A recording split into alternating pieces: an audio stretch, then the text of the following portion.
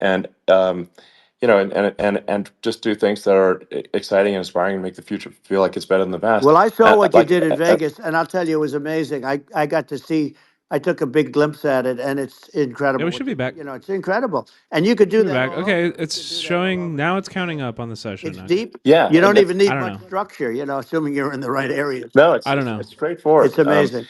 So like I think we could do some We're things saved. like China's got incredible high speed rail between its cities, but I think it's actually possible with tunnels if with deregulation with an ability to actually with Deregulation. He's saying high speed rails can be replaced by tunnels with deregulation, and talking about this huge success of Vegas.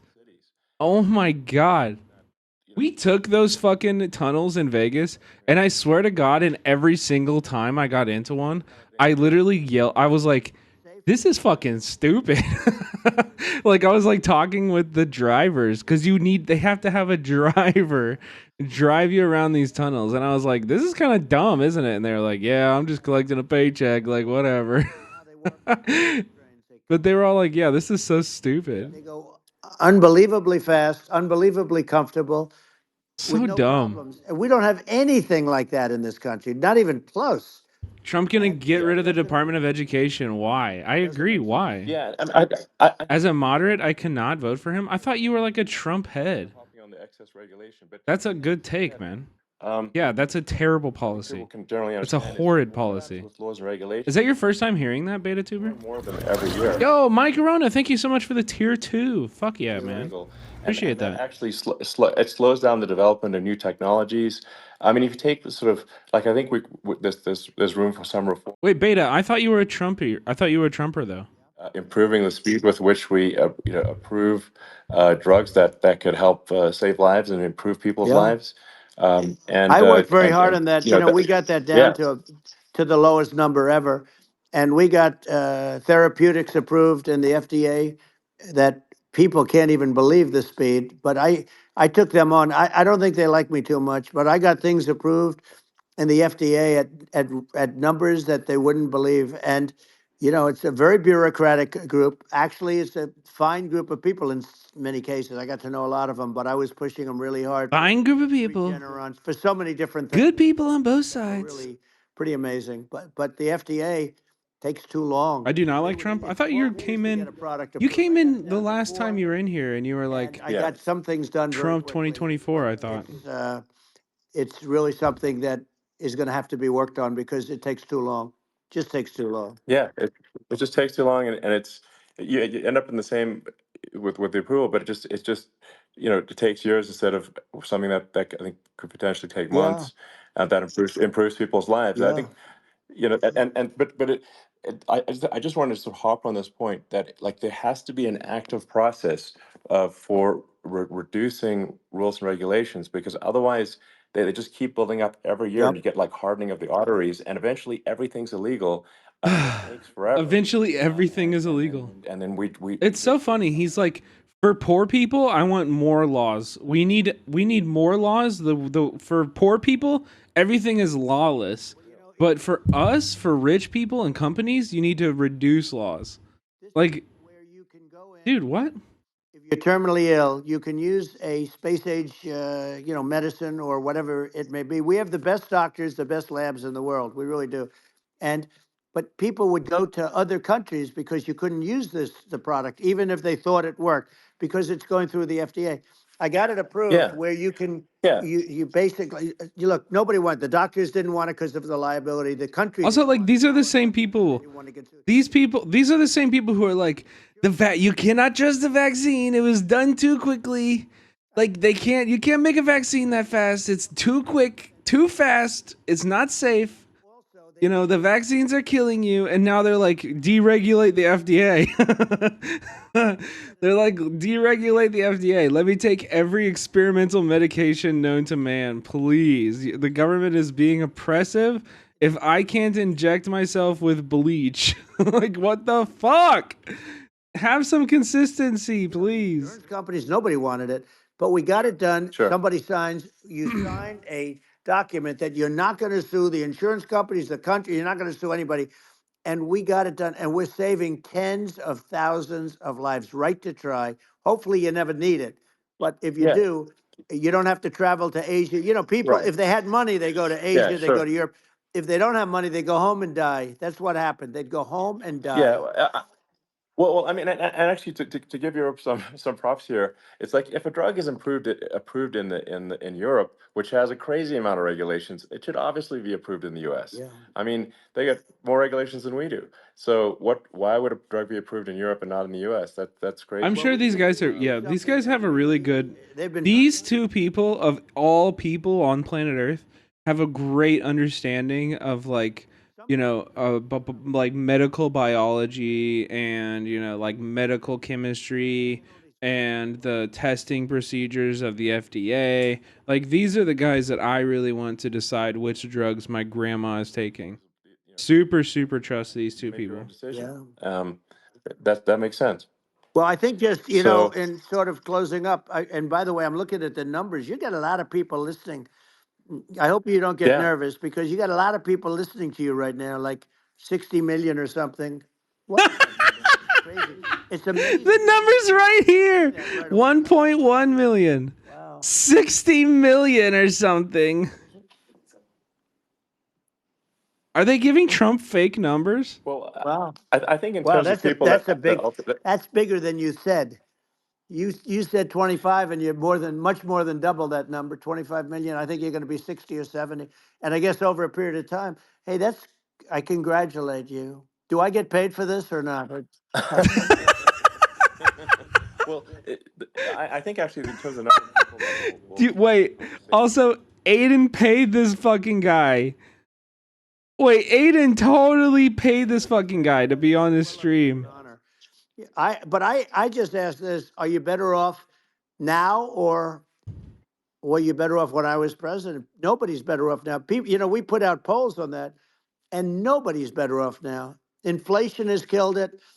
And they also feel very unsafe. You look at what's going on with a lot of different things. You look at the riots we had at the yeah, colleges over, I mean, it's ridiculous, but right. The all the riots at colleges. and now they really feel unsafe because you have a new form of crime. It's called Talking migrant about crime. us, I call chat. it Biden Well, migrant yeah. crime. Maybe I'll call it What Kamala I, migrant crime. But He's one talking about of these us. things I always try to get to the ground truth by just asking people. And my mom lives in New York, and I was like, Mom, do have any of your friends, been attacked or assaulted? And she said, yeah, three of her friends in three it's separate crazy. incidents were assaulted just in recent months, just walking around the streets in New Let's York. go. And I said, well, did I mean, what chat, don't assault Elon's family or Elon. If you see Elon on the they just street, know do him, or not assault him. That's a and I bad heard thing to that they didn't do. bother reporting I it know there's a many because reasons why they you know think it's that's a not good they're not idea. gonna people are not going to be Okay? prosecuted. That I just know you means might that really want you know to after listening to this conversation, but don't do that. That's a bad thing. They prosecute Trump. yeah, Don't do that. it's just obviously messed up Only that in Diablo. violent criminals are being getting off scot Yep. free, and meanwhile the New York spending massive resources prosecuting you, and it's like this and I think the sort of sensible public looks at this and says, what the heck's going on here? This is obviously abuse of the legal system. Um, Wait, that's awesome. They're like, we spend so much on cops and we're still not safe. What's going on? Wait, we're spending so much fucking money on the police and they ain't doing shit about this, like, making us safe. What the fuck? This can go on with the next one. I mean, this I guess our only answer is to give the police more power and money. political opponent, and that's all it is. It's going after their political opponent, yeah, and then you get a judge who's, a strong Democrat, and I'm being nice when I say that. In many cases, crooked as hell. But you get a judge, and you go into an area where a Republican gets 3 or 4% of the vote, and you'll have a jury pool yeah, with people that hate Republicans or hate. It could sure, also be the other way though, of course, because it could start the other way in areas where they hate exactly, Democrats, and you get into a yep, Pandora's box. It's a very dangerous thing for this country, and a very dangerous thing even for the state. New York City is yep, losing. New York absolutely, City and state lose a lot of business over what they did to me, because these people say we don't want that to happen to us. That's no justice. Yeah, I'm We sure, have an Trump. unfair system of Yes. justice, and it's costing New York I'm State sure, a Donald. tremendous amount of money. People are leaving, and companies. Yeah, I'm sure every company that's like invested in New York City is leaving because of you. Like, yeah, that's really that sounds like they don't need the 9 million workers that are based in New York City. Like, it's just they're just leaving because of the prosecution against you. But this is what he's like. Literally, if there's one thing that has been that has been like the overarching theme of this conversation, it's been we're not prosecuting poor people enough, and we're prosecuting rich people like you and I too much. Like, like if you keep prosecuting really rich people, then all the rich people are gonna leave. Like, But also, what like everyone's getting assaulted. All the rich people are getting assaulted. Who's gonna keep these poors in check? Why are they? Why? How come the laws apply to us and they don't apply to poor people? Poor people are never going to jail like me. All endorsements mean that much, to be honest. Your endorsement meant a lot.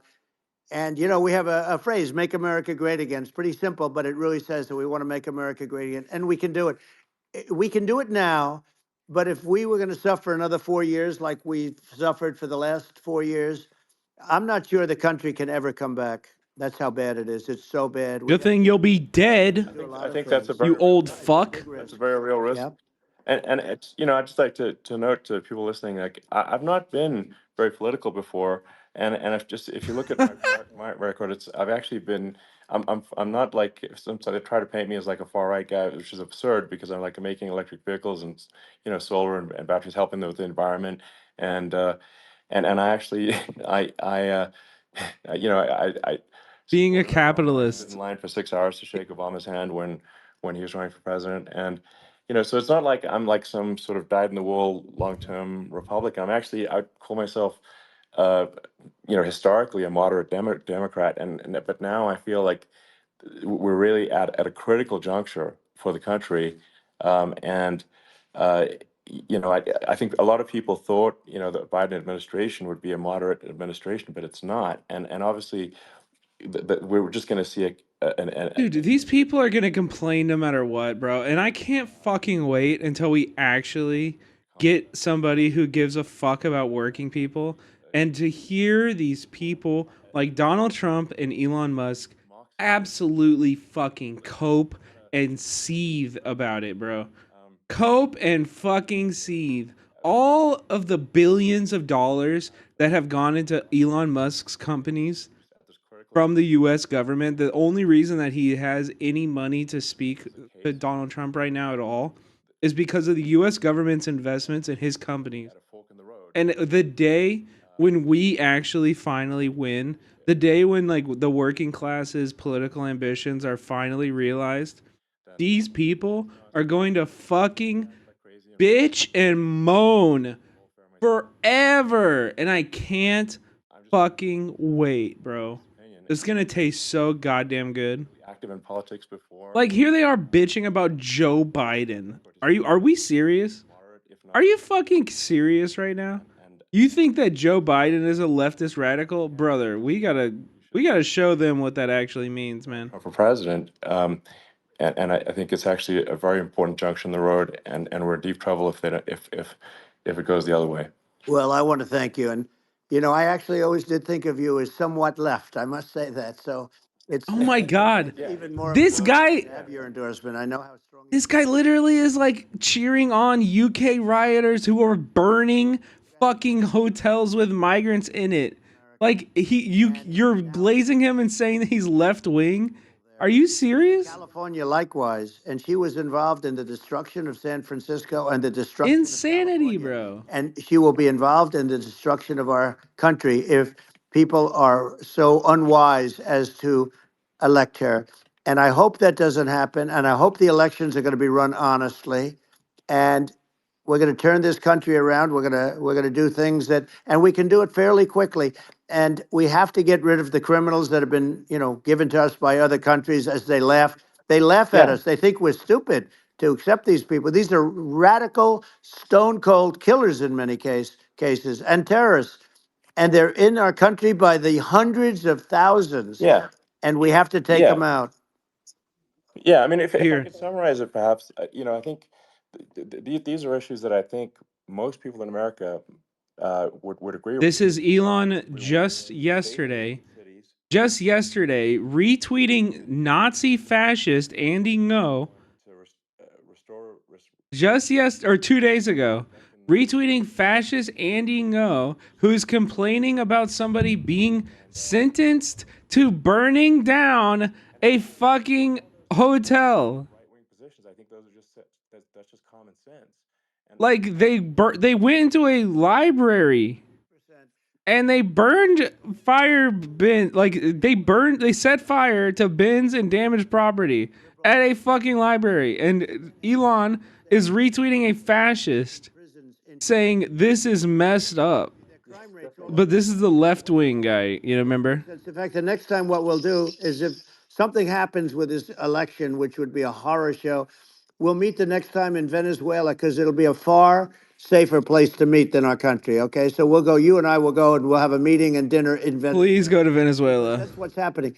Their crime rate's coming down, and our Please get arrested and put into a Venezuelan jail, both of haven't you. seen anything yet. Maduro has the opportunity Come into our to country do the most awesome thing. and they don't know about being politically correct law enforcement or lack of law enforcement. And our police, I have to just end with this. We have great police. We have great Here law we go. enforcement, but they're not allowed to do their job. They have to be able to do their yeah, job without being destroyed. well, absolutely, and it's obviously demoralizing if you're a police officer risking your life to to arrest violent criminals who could kill you and do kill you sometimes, and then you arrest the violent criminal, and then the DA doesn't prosecute, and that's let the guy out. Yeah. Well, then, like, why should a police officer risk their life They shouldn't. They should quit. arrest a violent felon Well, even worse, Quit. if Elon, nothing's going to happen? even Quit your worse, job. prosecute the police officer. They go after it and they prosecute the police officer and they take away his pension. They take away his Yeah. job. He loses his Literally family. He loses so his incredibly house. rare. Well, Like it I thought doesn't it was very happen. telling, like incredibly telling, that when there was that case where sort of a gang of thugs beat up police officers. I think it was in Times Yep. Square in New York, Oh, and then nothing happened to those guys. They were let out, zero bail, and I think a bunch of them. this is just a lie. This is just not true. I mean, This is all fake. that is a gross indignity against the United States, and that's how. I mean, this is insane. Like, have we lost all pride? What that? How can such Just a thing fake. be allowed to occur? I've never seen anything. You know? We see where they get shot. It's a very dangerous profession, but it's something Such they're a very fucking proud of, and they idiot. want to be able to do their job. But I've seen them get shot. I've seen a lot of things, but I've never You've seen seen cops get shot? standing in the middle of a big street, everybody watching them, and they're literally boxing, like punching, stand up fighting a police officer. There were two of them, and Yeah, yet about six yeah, of yeah. these guys, and they're punching the hell out of them. And in their own country, they would be dead if they did that. They'd be shot. Yeah. They would be shot instantly. And they come from these countries, and it's taking them a while to realize that we don't do that in this country. But in their own country, Yeah. if they stood on a street and had a fight with a police officer, they would be shot. There's no political correctness. And it's such a sad, Yeah, it's just, Bro, sad thing. you were president under the George Floyd shit. We don't do anything. Like, how is he so? we just cannot. This is so fucking insane to me, man. Beaten up on camera by a gang of illegal immigrants, and then nothing happens to the guys that beat up the cops. I mean, and they're let out. This is Well, unacceptable. we're going to change it, Um, and we're going to get them out of the country. When I first got involved, they said you couldn't get them back to these countries. You couldn't take them back. In the case of Guatemala, Honduras, El Salvador, some others, you couldn't get them back. And I said, really? Oh, you can't get them back? Because under Obama, he couldn't get them back. They'd fly them in, and they'd put planes on the runways in these countries so you couldn't land the plane. They'd bring them back. And the generals told me, sir, we can't bring them back. The countries won't accept MS-13 gang members. They won't accept them. And I said, really, how much do we pay these various countries in terms of economic aid, which is also somewhat ridiculous? And the answer was $750 million. I said, good. Tell them they're in default. They're delinquent. We're not paying them anymore because they won't accept Yeah, their. it's And you know what happened? Like that's gonna make it better, dude. Yeah, that'll make the immigration better. Cutting off all aid, cutting off all aid to Central American countries. That will definitely improve your numbers in immigration, bro. And got them out of here, and their countries took them back.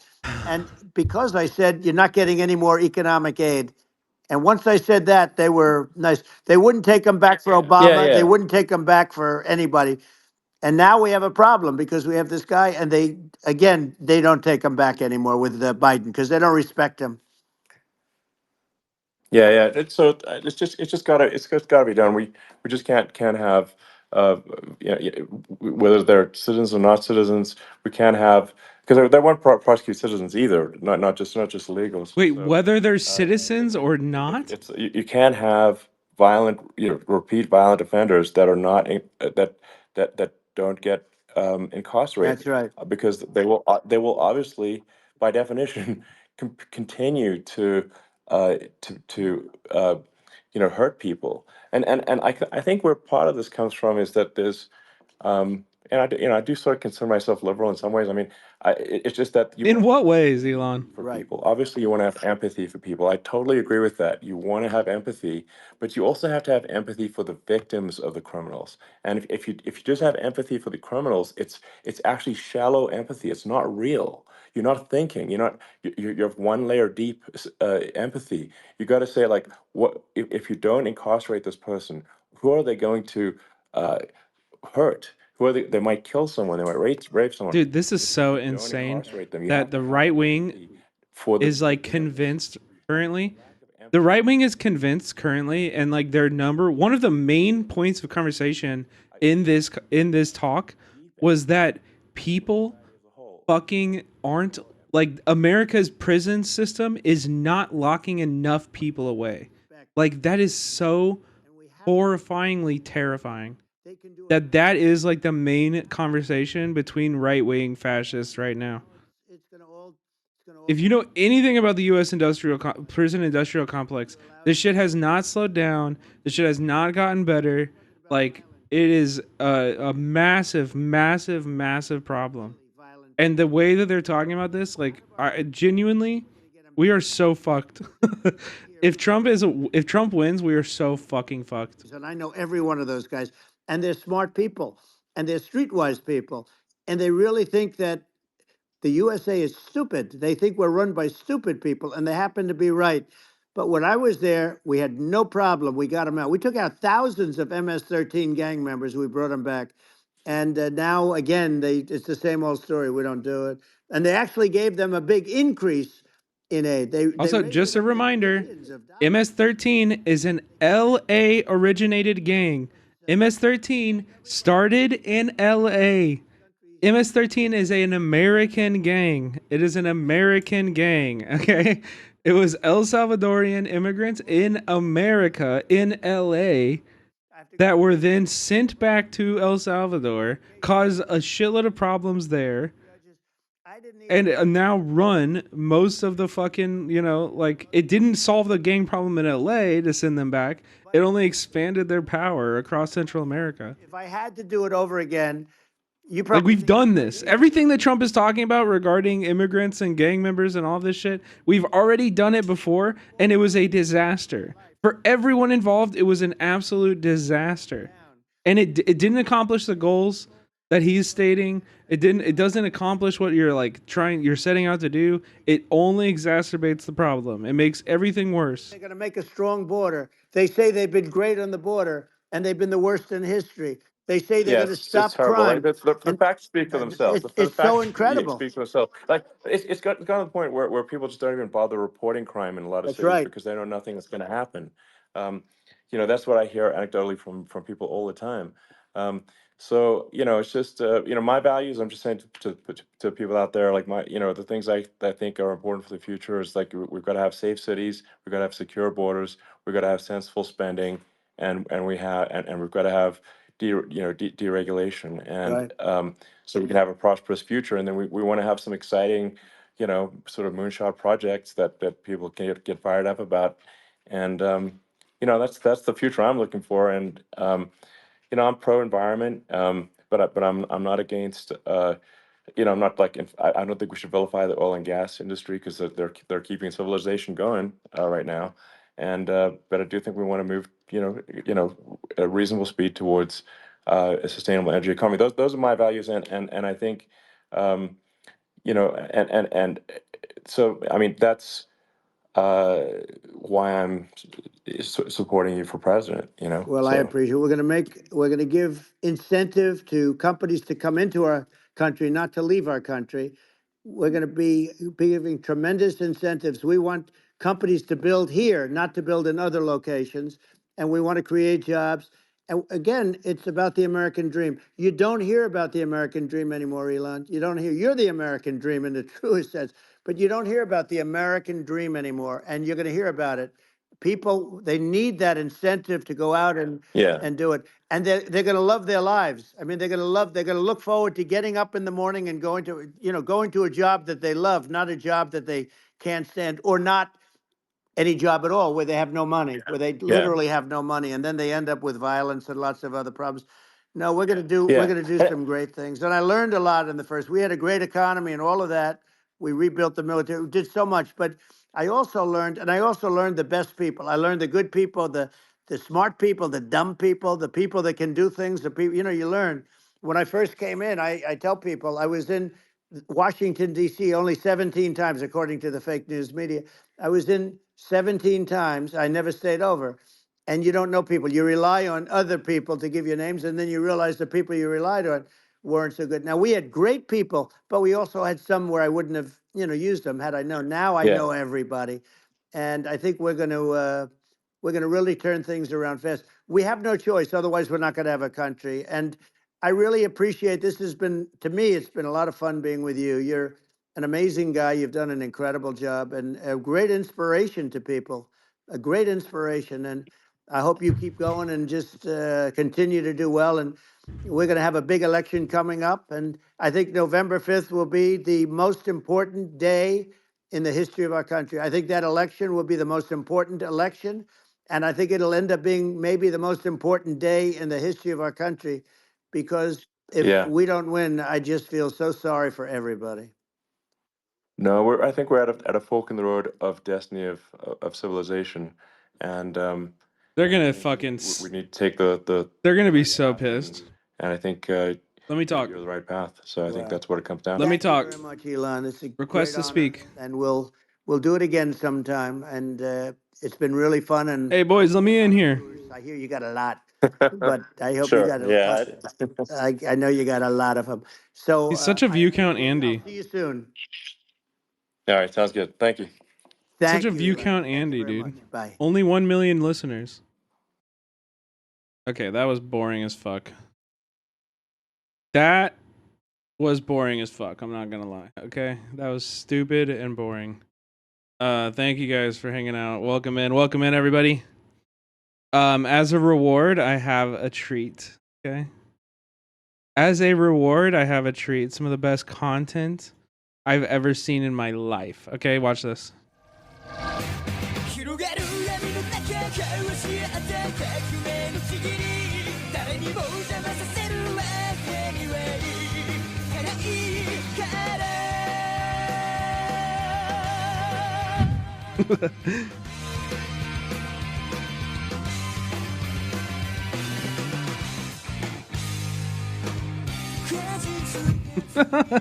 The stunt work.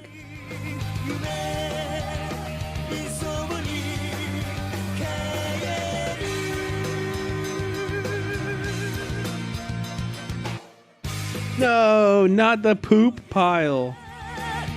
Ew.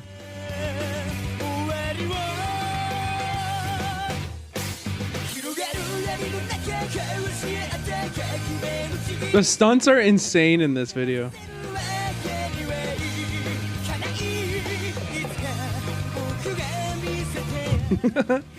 It's still going.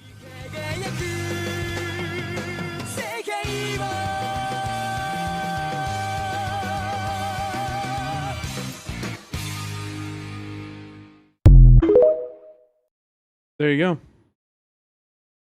There you go. Any questions? Any questions? Okay, I'm just gonna show you guys a bunch of like funny videos I saw of the internet for a second. Did that really happen? Yes, all of it. This was a great video. I love this video. Also, I am continuing to watch One Piece. I did not go live last night because I was too busy watching One Piece. I'm sorry. Too busy watching One Piece, finishing Dressrosa. I watched it. Doflamingo is gone, baby. And you know what else? Gear 4 was awesome.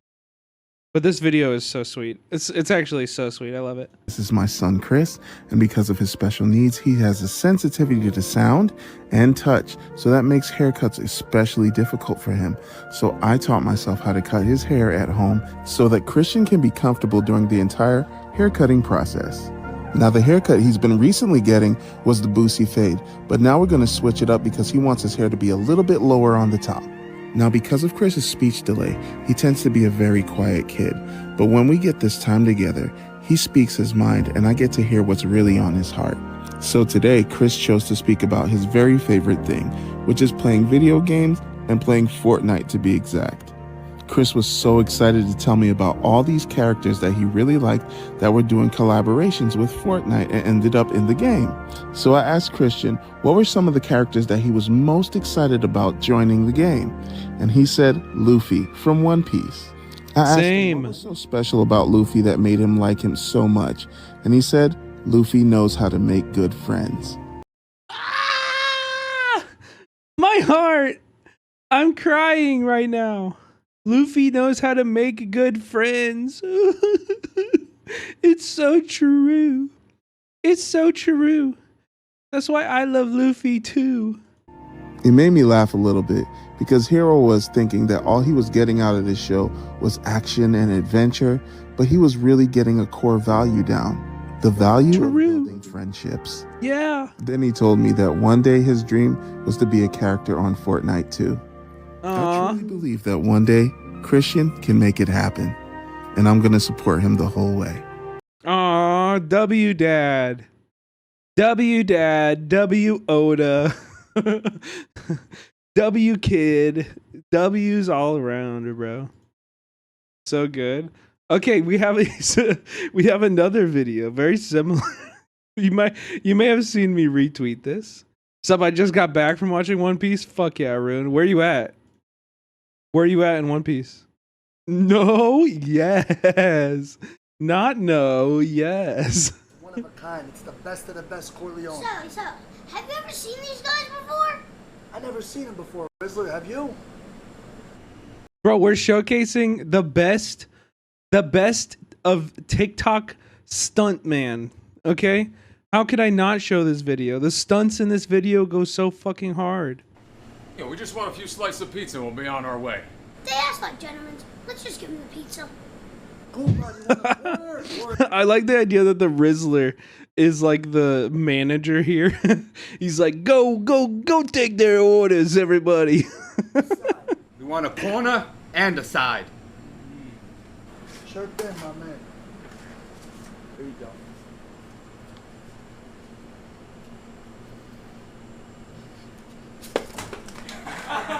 Hey, you threw my pizza.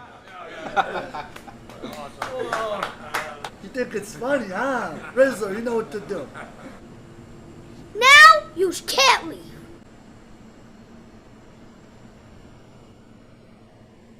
Oh, they know they fucked up now. They fucked up and they know it now. I still can't believe they're not Italian. What are you kidding me? What about them makes you think they're not Italian? What else could they possibly be? Are you joking? Yeah, you guys, you messed with the wrong pizza. They're Cuban? No way. I don't believe that. Let's go. Look at his shirt. Come on! What do you mean that guy's got an Italian flag on his shirt? Bring the boom! Look at this picture in the background. American flag, Italian flag. What was going on here? What is this misinformation in my chat? Look, the Italian shirt. The Corleone with Italian flag. Give me that. That's out! Yo, Valerie Gothic, welcome in, welcome in. I hope you had a good stream. I saw you were live. I was like, oh shit, I didn't know Valerie Gothic streams. Everybody go follow if you can. Big justice, now! Boom!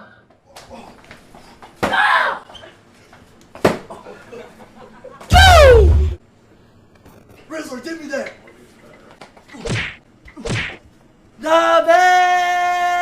That's not you're telling me this guy's not Italian. This thing that he's doing right here, you're telling me that's not Italian. I don't know what that is, but it's not Italian. Hey. Big justice, go! This is my favorite shot, bro. When they pick up the Rizzler and use him as a weapon.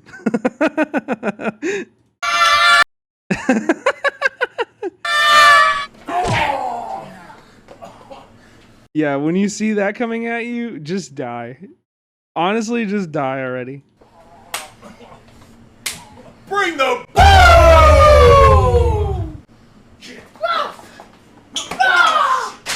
Yeah, stay down! Boom! Rizzler, now! Oh, they're fucking cooked, man. You should have known better, brother. That's right. How did you guys stop laughing? You ready to enjoy some pizza like gentlemen? Yes. Yes. Okay.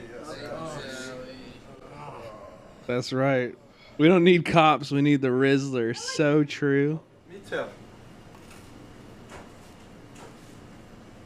Alright, so we're all good now? Yep. Alright. Cousin Angelo. Yo, Rizzler, you think you can teach me how to do the Rizz face? Yeah, sure. I'm gonna have to hear it one time, guys. This pizza's a big boom!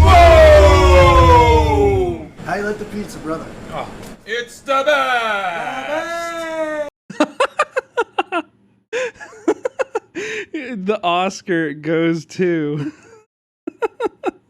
this guy. Never mistake kindness for weakness. Boom! Incredible. We must protect them. We must protect them. Okay, while we're going through just like funny videos I bookmarked, this one had me laughing a lot too. And for not the right reasons, okay? I will admit this video is a little wild, okay? This video goes a little wild, okay? You'll know what I'm talking about. Bing, have you seen this? Name your favorite 3 white people. Travis. Travis who? My mechanic. Yo, W Travis. First off, W Travis, bro. Oh, white. Yo, that guy rules. Wherever Travis is out there, that guy rules. I fuck with Travis. Famous white people. Oh.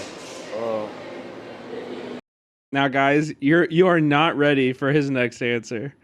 You are not ready for his next answer.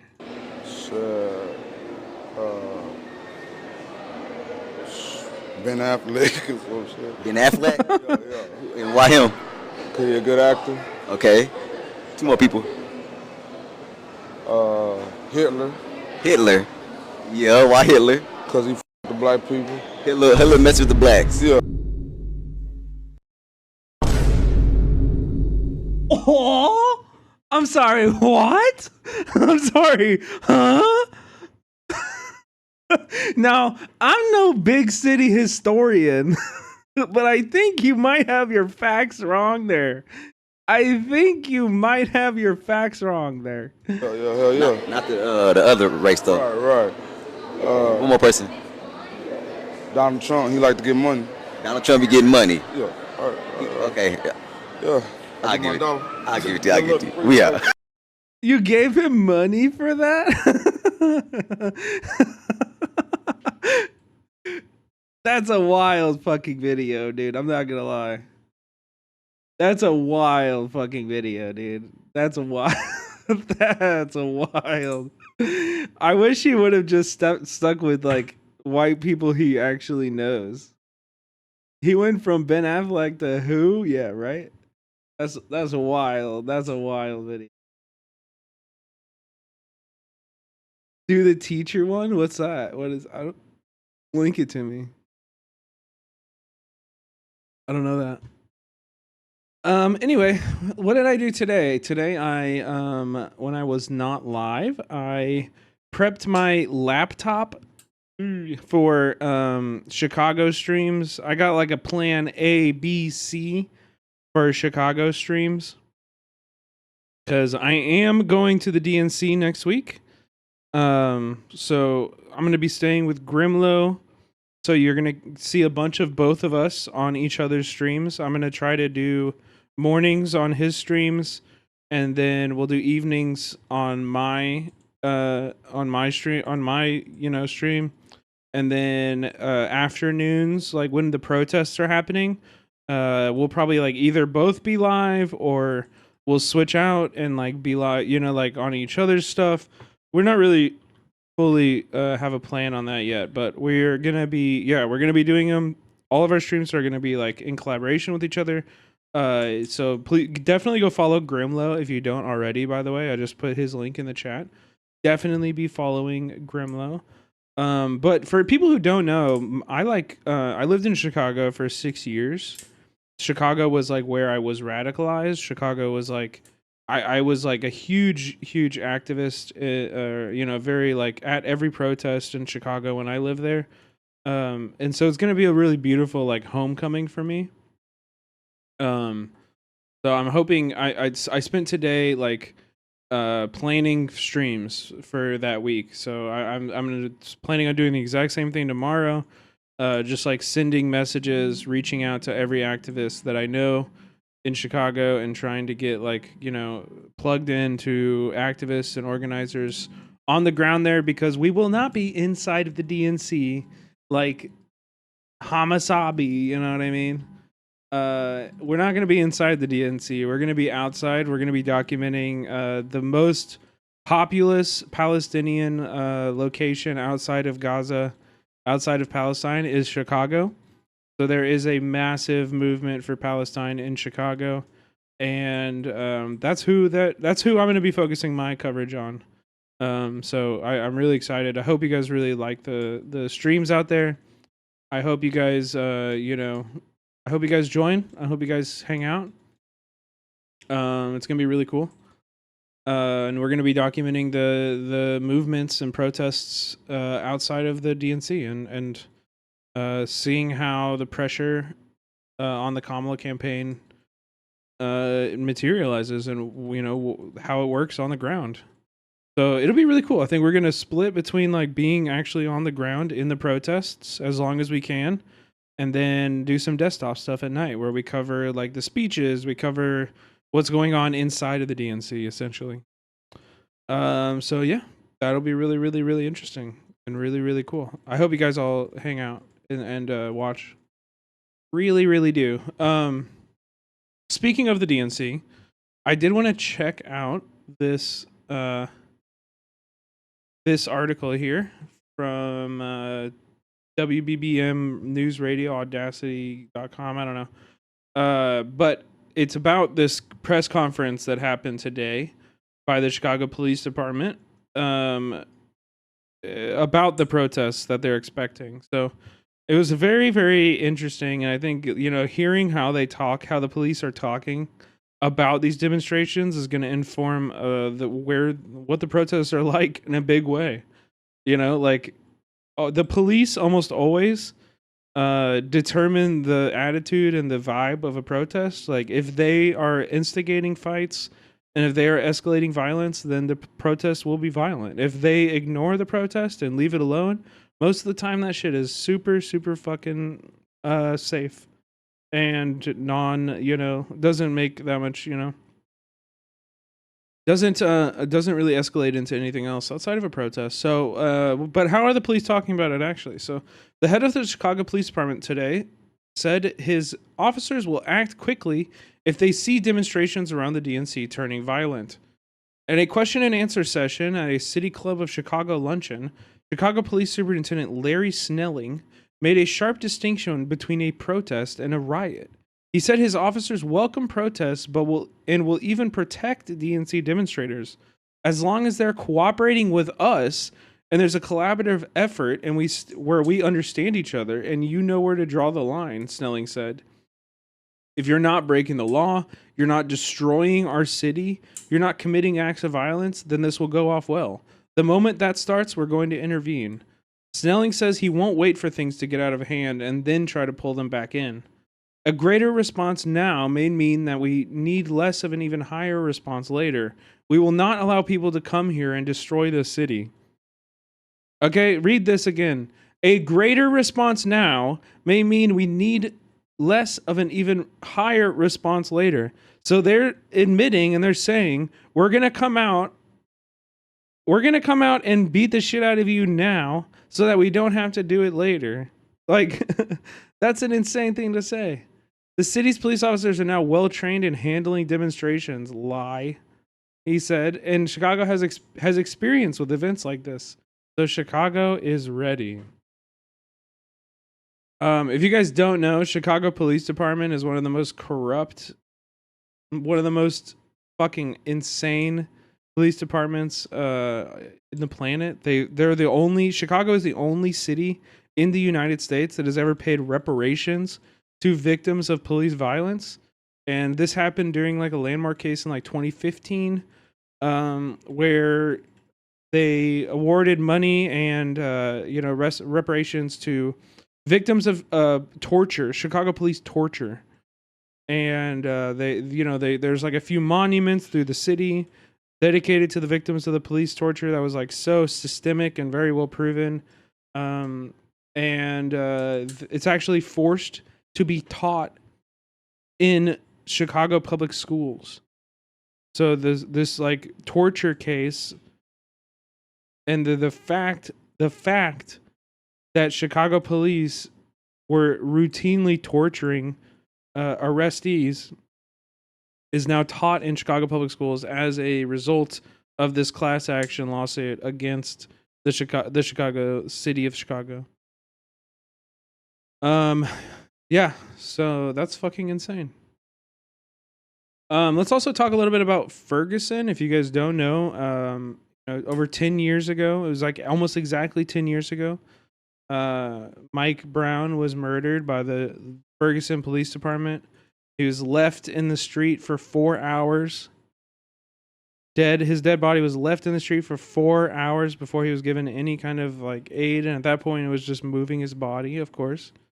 There's a mass movement. One of the very first, mass uprisings outside of, as a result of like police brutality that we would classify as Black Lives Matter, was Mike Brown. And 10 years later, there is not much changed, unfortunately. So these are the protests from recently on the 10-year anniversary. A lot of the community came out, went to vigils, but also went to protests at night to fight and to say that this shit hasn't changed. We've been fighting for this for 10 years and nothing has changed. 10 years later, today, we're over police right here in Ferguson. All these cops. You know what, man? A cop had a flashlight I was in Ferguson. on somebody's I live neck. in Ferguson. I got it recorded The on my white phone. and black cop pulled me over. Cops are pulling For people, nothing. I'm just holding driving. them like I know arms when and feet you like broke. hog ties. I see you. I have it recorded on my I phone. see you all the time. I'm I see you at the posting it. They're bank getting sued. and all that kind of stuff. Yes, I see again. all Another that lawsuit stuff. But again. baby, Yes. this motherfucker right here, give me the eye. Give me this motherfucker, give me the eye. It's recorded I live in today. fucking Ferguson. It's I don't give a fuck recorded. about him giving happened today. 10 years later. 10 years later, we're over policed in Ferguson. Okay. Let's get into the main content tonight. Got some a bunch of shit I want to talk about, a bunch of shit I want to watch, including we'll start with Carter's new video. Carter has been absolutely fucking blowing up. Okay, the homie Carter has been absolutely murdering it on YouTube, dude. If you guys don't know, you fucking know now. 543,000 views on his last video. 48,000 views in 5 days on his newest video. Homie's becoming a regular motherfucking, fucking YouTuber, dude. He's really good at these formats too. So let's check out this new video by Carter. Link is in the chat. It's pinned. Go subscribe to Carter. Everybody go subscribe to Carter. Everything has been in the world lately, I'm really wondering if it's an SHTF situation, or if I need to get a better EDC. No, not that EDC, this one.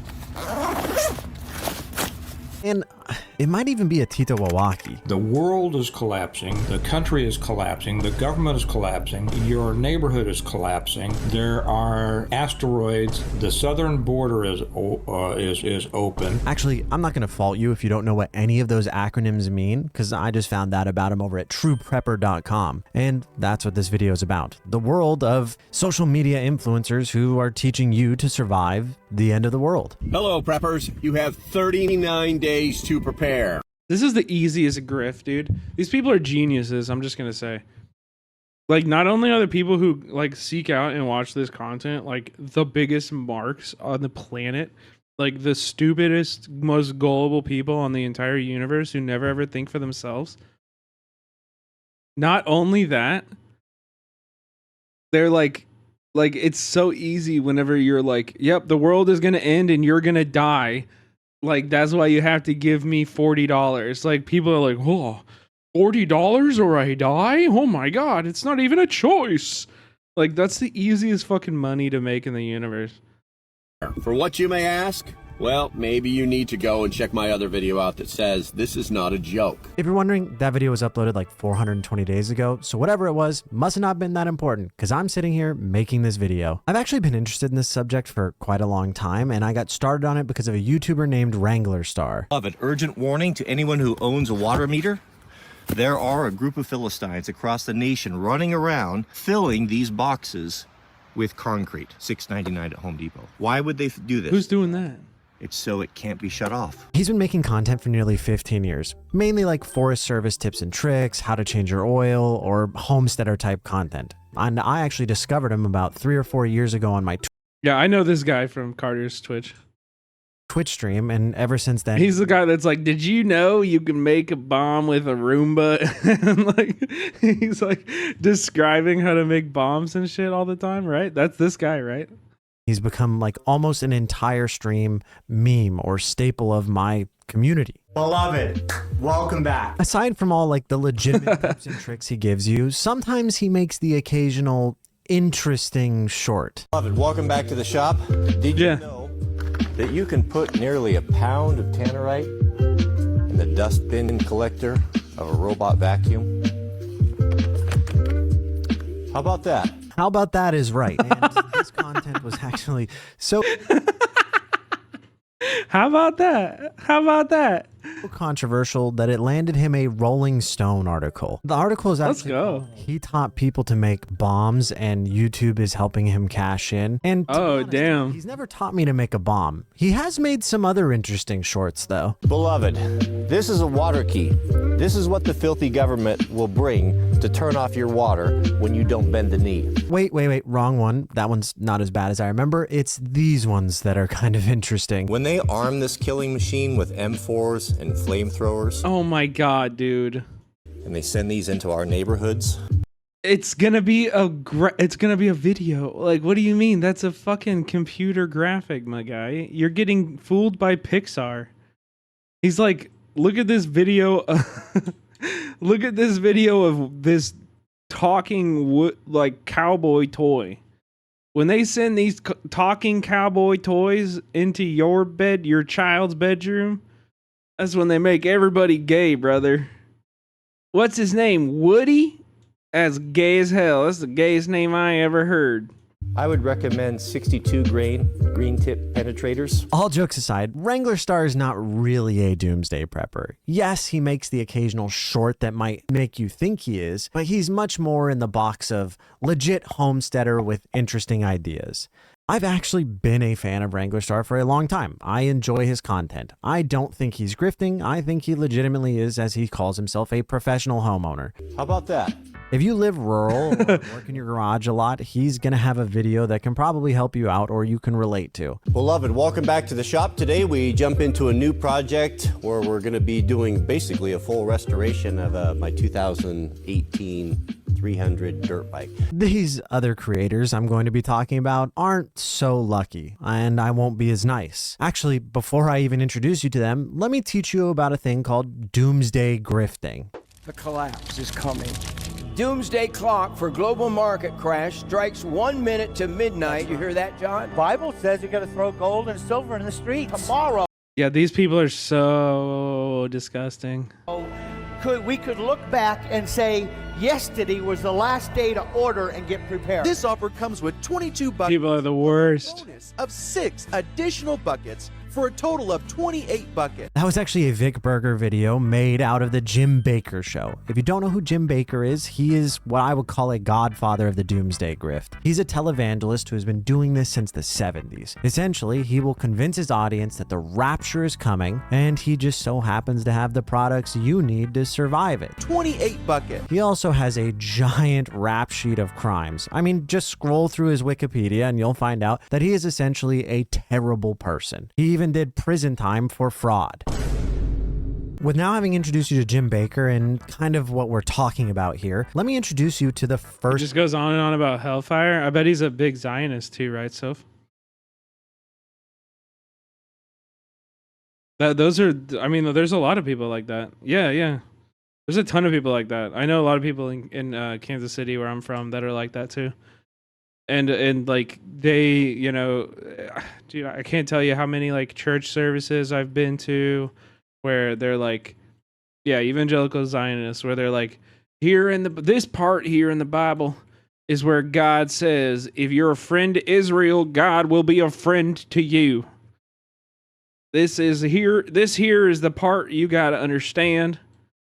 If you're a friend to Israel, it's like, really? You think God was out here like 2,000 years ago telling his like minions to write a book about a 70-year-old geopolitical experiment that like cannot last another 100 years?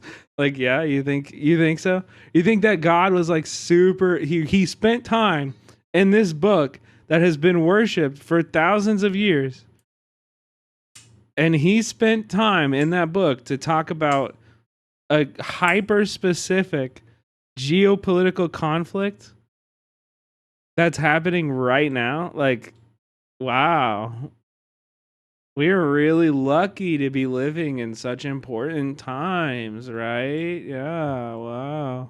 First content creator we're going to be talking about, who's really doing something similar to what Baker was doing. And to be clear, his fraud conviction I don't think really had anything to do with his doomsday grift, so don't really expect legal repercussions. The first creator is a guy named Canadian Prepper, which I almost guarantee is from Alberta, but I haven't really looked into it. It's a channel with over 1 million subscribers who's been doing this for over 10 years. And when we go back and look at what he was doing 10 years ago, it was, something. I do believe that we are, SHTF or not, on the brink of the next chapter of our species. What is SHTF? I'm not gonna make you sit through the next 20 minutes of him talking at that exact same pace, just trying to justify who gets to survive the apocalypse. He was convinced 10 years ago that the world was going to end then. He uploaded almost every day and has almost since then, talking about how the world was going to end. And once again, I'm sitting here in 2024 and the world hasn't ended. You know what? Let me just show you where his content is at today. That you have a plan. Oh. Let's go. Dude, what the fuck? I know what you're thinking. Yes, that was Elon Musk on like a cyborg body and Donald Trump's tank from Donald Trump's Futurama head? Futurama. His politics definitely align with both of those people. It's not really a surprise that he would show them. It's just funny being from America's hat. Also, most of his modern content, he is convinced that we are either living through World War III or that it's around the corner. I'm legitimately confused because when I look at his videos, there's tons of titles that say both. And by the content of them, you would also be confused. Breaking news, this is your World War III update. I gotta make this video quick because it is hot as hell here. This is your World War III update, phoning it in once again. Breaking news, this is your World War III update. I mean, World War III is imminent though, right? Like, wait, but they're like not wrong though. Coming at you from due north of the Intercontinental Ballistic Missile. We are closer to massive global outbreak of war now than ever before. Silos getting ready to ride out nuclear fallout in the Great Plains. I must have missed the news about the nukes landing because that was 2 weeks ago. I mean, these dudes are like reverse Nostradamus. I would literally go to Vegas and just bet on whatever the opposite of what they say is. Speaking of giving out dates though, and signs of the end of the world or pending doom, there's another channel I want to introduce you to. It's called The Max, which is a traditional family or a homesteader, since all of these guys happen to be homesteaders. My goal as a homesteader, as a prepper, as someone who is trying to live sustainable, is to disassociate myself with the status quo. The reason I'm lumping these two together is their channels aren't that different. The main difference is that The Max is much more of a traditional conservative and someone who supports things like Project 2025. As a conservative and as a Christian, I believe this is a very good video to, let's dive a little deeper in 2025. I'm not disagreeing with it. I think that it's gotten a bad name. I think what we see with the Republican Party, I'm just gonna be straight out. I am a Christian conservative. So therefore, I'm gonna vote pretty much 100% with the Republicans. Not because Republicans stand on morals and values that I believe. I believe actually the party has went completely center. I believe actually the Republicans of today are really the Democrats of the early 90s. It would really be cruel of me. The Republicans of today are not right-wing enough for you. That's insanity. To make you sit and listen to a guy justify bringing the Handmaid's Tale to real life. So let's talk about what the grift is. Generation.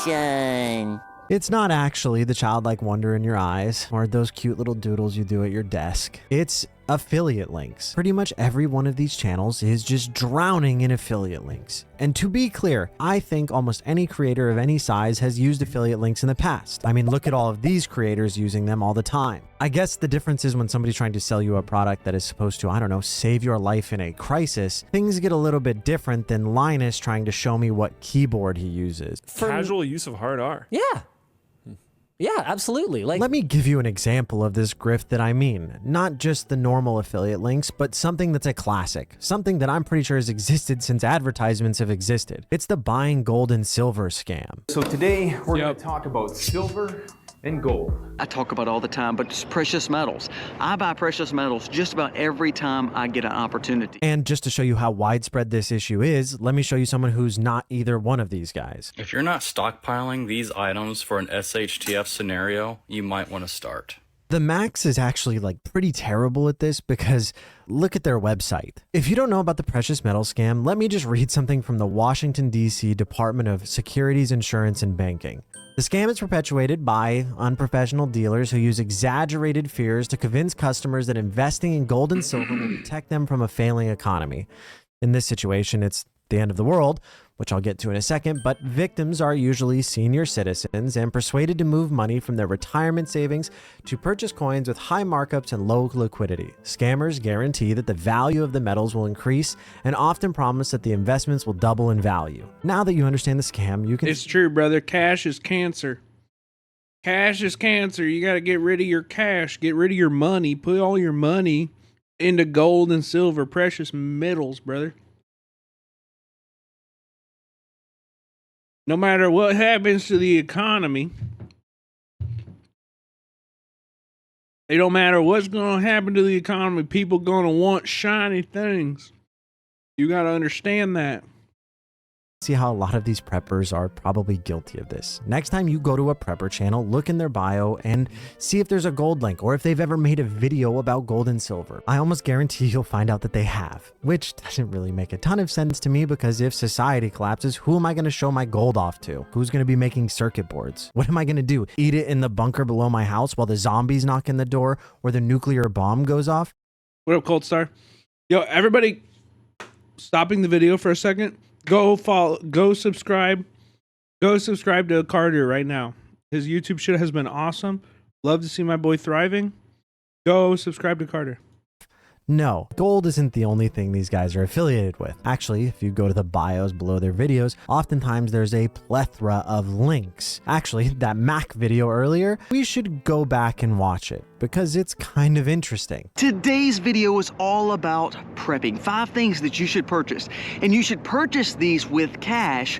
So therefore, you're not throwing any flags up. You're not bringing attention to yourself because I think all these things are good to have, but they tend to be things that some people want to ban. Some people want you not to have. I will save you some brain cells and just tell you what the 5 things he thinks will be banned are. He thinks that caches, like things you store materials in, precious metals, seeds, meat, and books, or I guess any of them will be banned.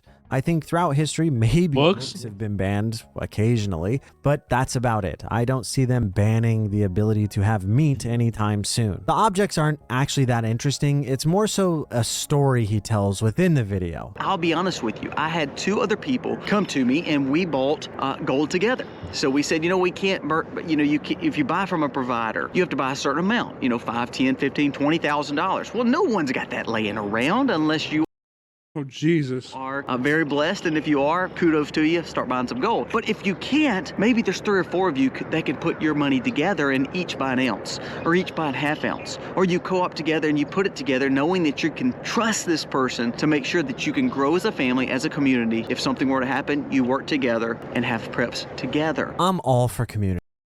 Dude, that's awesome. Imagine scamming somebody so hard that they scam their friends for you. Damn, bro.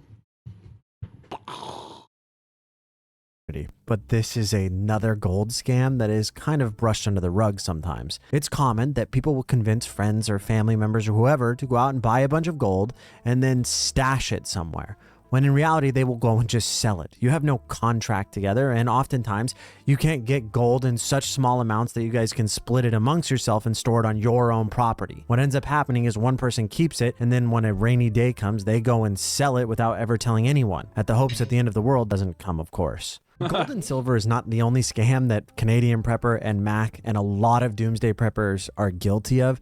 It's just affiliate links in general. Remember the buckets? 28 bucket. Yes, it's things just like the bucket. Oftentimes it's survival supplies while they sell you or scare you about the end of the world. It's crucial that every single breaking news event is something that you need to be worried about. So every new day could be an emergency. Every day could be bad. It may not be a FEMA alert, like just a check. It may be something real. So, as you can see, I linked them together because they do a lot of the similar grift. They're both trying to sell you something using current events as justification that the end of the world is around the corner. And to me, that feels gross. To be fair, I wouldn't put these guys in the same category as Wrangler Star. I would probably put them much more in the future Fox News TV host category with the things they're trying to sell me. So while making this video, I wanted to look into why it is that doomsday prepping is such a uniquely American thing. Yes, I know about Canada. If I had to guess, it's probably due to Hollywood. I mean, we even made a movie called 2012, which was about the end of the world and a... It's not Hollywood. It's not disaster movies. It's religion. It's evangelical religion, for sure. And I mean, also just like the general state of the world. I think this is how like, anxiety is just like expressed in this society that we live in. Like it's genuine concern. I have this anxiety. I think most people in chat have this anxiety too. Like the world is not in a good place. It feels like it feels like we're driving towards a cliff. And like the person who's driving the car is is like just hitting the gas, stomping on the fucking gas. So yeah, of course, there's gonna be a lot of anxiety in that like leads to, this kind of shit. Man like saving his family during it. He was the one that rescued them. And by the way, the Mayans got it wrong. They must have obviously been doomsday preppers because it's 2024. Please don't hate me. I know that's not the real history. I was just trying to make a joke. I've been writing this script for like a week. Anyways, that aspect of the movie is important to all of this. Why? Because it was one guy saving his family from the apocalypse. And all of these doomsday preppers are preying on that Hollywood stereotype of you saving your town from zombies, whatever, shooting it from your helicopter. The truth is, you won't. There's a little bit of that too, but I think it's like there's like weird construction of masculinity where like, women, everyone around you is like absolutely hopeless, and you as a man are like uniquely like positioned because you're a man. Like you have to protect everybody in any kind of scenario. Be the protagonist because you will never be Japanese. You will never find the love of your life in Japan who looks like this and is a cutie pie Japanese girl. You'll never be the protagonist in an anime. You will never have superpowers to allow you to overcome your most greatest tribulations. You'll always be a loser. I'll never forgive Moon for that one. But all jokes aside, the individualist brain rot has made us think that we're going to have to shoot our neighbor. Carter loves Moon. Carter is a huge Moon fan. Down the street if a crisis occurs. These preppers, though they might not explicitly say it, think you think that as well. And they're going to sell you something to help you do that. Though I didn't show you the exact videos of Canadian or the Max doing that, go to their channels and I promise you will see it. Actually, go to almost any prepper channel and you will see it.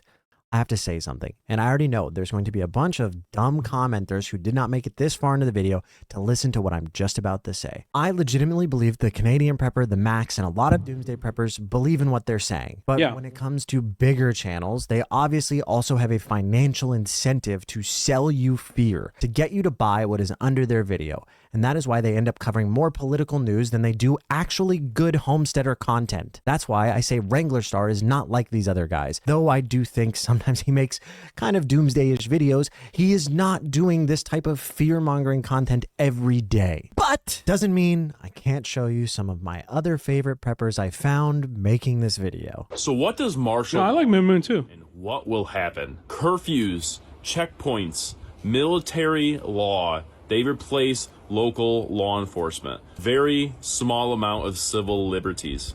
Bro, they're not going to replace local law enforcement. They're going to do it with local law enforcement. You dumbass. Like, that's the thing, is that these people are like, and it's the same thing with the Second Amendment, like 2A people, where it's like, you understand the reason that, like, you talk about why how the government used to, like, wants you to own guns. Like, the government wants you to do that so you can shoot cops. You realize that, right? Like,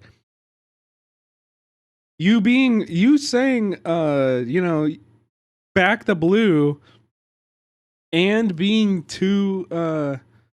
being like a Second Amendment weirdo is gonna, like, those are contradictory things. You understand? Like, please do not forget to share this. There are people that prep every day just to be prepared, and it doesn't make you crazy. So make sure you like, share, and follow my page. 10 critical signs that SHTF is imminent. Now you might want to share this. 5 things that you want to prep now before the election. And number 3 might just surprise you. If you had guessed number 3 would be to like, share, and subscribe, you probably would have been right. It feels like these are just prepper Mr. Beast at this point. Speaking of which, I'm pretty sure he just made a video about that. Before I end this video, I do want to go over one more prepper because she made the rounds on TikTok a little while ago and getting millions of views, and she happens to hit a little close to home considering I'm mainly a Twitch streamer. Her name's Gubba TV. Does anybody else wonder why everyone's allergies are so bad this year? It's almost as if the answer is right in front of us. If you didn't get it, wait, that's look at this. That's crazy that she got these chemtrails to. Did you put those chemtrails there, honey? They're like all coming out of your head. Here, it's almost as if the answer is like, actually, this is an awesome shot. Right in front of us. If you didn't get it, she's talking about chemtrails. So instantly off to a good start. But the reason I want to talk about her is because she made these TikToks called I'm a Conspiracy Theorist. I'm a conspiracy theorist. Of course I think Taylor Swift is a clone and her music is used to control, manipulate the Dude, honestly, I want this girl at every one of my parties. Like, this kind of person, I cherish. If you believe weirdly, really weird, bad shit stuff, I want you at a party. I'm going to find you at a party, and I'm going to sit in the corner of the party and talk only to you for the whole party. That's awesome. Of course I don't That's awesome. water with fluoride in it. Ever. Do you know where fluoride comes from? In a world full of sheep, it's important to be a goat. You want to know what my actual favorite thing about Gubba TV is? It's the fact that she used to be a Fortnite streamer on Twitch. Well, to be honest, I don't actually believe anything that Gubba's doing. I think everything is to just make $1. From Twitch streaming, to writing books, to writing comic books, and even a crypto blog.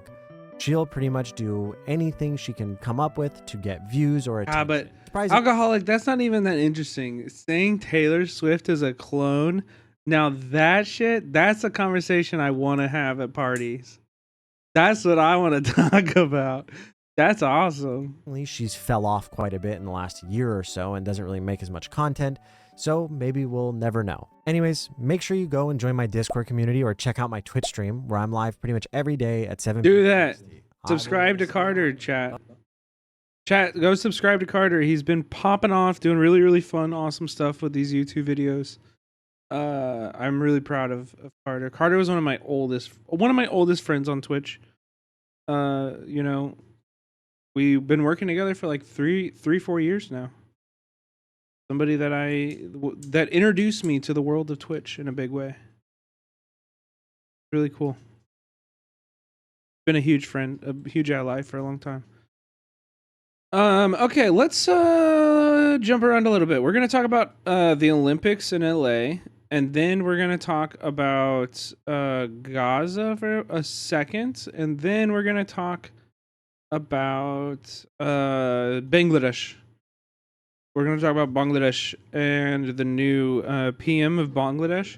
Because we've been covering Bangladesh on this stream like quite a lot, and I think we should just continue. We have knowledge of it, and we can talk about it in like a more in-depth way. And I think it's good to keep up to date with that kind of shit, you know. So, but first, where's the Palestinian flag that's usually on your mic? It's right here. I took it off because I had a meeting today. Here, I'll put it back. I'll put it back for you. Okay, anyway. LA 2028, okay? Yeah, we'll do that, Astro. We'll do that. But LA 2028. Olympics are coming to Los Angeles in 2028, if you don't know. A lot of my friends and activists in LA have been fighting against this for years. The No Olympics initiative has been a really big deal in LA, and for good reason, because you can kind of trace a pretty direct line from the previous Olympics, which I believe were, well, here, let me just show you this video that I made. That was a campaign. This was a campaign video for Albert Corrado when he was running for city council. And it talks a lot about what we learned and what we got last time the Olympics came to LA. Which I think is a really important thing to keep in mind as we're looking at the Olympics coming in. And I mean, the same mistakes are being made. You know? The exact same mistakes are being made. So yeah, here, check this out first. Albert Corrado, aka Al for LA, and I'm on the corner of Florence and Normandy, the epicenter of the LA uprising of 1992. The uprising was a result of the Rodney King verdict. Rodney King was a black motorist who was pulled over and beaten by 4 LAPD officers who were later found to be not guilty. The Rodney King beating and trial were not the only reasons for the uprising. For decades, the LAPD has terrorized our city, and their terror today is stronger than ever, despite 30 years of attempted reform after Rodney King. How did we get here? To provide greater context, we need to go back to the 1984 Los Angeles Olympics. Budweiser salutes the Olympic spirit. In the run-up to the '84 Olympics, the LAPD was outfitted with the most advanced surveillance equipment and weapons available at the time. That, along with the LAPD's creation of the Crash Unit, which stood for Community Resources Against Street Hoodlums, helped erode what little trust black and brown communities had in the LAPD. Let me tell you, people, we have a war, a shooting war, not in the Middle East right now. We have it on the streets of every major city in this country. And you know who's feeding and supporting the enemy? The casual drug user.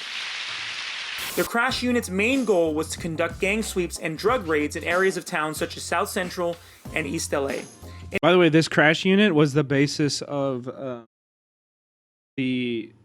like the narrative reference for the police in GTA San Andreas. Yep.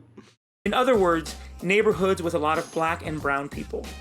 The sweeps and raids continued long after the Olympics left town, and it set the stage for 1992.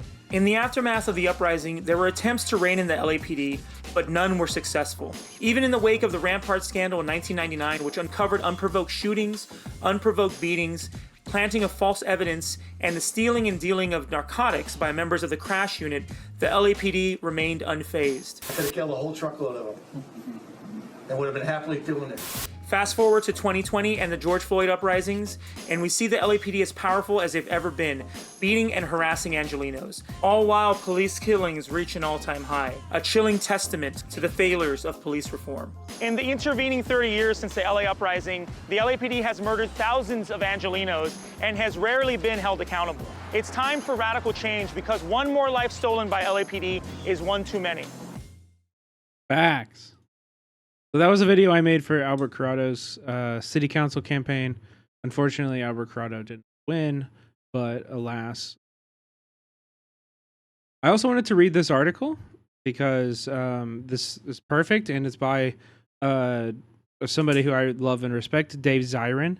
If you haven't heard of Dave Zirin, Dave Zirin is the sports editor for The Nation. He's super based, really, really beautiful, like sports. He's a socialist sports journalist. Okay, and so he's awesome. Like, genuinely, he's awesome. We must defend Imam Khalif. The Paris Olympics has launched a war on the poor. Like, he's a socialist. I've met him at socialist conferences many times, and he writes about sports. So if that overlaps with your interests, I highly recommend you follow Dave Zirin and follow the shit that he posts because he's awesome. This was an article that he wrote in 2012, but I thought it'd be good to revisit and read because it's not that long and it's very much what we're talking about right now. Okay, here we go. Want to understand the 1992 LA riots? Start with the 1984 LA Olympics. If you don't light the fuse, the bomb won't blow. But striking the match and lighting the fuse are only the final steps in a process of creating a deadly explosion. The match that set off the 1992 LA riots was struck when a videotape showcasing 5 police officers brutally beating African-American motorist Rodney King was released to the public. It lit the fuse on the bomb when a near all-white jury, 10 whites, 1 Latino, 1 Asian, in Simi Valley, found the officers innocent of all charges. The blast then spread over the next 5 days in the form of the largest urban uprising in the history of the United States. When the shrapnel had stopped flying, the damage amounted to $1 billion, 53 deaths, and thousands of injuries. The match and wick had done their job, but as we reach the 20th anniversary of that day, we should recognize the gunpowder was packaged into the bursting point by urban neglect and rampant, unchecked police violence. It was the 45% unemployment rate of African American males in South Central. It was the Los Angeles police chief, Daryl Gates, and his violent programs of police enforcement like the infamous Operation Hammer. It was deindustrialization and the loss of union jobs. It was the Bush recession, the longest the nation had seen since World War II. But there was an accelerant that started the city on the road to rebellion. and it's what's regarded to this day as one of the city's most shining moments, the 1984 Los Angeles Olympics. The 1984 Olympics were supposed to show the vibrancy and virility of Ronald Reagan's America. The games were actually opened by a speech from Reagan, the first time a world leader had launched the games in Olympic history. These games were nationalist theater, an absolute gold glut for the United States since the countries behind the Iron Curtain boycotted in protest of the American refusal to attend the 1980 games in Moscow. The Los Angeles Olympic Games are remembered as successful because, appropriately for the Reagan era, they were the first privately financed Olympics in history. They ended with an announced surplus of over $200 million and spurred the creation of 70,000 new jobs. Olympic organizer Peter Ueberroth was the Time magazine Man of the Year and given the job as a commissioner of Major League Baseball. Also lauded were Mayor Tom Bradley and Chief Gates for keeping the peace. But the Olympics weren't a glorious affair for everyone.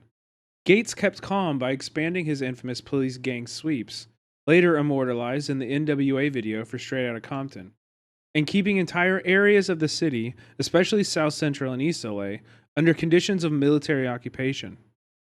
Politicians and judges conspired to revive old anti-syndicalist laws to jail masses of black youth, though the overwhelming numbers of people arrested were never charged. Before the Olympics, Gates was on thin ice as police chief. In 1982, he infamously said that African Americans died under a chokehold used by police officers because the veins or arteries do not open up as fast as they do on normal people. But Gates emerged from the Olympics as an untouchable hero. Every incentive for him and his department was to stay in Olympic mode. Treating the city as occupied territory became institutionalized. From 1984 to 1989, there was a 33% spike in citizen complaints against police brutality. The complaints went nowhere. According to a LA Times investigative report, the district attorney's office chose not to prosecute the vast majority of complaints. Between 1986 and 1990, 1,400 officers were investigated on suspicion of using excessive force. Less than 1% were prosecuted. Frustration, as Langston Hughes predicted decades earlier, festered like a sore. Gates and Bradley, still basking in Olympic glow, were oblivious to the rising anger. As Gates said blithely, "I think people believe that the only policing strategy is to harass people and make arrests for inconsequential types of things. Well, that's part of our strategy, no doubt about it." 1968 Olympian John Carlos, who was living in Los Angeles at the time, said to me that constitutional rights just didn't exist for those shut out of the Olympic party. He remembered, "The police were on a mission to make sure whole sections of the city were on lockdown by any means necessary." Then there was the economic side of the 1984 Olympic legacy. Many in Mayor Bradley's office celebrated those official reports that showed 70,000 jobs were created by the games. But all of those jobs were non-union, temporary employment, and disappeared with the recession as quickly as they arrived. If replaced at all, it was more service industry jobs. Masses of working people in union-dense Los Angeles had turned a corner towards a more precarious future. As Mike Davis wrote in 1990, South Central LA has been betrayed by virtually every level of government. In particular, the deafening public silence about youth unemployment and the rejuvenation of poverty has left many thousands of young street people with little alternative but to enlist in the crypto-Keynesian youth employment program operated by the cocaine cartels. Institutional support of police brutality against a workforce either unemployed or limited to service jobs was the flammable mix saturating the streets of Los Angeles, which caught fire when Rodney King hit the nightly news. There are lessons here, and if we are willing to learn them. For cities like London and Rio, the host cities of the next two Olympic Games, attack the working poor of your country in the name of Olympic security at your own peril. For the citizens of these cities, be vigilant against efforts to bestow absolute power into the hands of the 21st century versions of Daryl Gates. But above all, the lesson is about what happens when people are brutalized and their anguished cries are ignored. The lesson is about how people will respond if unchecked poverty and police violence put a continual odor in the air that stinks like rotten meat. When the people have no voice, no community, and no power, their frustration is left no physical choice but to explode. Boom. Boom. You know what I mean? We need the Costco guys here, bro. Great article. And for the record, we have not learned this lesson. Los Angeles is pledging to hire 1,000 more cops before the 2028 Olympics. That's a huge part of their plan. It's you know, we're putting ourselves in the same position again, and yeah, of course, like the Olympics are not going to benefit Angelinos. Going to make Los Angeles horrible to live in over the next 4 years as police budgets soar, and you know, I rate that a boom out of boom. Yeah, for sure. That article is great. Of course, LA. And we have no control of it. You cannot control. There is nobody you can vote for city council that is in opposition to the LA, to LA hosting the Olympics. There's very, very, very few people on the city council who would even like vote against an increase in LAPD budget. It's just like you just have no control of it. Unlike like other things, like you can control whether or not you see the ad at the top of the hour, because you can subscribe or you can get gifted a sub or you can use your Prime sub for free, but you can't control whether or not the city spends all your fucking tax dollars on cops. And that fucking sucks. So take control of your life and subscribe so you don't see the ads at the top of the hour. Okay? Subscribe, all right? 10 out of 10, thank you. Thank you. By the way, did you guys see this on Livestream Fail? I wanted to just real quick talk about this. Small streamer leaks his income Did you, Fugazi? from ad revenue. Did you see this? Look at this. Yeah, bro. Ads don't make money. I shouldn't run them. Brother, this guy. Look at this. $19,000 from ads, bro. He made $26,000 last month. Bro. What the fuck am I doing wrong? Dude has ad density max. Yeah, he's got to be running like 20 minutes of ads an hour. I'm only running 3 and they're running right now. But you know what's crazy is that like we have a similar amount of sub points. Thank you, Andy. Thank you, Andy from Ohio. What's his sub count? He only has 640 sub points. I have 620. He gets a lot. His average viewership is like way higher than mine. But like he's like, I'm like, what the fuck, dude? What the fuck, dude? Should I be running like 10 minutes, 20 minutes of ads, bro? An hour? I'm gonna run ads long as fuck now. I don't give a fuck. I need money. Yeah, I mean, shit, bro. I'm doing it wrong. I am doing it wrong. My numbers don't look like that at all. My numbers don't look anything like that, bro. At all. I'm telling you. I am telling you. Speaking of which, tier 3 sub emotes. Oh, fuck. We do need those. We do need those. If you have any ideas, feel free to drop them in the Discord. Because we do need those. You're right. He is hoping to put on its best face to the world when it hosts the 2028 Summer Olympics. But as our I-Team is about to show you right now, the city is struggling to provide some of the most basic services to people who live here, like fixing broken streetlights and sidewalks. The I-Team's Joel Grover put some tough questions to LA's... How many average viewers does he get? I think it was like 900 or 800 or 900 or something. I don't know. Why it can take years, yes, years to make the city make the fixes and repairs when something falls apart. This story began, as so many do, with emails from our viewers who tell me they've been waiting 5, sometimes 10 years for the city of LA to make basic repairs. Some of them are so frustrated, they're now taking matters into their own hands. You might say this fallen tree. Yo, Bob and Wop, welcome in, man. Thank you so much for gifting alcoholic gifted a Orn. Sub to alcoholic Orn. They have Alcoholic corn. gift subs in the chat. Also, Bob and Wop, I saw you dropped a bunch of gifteds earlier to a bunch of other streamers. Appreciate you for all of those as well. That's very, very nice of you. Thank you. Thank you, Bob and Wop. Marxism is CIA. Bob and Wop dropping another one. Let's fucking go. Nate King with 100 bits. Uh-oh. Better watch out, bro. We got a fucking hype train going on. Gift subs in the chat. Game Gang with 19 bits. Let's fucking go. Of LA's failure to do its job. We get to level 3, we can listen to music, do some dancing and shit. I'll turn on the disco lights. Get it to level 3. Feels like we're being kind of ignored, left alone, and abandoned at this point. Daniel Navas called 311 last January to get the city to remove a sagging... Oh, Dianag with the 5 gifted. 5 subscribers. It's a good day to have a good day.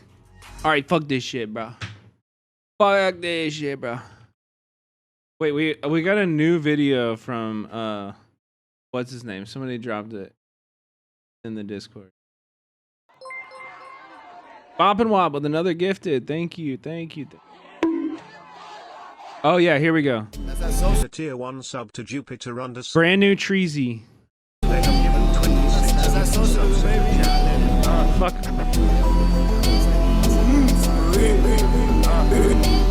Let's go.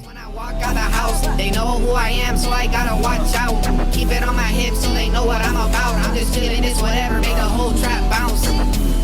Make the commune bounce. Drag the lot around. Let's go. We're going freak mode, baby. Leanne, thank you for gifting. If he ran up his man down, I ain't never scared, I walk all around my town. You have never read Karl Marx, you're a clown. Talking like you know and you should really show your mouth. To have a revolution, need the black and the brown. And the white too, then on to next round. Socialist forever and I'm never in doubt. Sit back, baby, kick my feet on the couch. Said that he's a fan and I told him join the horde. American patriot, I love driving any Ford. JMY, I think we need an award. Put me in to record. I just spilled all this damn money on the floor. I'm a digger, so I really think I need some more. Bob and Wop, keep it going, baby. Thank you. Revolution now, we're not only anti-war. Make the whole trap bounce. Make the commune bounce. Drag the lot around. I'm at the lot right now. Make the whole trap bounce. Make the commune bounce. Drag the lot around. I'm at the lot right now. Is he in Cuba? Oh, this is sick.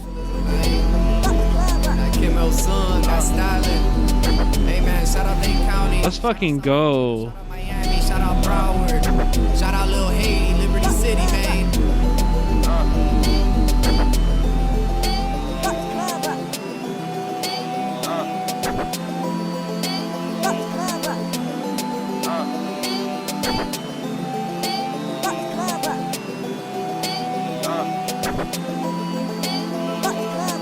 Let's go. My Corona with the 25 bits. Thank you. Ooh, baby, that was bomb detonation. Wait.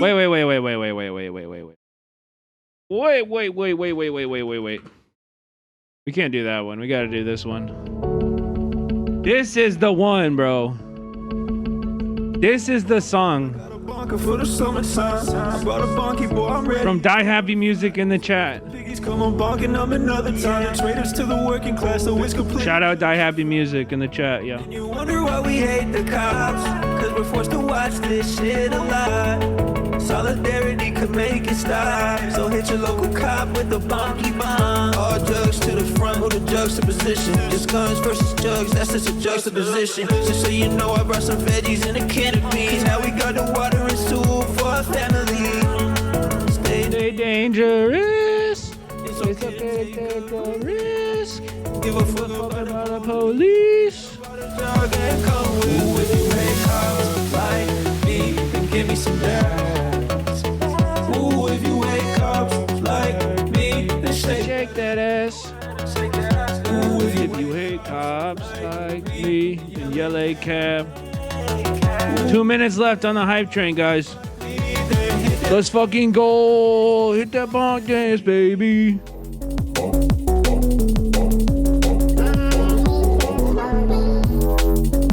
Nate King, thank you for the 70 bits. That's how you should treat the cup. Make them take not. Comrade go hard with the jug. I call them Juggernaut. Cal Poly going too off with big old plastic jugs, just like a poop job. They wanna know what I think when I was first. How that popped into my head is this is bonkers. Bong with the students say. From Columbia Uni all the way to LA. Lips unify and rise in the coolest way. Motherfucker 12 free Palestine to the grave. It's not a clip, only bitch, it's a life lesson. If you're resourceful and you think it be the right way, I be, then give me some dabs. Ooh, if you wake up, I be, shake that ass. Ooh, if you wake up, I be, then ooh, if you wake up, I be, hit that bong dance, baby.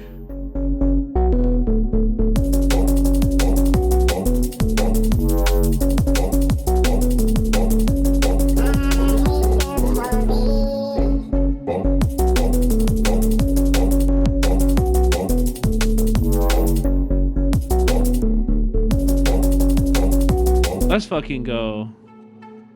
Let's fucking go. Die Happy music in the chat. Die Happy music. Let's fucking go. Such a banger. Did you cover Bangladesh yet? No, not yet. Not yet. Thank you guys for the love. I really appreciate it. All the support is very, very much appreciated. We love you for it. All right, let's get back to the video. Right now, Arun, we're talking about the LA 2028 Olympics and how usually Olympics, the Olympics are going to increase policing, increase police brutality, increase like draconian fucking, martial law-esque policies in policing, and how that led last time. That led to the 1992 LA riots. Tree on city property in front of his Mission Hills house. His landlord had called 311 a year earlier, but the city said it had a substantial backlog for tree removal and the time frame for doing the work was unknown.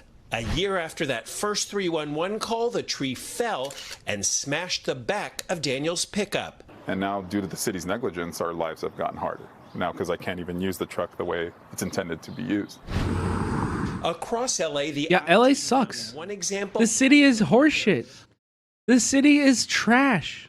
Of the city taking This is how all my fucking sidewalks look, bro. Years to repair or fix things like streetlights. When we called 311, they told the I-Team it could take a year or more to get a broken streetlight fixed. It's a year to fix. So when the lights went dark in this mid-city neighborhood, these lights have been out for months now. Some residents refused to wait and bought these Ring motion sensor lights and paid a handyman to install them, making their streets safer again at night. If the city's not going to help us fix our lights, is that Stanley Tucci? Are they trying to show Stanley Tucci as just like a normal LA person? Again at night. If the city's not going to help us fix our Is that him? Lights, we're going to take matters into our own hands. And then there's the sorry state of LA's sidewalks. When you report a dangerous... Who's Stanley Tucci?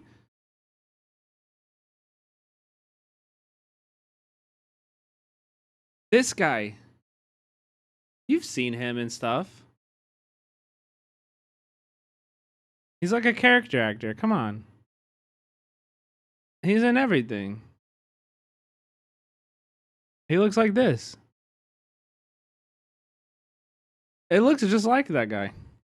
Sidewalk, the I-Team has been told it's a 3 to 5 year wait to get it repaired.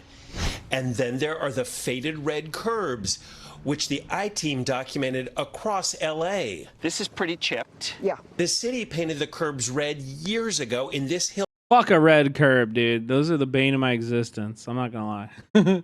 I hate those red curbs.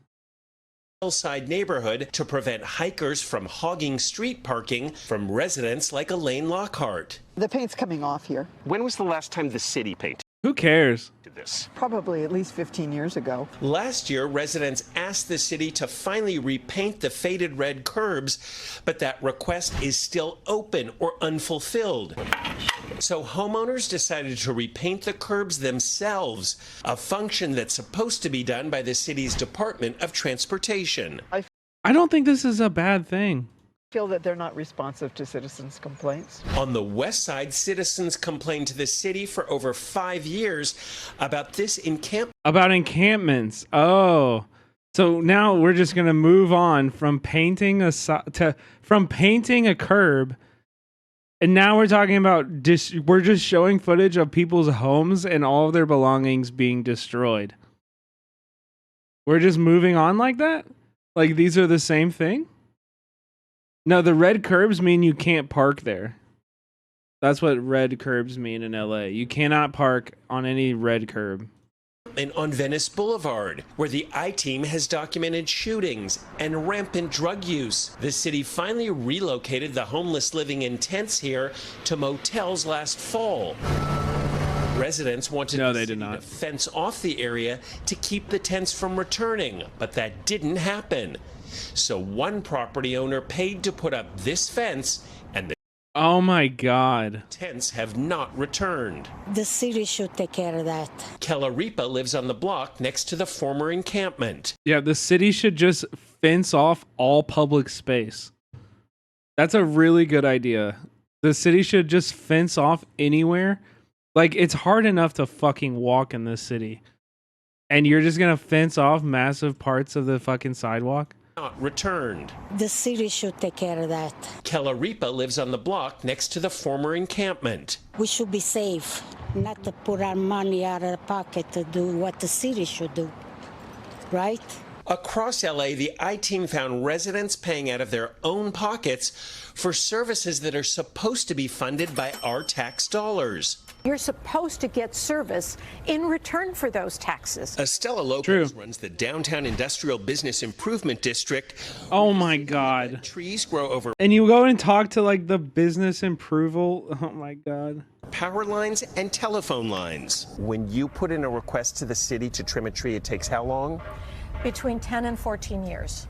So businesses in her district pay a private company $60,000 a year to trim overgrown trees like this to look like this. Ew! You made it worse. What the fuck? A year to trim overgrown. Look, now shade. There's shade under here. Trees like this. This is a healthy, nice tree. Now, well, it's overcast, but to look like this. You ruined the tree. It's supposed to be the primary responsibility of the LA Department of Public Works. A tree cannot be allowed to grow indefinitely, especially in Los Angeles. Or else a tree might fall on a car, like the one that smashed the pickup truck owned by Daniel Navas, who's now filed a claim. Okay, this video sucks. I just want my... Be honest, besides maybe the Hollywood sign, this is probably what you think of when you picture LA. And now, the idea of a no-car Olympics in... So now, LA is saying that the Olympics will be car-free. No cars at the Olympics. just 4 short years is hard for many to imagine, but that's the plan. Part of having a no-car Olympics means getting people not so delusional to drive, but also using public transportation to get to the games. What public transportation? Like, what are you talking about? People don't use public transportation in LA because it's fucking irregular. It's like you're going to be waiting for 30 to 40 minutes. You're going to be waiting for 30 to 40 minutes if you try to take a train. It's not regular. 2028 committee is aiming for the country's most climate-conscious Olympics. What people are going to see is a really different city than maybe what they are expecting. Plans are still in the works, but organizers say part of the deal is making LA's already pre-existing Olympic venues only accessible by public transportation.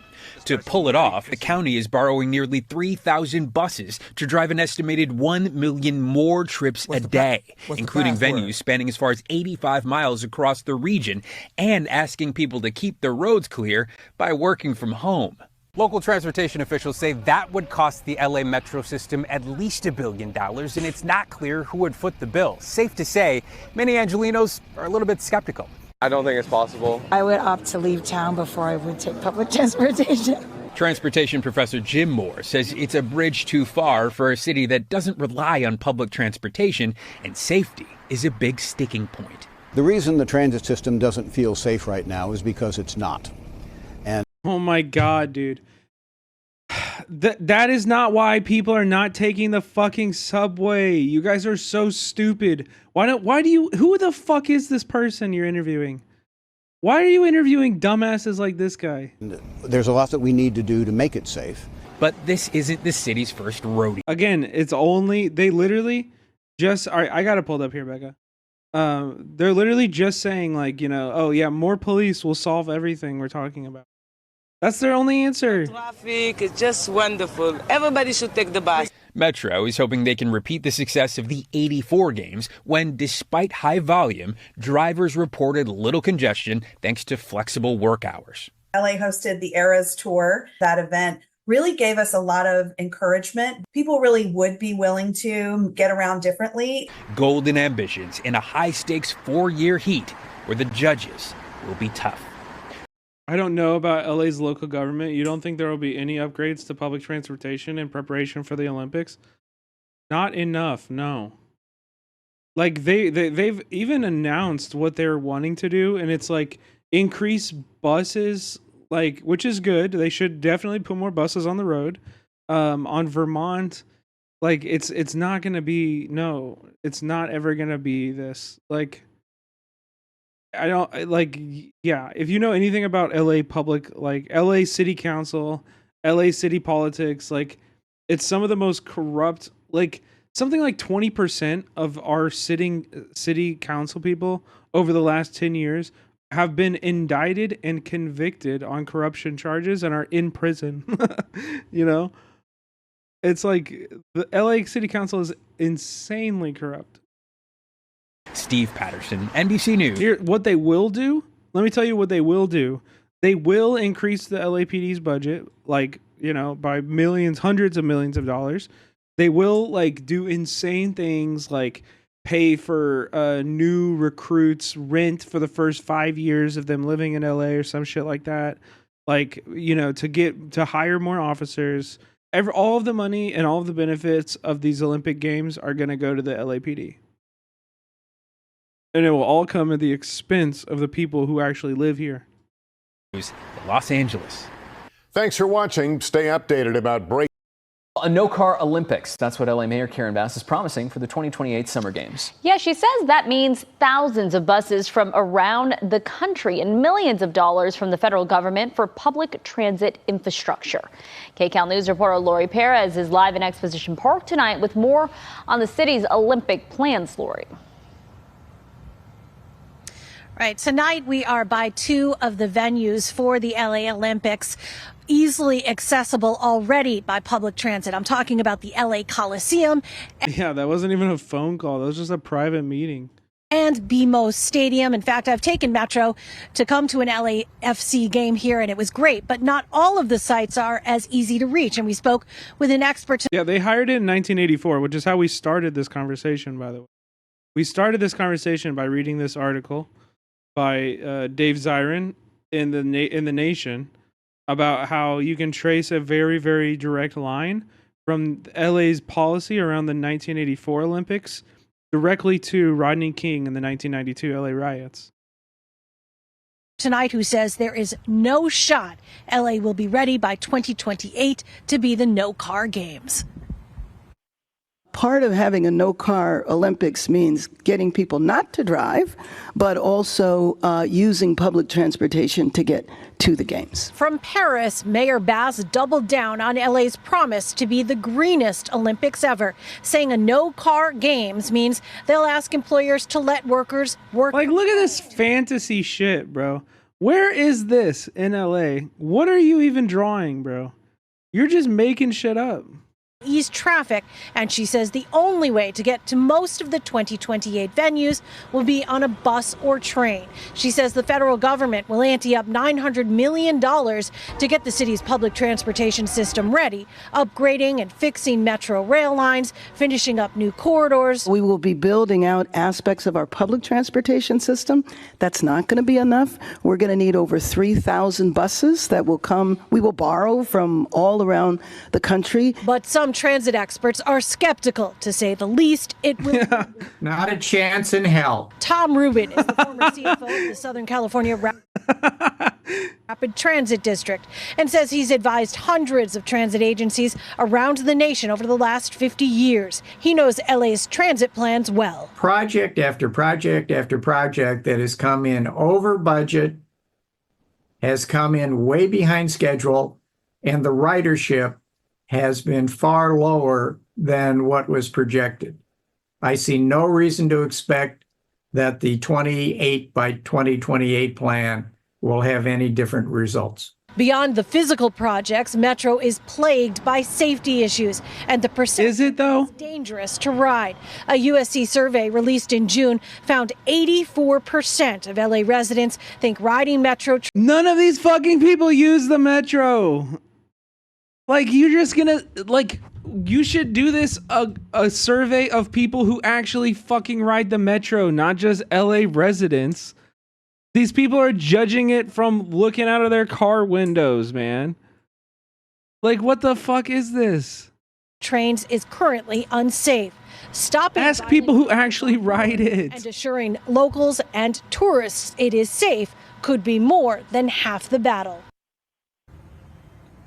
Now, in just the last few weeks, the Metro Board has approved new safety measures, including upgrading security cameras and testing new technology that will detect weapons. Yeah, increased surveillance. What did I say, dude? The only thing you can count on is more cops, increased surveillance. Like, this shit is so fucking annoying and predictable, bro. They have one fucking answer. They have one fucking answer to everything. It's cops, bro.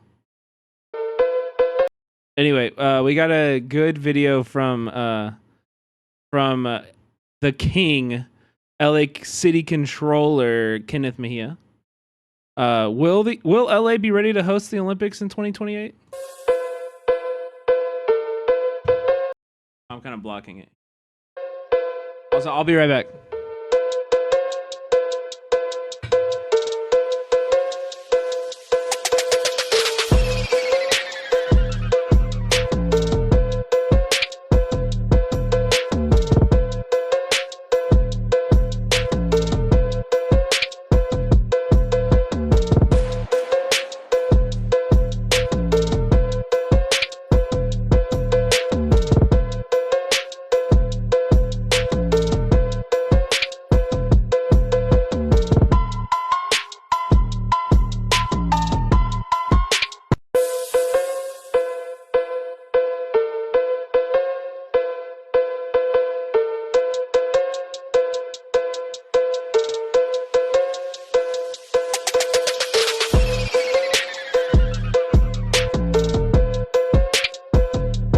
Okay, sorry. That was probably the most annoying thing I could have left you with. My bad. Yeah, dude, there's like, it's just so ridiculous. Yes, there's only 16 public restrooms in all of LA. Yes. Wait time between buses, trains is 16 minutes on average in LA. 16 minutes on average. Like, what the fuck are they thinking? This is why people don't fucking ride the train. Is because if you have to, like, plan for 20 to 30 minutes on your commute of you just sitting around waiting for a bus, heaven forbid you have to catch multiple buses or trains. And then you're talking about having to pad an hour into your day to wait for the fucking bus or the train. Like, you're fucked. You're just fucked. This isn't workable. People can't count on it. It's not reliable. It's ridiculous. Okay, more from Kenneth Mejia. LA is the next Summer Olympics host city. Will we be ready? Compared to Paris, LA has twice the population, 10x the unsheltered population, a tenth of the transit ridership, a quarter the transit vehicles per million people, 3x the road deaths. Okay? LA City's population is almost double that of Paris. LA City almost 4 million, Paris almost over 2 million. Our population of unhoused people without shelter is 10x that of Paris. LA City's 32,000, Paris is 3.5 thousand. Okay? Not even fucking close. In the LA region, average weekday transit ridership is 1.2 million rides, nearly 10x less than Paris's 11.3 million. Transit vehicles per million inhabitants, 268 in the LA region versus 1.1 million in Paris. Wait time between buses is 16 minutes on average in LA versus 4 minutes in Paris. LA relies substantially more on individually owned vehicles than Paris does. Only 10% of daily trips in the LA region are by foot, bike, transit, or taxi, compared to 64% in Paris. That's insane. Paris has at least 420 street toilet stalls. LA has 14. What do you think? Will LA be ready to host the Summer Olympics in 4 years? Of fucking course not. It's a joke. It's a fucking joke, dude. And again, like, we have to understand, what will we actually get from this? We will get increased surveillance. We will get increased police budgets. We will get more militarized police on our streets, hurting our neighbors. Like, this is the truth. This is the truth. What's their plan? Porta potties everywhere? No plan. You just have to go in and buy a $10 latte if you want to go to the restroom. Aren't we also hosting the World Cup? Well, the World Cup is like US and Mexico, right? So it's going to be split over a bunch of cities. Yeah, LA is already chosen for 2028. As much as we want to turn it off, it's probably not going to happen. A little too late to pull out, I think. Yeah, and Canada. It's like a North American World Cup, right? Yeah.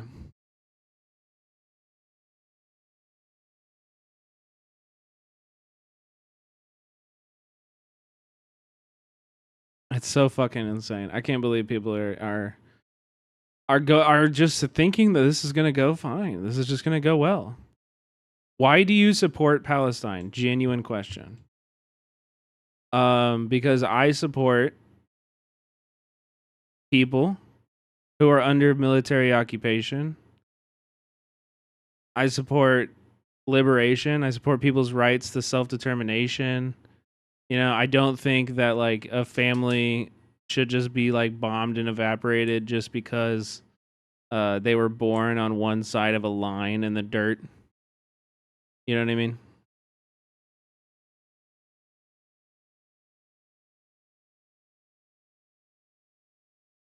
Does that answer your question? Does that answer your genuine question? If you want a more personal answer, I support Palestine because I learned about it when I was in college in like 2011, because one of my really good friends when I was in college in Chicago was from Gaza. And so he told me all about the conditions that his family lived under. And that really opened my eyes. And since then, I've done a lot of like reading. I've watched a lot of documentaries.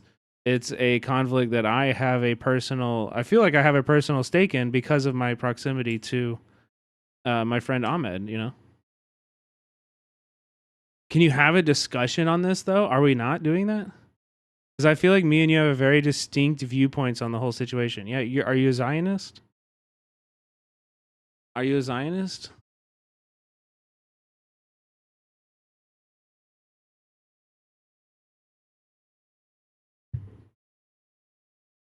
I don't like paying another country to genocide their neighbors and drag us into a widespread global conflict. Yep, pretty simple. Pretty easy. He's in an ad right now. So. I'm going to take that opportunity to move on to our next topic.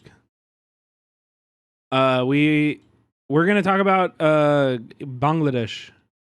So if you guys don't know, quick recap on everything happening in Bangladesh. Over the last like month or two, students across Bangladesh, starting in Dakesh, have risen up in protest of a quota system that awarded a number of government civil service jobs to descendants of Bangladesh's independence revolution, which happened in the 70s. Okay, so the party that led that revolution, or the party that came after that revolution, was made up of the people who took part in that revolution the most. Is called the Awami League.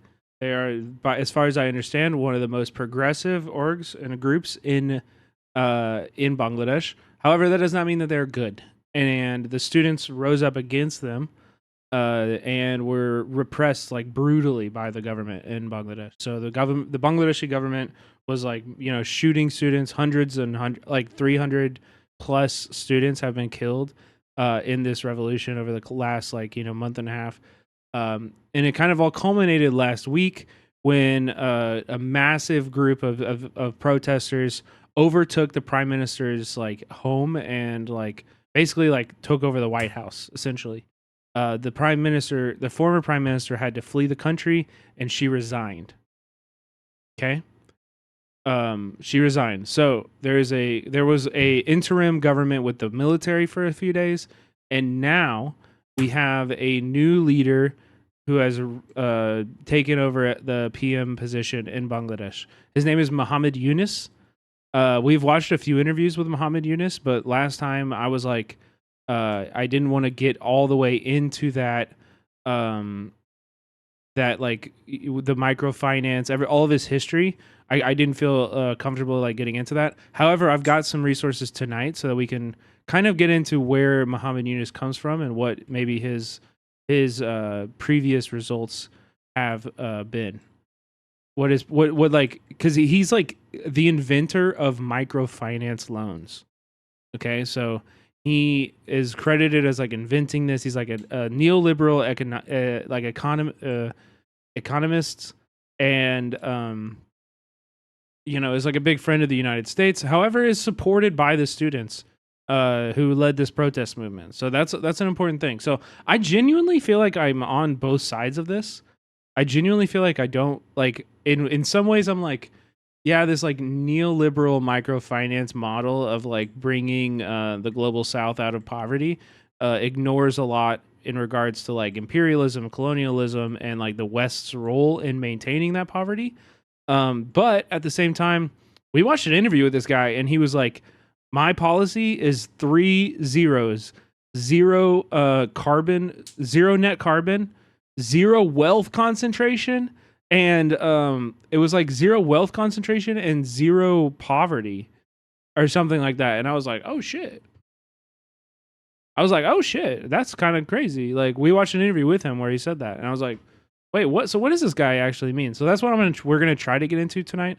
And then we're also going to do a little bit of a deep dive into microfinance and what that policy and what that actually looks like for people who are, taking these loans and using them to get out of debilitating poverty in developing countries. Okay, before we move on to all of that stuff, I guess I will give this fucking chatter the attention that he's so desperate for. He said, yes, I am a Zionist. Okay, yep. You don't even know my viewpoints. I agree that Jewish people should have a homeland, but I also don't agree with the settlements. I was replying to someone. Okay, bougie fella, listen. Why, do you think that Jewish people are unique in that, they need an ethno-state? Or do you think that, the entire world should just be, different countries that are split up by ethnicity and, there's no diversity? Do you think that people of different backgrounds they can live together, and maybe in fact we are better for that? You know, because like to me, I oppose Zionism on a very principled basis. Zionism is an idea that that people of different ethnicities cannot live together.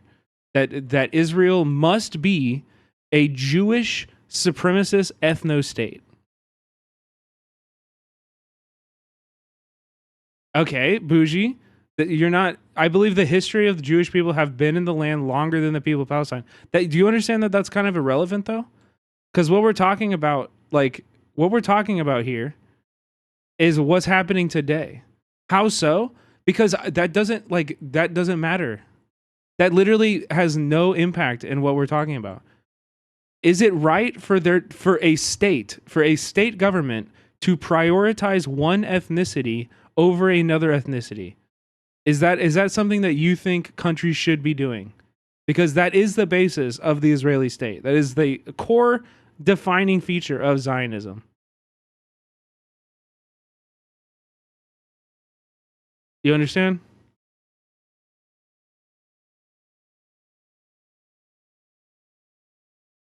Like, I don't deny. Can you tell me how they are doing that? Are you kidding me? Like, look at the West Bank. Look at it. Look at Arabs living inside of Israel. Sorry, it's hard to answer every question. I have to type. I understand, but look at the fucking Mizrahi Jews.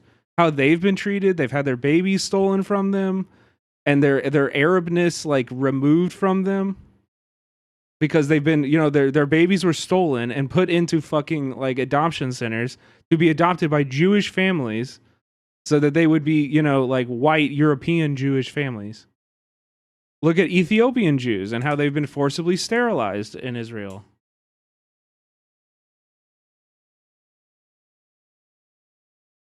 Like, to act like there's not a problem in the, like, Palestinians literally go through a different fucking like court system. They go to military tribunals that are like 99% conviction rates. There's an objective difference in the way that the Israeli government treats European appearing Jewish people and even Arab Jews or African Jews. They're treated very differently from each other. Would you consider Israel to be an apartheid state? Absolutely. 100%. 100%. The West Bank is perhaps the greatest example of that in like the traditional way that you would describe like an apartheid state, which, if you don't know, the word apartheid is a South Afrikaans word. It's an Afrikaans word that comes from South Africa. And if you ask the leaders of the movement to end apartheid in South Africa, if they consider Israel to be an apartheid state, they all say yes.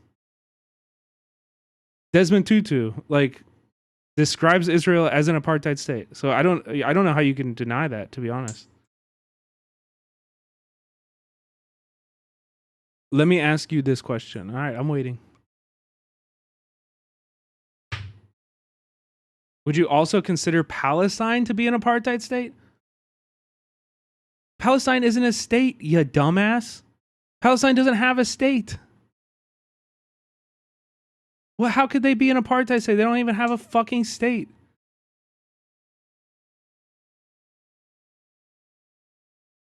Like, what are you doing? The laws that govern, I know, hang on. The laws that govern who can and can't live in Palestine are not Palestinian laws. Those are Israeli laws. Like, huh? The Israeli government is still in full control of all Palestinian land. Like, huh?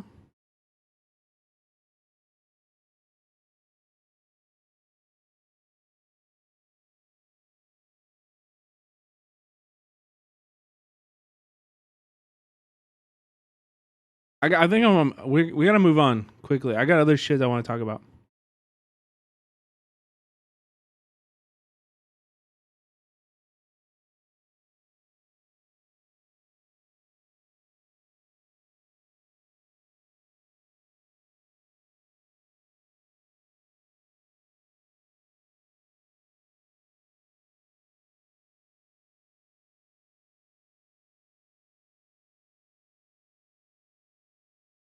Wait, Bleak is questioning this too? Bro, did nobody... I just saw Prodigy drop this. Look. Like, guys, this is very well documented, and I'm kind of shocked, low-key, because we have covered this on this stream many times. You can't read it, but this article, the Yemeni children that have been, like, look... Oh, fuck, wrong link, but definitely do subscribe to Carter. We've covered this so much. There's the Yemeni children, there's the Ethiopian Jews.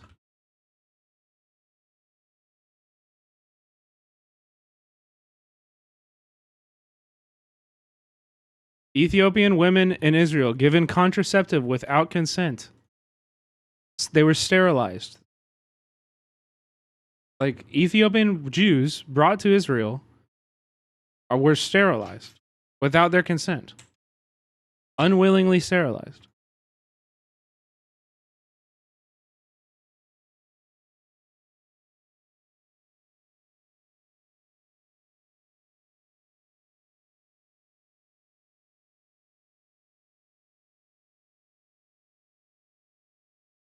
Like, the ethno-nationalism part is not even, like, this isn't even controversial. This is literally just there is no other definition of Zionism. Like, Zionism is the idea that Israel should be a Jewish state. It's a Jewish state. Yeah, it's hard to type and go off different topics, but I was going to say, what is your solution for a Palestinian state? Would you want Hamas to be in control of the Palestinian people? Okay, it really is not hard. I think you give Palestinians equal rights for all people. Like, you treat them like, you know, anybody. You treat them like one, like, the law should be applied equally to everybody who lives there. How people fucking decide who wants to, you know, how the Palestinians decide who they want to lead them, that's the Palestinians' decision. Okay? Furry is right here, though, too, is that Hamas exists only because of the apartheid state and the conditions inside of Gaza. Literally, Netanyahu personally funded Hamas in its early stages.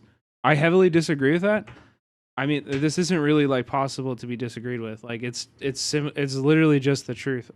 If you take away the reason for Hamas's existence, if you take away the thing that people need to resist against, then Hamas loses its power instantly. Instantly. Hamas loses its necessity for existing.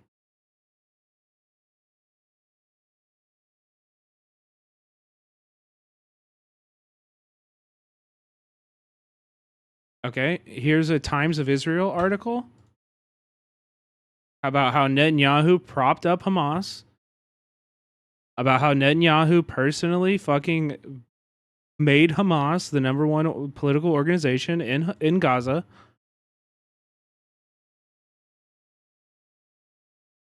Like,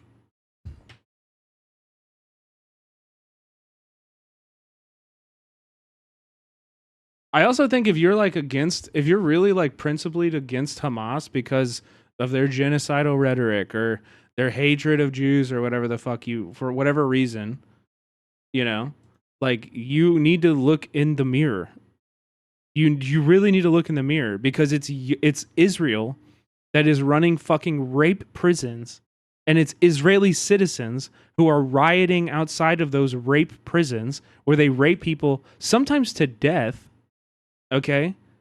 And when the Israeli government tried to prosecute the soldiers that were raping prisoners to death, it was Israeli citizens who rioted outside and freed those soldiers. And then it was Israeli politicians in the Knesset who went and defended that shit. And then it was Israeli media who had the rapists on their fucking broadcasts. And guess what? There's still no consequences. Like, your culture is literally right now actively fighting tooth and nail to defend the right to rape prisoners. What are we talking about? You're really going to talk to me about Hamas whenever your government is openly defending rape as a tool of war? Like, I'm no fan of Hamas's domestic policy. They've already been to trial. Bro, they were fucking released. The guy he's on national TV. What do you mean they've been to trial? He's on national TV. Your Knesset members in the Likud party are fucking defending it, dude. Like, they're actively saying we should be allowed to do this. What are you talking about? I think you're just misinformed on that. And I'm sure you're not getting that info if you're Israeli. But it is unfortunately the truth. Anyway, I hope you stick around. This conversation is done. We're moving over to Bangladesh. All right, let's start with democracy now. Nobel Peace Laureate Muhammad Yunus has been sworn in as head of Bangladesh's caretaker government just days after the ouster of Bangladeshi Prime Minister Sheikh Hasina following weeks of student-led protests. Yunus, a longtime critic of Hasina, took the oath during a ceremony at the presidential palace in the capital, Dhaka, Thursday. Over a dozen other members of Yunus's cabinet were also sworn in, including 2 students who led the mobilizations forcing Hasina's resignation, Nahid Islam and Asif Mahmood. Adilur Rahman Khan, a prominent Bangladeshi human rights advocate.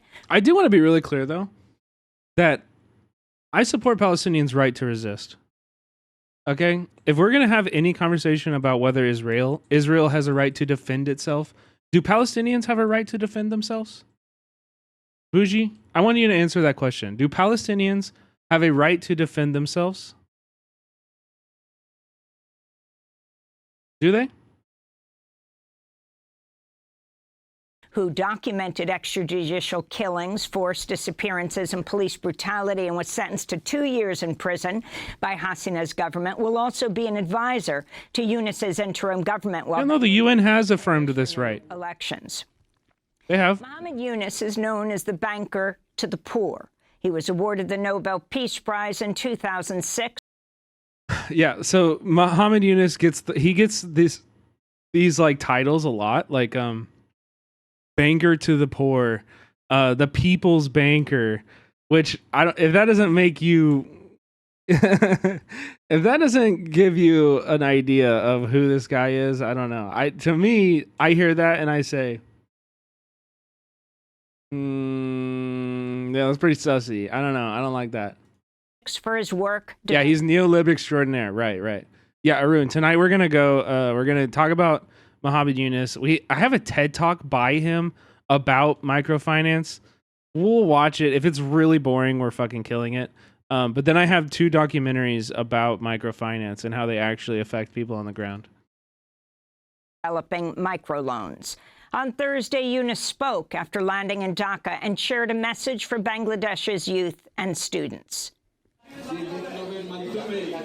Using the means of revolution, Bangladesh will create its new dawn of victory. Keeping this vision ahead of us, we have to keep going ahead. I want to express my gratitude and praise the youths who've made this possible. They have protected this country and given it a rebirth, and we wish for this new Bangladesh to progress with speed. We have to protect this freedom. Not just protect it, we have to ensure that it reaches every single household. Otherwise, the freedom will have no meaning. For more, we're joined by 2 guests, but we begin in Dhaka, the capital of Bangladesh, with Shahidul Alam, an acclaimed Bangladeshi photojournalist, author, and social activist who's documented human rights abuses, political and social movements. We welcome you to Democracy Now! In 2018, Bangladeshi police arrested Alam from his home over comments he made during an interview with Al Jazeera critical of the government's violent response to nationwide student-led protests at the time. Alam was imprisoned for 107 days and reported being tortured by authorities. He was released following a global campaign by humanitarian groups, media, and journalists. In 2018, Alam was included in a group of journalists called The Guardians that Time magazine recognized as the Person of the Year. On the eve of Thursday's swearing-in, Alam shared a photo of Muhammad. Microloans sound like payday loans, and John Oliver taught me those are abysmal. I mean, I think like most neoliberal, we're going to get way too deep into that. So hopefully, like by the end of the tonight, everybody will have a very clear idea about what these loans are and what they actually do. But in my opinion, I think it's like mostly going to be like, from what I've read about it, it's like you can't. It's the neoliberal tendency to use hyper capitalism to solve the failure of capitalism. You know what I mean? Like, it's a very fucking like Hayek kind of shit. Like you're using the, like, you're providing really poor people who are in desperate, destitute conditions with like access to capital as a way to like solve their conditions, when in reality, like, the things that are mostly causing their poverty are colonialism, lack of like infrastructure, like corruption in their government that causes the lack of infrastructure. Like, there's a lot of problems that can be solved with like actual social spending, but instead is being solved by just like, giving people these loans and like getting really rich on providing loans to really, really poor people. Eunice on X from when they met before the Nobel Peace Prize. Shahida Alam, welcome to Democracy Now! It's great to have you with us. Can you talk about the significance of this moment and what brought Bangladesh to this point where Muhammad Yunus, the man you photographed many years ago, is now the head of the caretaker government? And this guy, Muhammad Yunus, not this guy, but the prime minister that they're talking about, is credited as the like inventor of microfinance. He's like the inventor of this microloan solution to like solving extreme poverty in his country.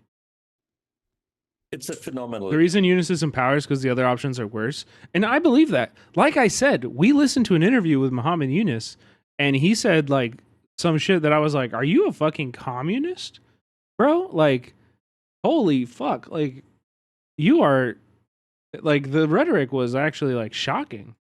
I mean, I've been through 1971, our War of Liberation, and being in the streets on the 5th with people jubilating was a greater thrill than that time, which is difficult to imagine. But it is a difficult process. Yeah, I mean Nobel Peace Prize, you should never give that credence. Obama got a fucking Nobel Peace Prize, bro. They gave Obama the Peace Prize. Homie bombed, like, bro, come on. Like, these people are war criminals. The fact that the government has suddenly gone, and there was the few days in between when there wasn't a government, and that potentially and did to an extent lead to local violences, but that's been curbed, and we look forward to a new dawn ahead. I mean, this repression has taken such a toll on so many people for so long.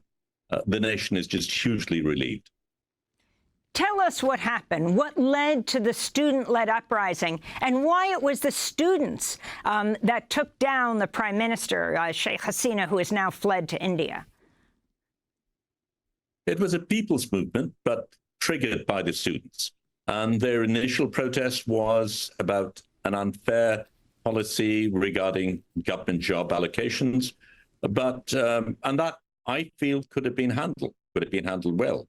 But it was the arrogance of the tyrant that led to it. They wanted to meet the president. He didn't respond.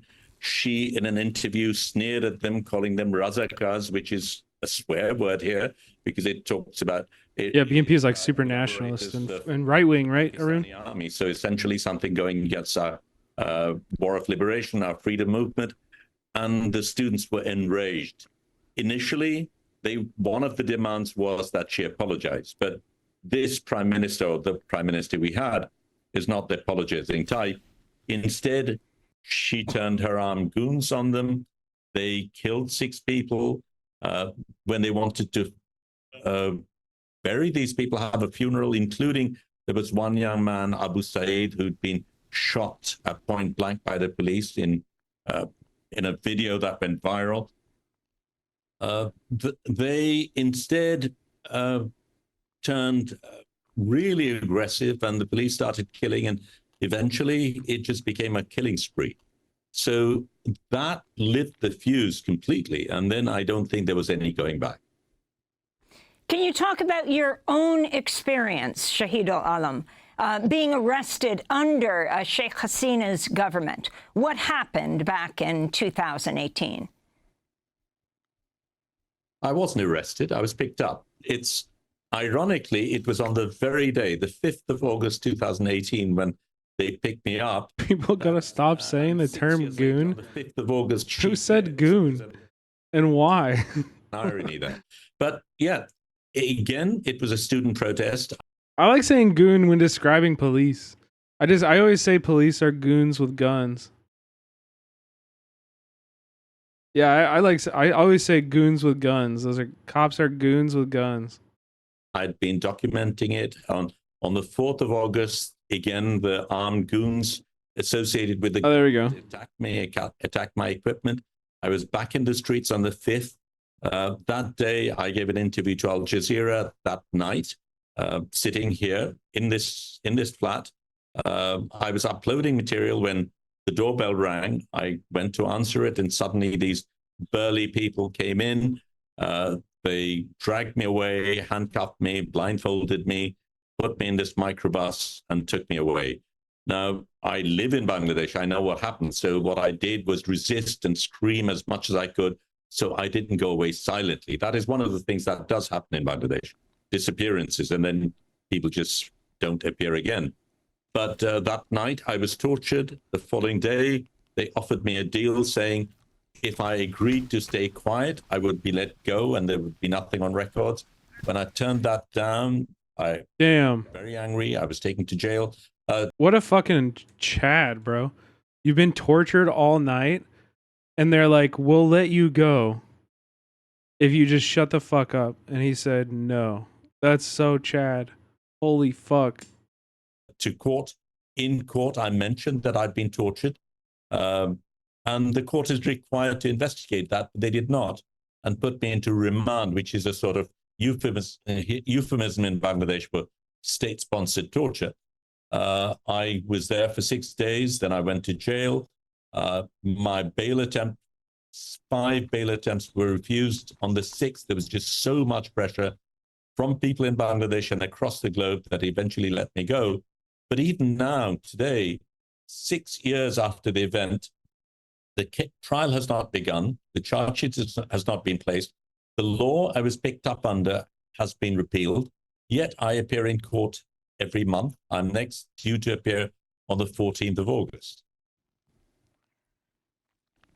And have you spoken with Sheikh Hasina since then, the prime minister? And talk about her role in history, her father and Sheikh Hasina herself. Sheikh Hasina, for people who aren't aware, is the prime minister that was chased out. The student protests forced Sheikh Hasina to resign. So they're talking about the former prime minister.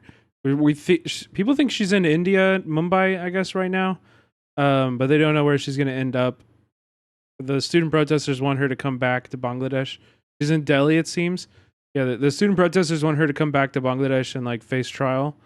Fat chance. Sounds like she's gone and being protected by the worst people in the world. Led the movement. He was a principal architect of the movement towards liberation, and he was very revered initially. And then things went wrong. He began to get autocratic himself. He set up a private militia called Rukhi Bahini. He disbanded all political parties. And created a single-party state, except for 4 newspapers which were pro-government. All other newspapers were banned, and there was huge repression at that time. Oh, is that right, Mesha? It was the first of judicial killings that we've had. He was assassinated on the 15th of August, 2015, and August is meant to be the month of mourning, officially called by the government, because his daughter, until recently, had been the prime minister. But the protesters have turned it around. I mean, July was when I was documenting, or at least the student protest began 6 years ago. Again, July was when the quota movement began this time, and they've called it the red month. And instead of counting the days of August, they've extended July, and it's now a month of red. So that month of mourning has been turned into a month of revolution. I wanted to go to a clip of Muhammad Yunus, who first joined Democracy Now! A month of revolution. That sounds fucking sick. You can get a month of revolution here at the broadcast for only $5.99 by subscribing at the top of the hour. Because if not, you're going to get an ad. You're going to get an ad. You got to subscribe. You got to support the streamer. What are you doing? Just sitting here, taking all this info, taking all this work I give. You're not paying me. No, I'm just kidding. You're not giving me anything for it. What the fuck? Come on, you're better than that. You're better than that. Hey, you just showed us that other streamers' ad revenue. I'm here to help you. I don't make that on ad revenue. I hate to break it to you. I am not making. I think I'm probably making like $100 a month on ad revenue. Maybe more. Probably not. I make a lot more on subs. Subs are the majority of my income, so. You want to support the stream, please sub. Helps a lot. Ad's going to come right now. I also got to pee. I got to pee really bad, so. In 2008, not long after he won the 2006 Nobel Peace Prize for pioneering a microloan program that helped hundreds of thousands of impoverished they're starting to talk about microloan. We also spoke to him in 2017 about his book, A World of Three Zeros, The New Economics of Zero Poverty, Zero Unemployment, and Zero Net Carbon Emissions. The book came out the same time as an Oxfam report, which found the 8 richest men in the world own more wealth than half the world's population, more than 3.5 billion people. I asked Muhammad Yunus to talk about zero net carbon emissions and zero poverty. But the system which we have been practiced, the capitalist system, I said capitalist system is not working towards it. It's a system which, as you mentioned, the 8 people owning more wealth than the bottom 50% of the people. It's a system which is like a machine which is sucking up wealth from the bottom and transporting it to the top. So the top is becoming a big mushroom of wealth. And then 99% of the people is like the stem from the mushroom hanging there. And that stem is becoming thinner and thinner. The portion of the wealth devoted to bottom 99, or the 99%, we don't say bottom anymore, will become smaller. And relatively, the top becoming bigger and bigger. I said this is a ticking time bomb. Anytime it can explode politically, socially, economically, and so on, we are not paying attention to it. Wealth concentration was going on ever since we introduced capitalist system, but this was not very visible. Today, it's becoming worse and worse. The speed of wealth concentration has become speedier and speedier. Years back, there was a couple of years back, there were 32 people who owned half the wealth of the bottom 50%, and now we have 8. Soon we'll have 5. Soon we'll have 2 people owning the whole entire world's wealth together. So those are the kind of things that threatening. When concentration of wealth takes place, it also the concentration of power. Wealth and power go together. So you control the government, you control the politics, you control the media, you control businesses, everything. So that's the kind of situation coming. And all the people at the bottom 10%, 20%, 50%, they will have tremendous anger against the way that's being done and how to express themselves. That will create the disstability in the society. That's Muhammad Yunus taking on capitalism on Democracy Now! In 2017, now just sworn in as the interim head of Bangladesh after a student-led uprising. Wait, was he really taking on capitalism in that interview? In addition to Shahid Al-Alam, we're joined by Nusrat Chowdhury, Associate Professor of Anthropology at Amherst College, author of Paradoxes of the Popular, Crowd Politics in Bangladesh. Professor, you grew up in Bangladesh. You're speaking to us, though, from Northampton, Massachusetts. If you can comment on what Muhammad Yunus was saying then, presumably what he believes today, and what that could mean for the future not only of Bangladesh, but as a world leader for the world.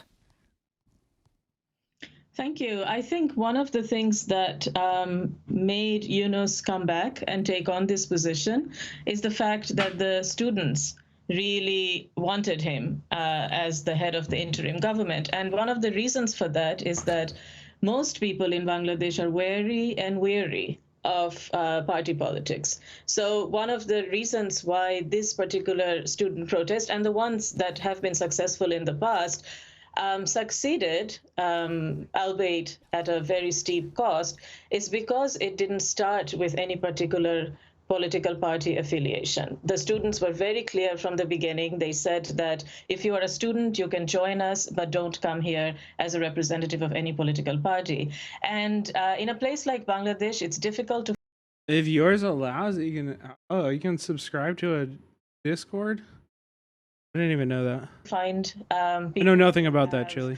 kind of wide acceptance, who enjoy wide acceptance and recognition from all walks of life, from people of all walks of life.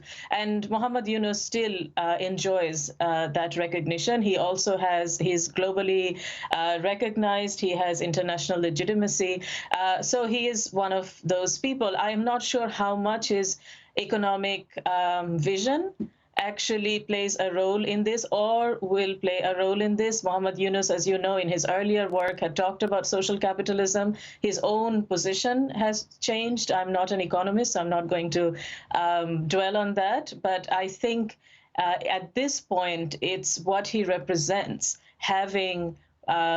enjoying a kind of recognition beyond party politics is what makes him an ideal candidate for the interim government. And Professor Chaudhry, the significance of not only the student-led uprising, but now in Muhammad Yunus's government, they have included 2 students. Yeah. Mm-hmm. This is kind of crazy too. Like, I don't know. I really don't know what to make of it. I want to be hopeful. I want to think that this is going to land well, but I'm also I'm skeptical of neoliberalism. I'm rightfully skeptical of neoliberalism and neoliberal answers to developing nations' problems.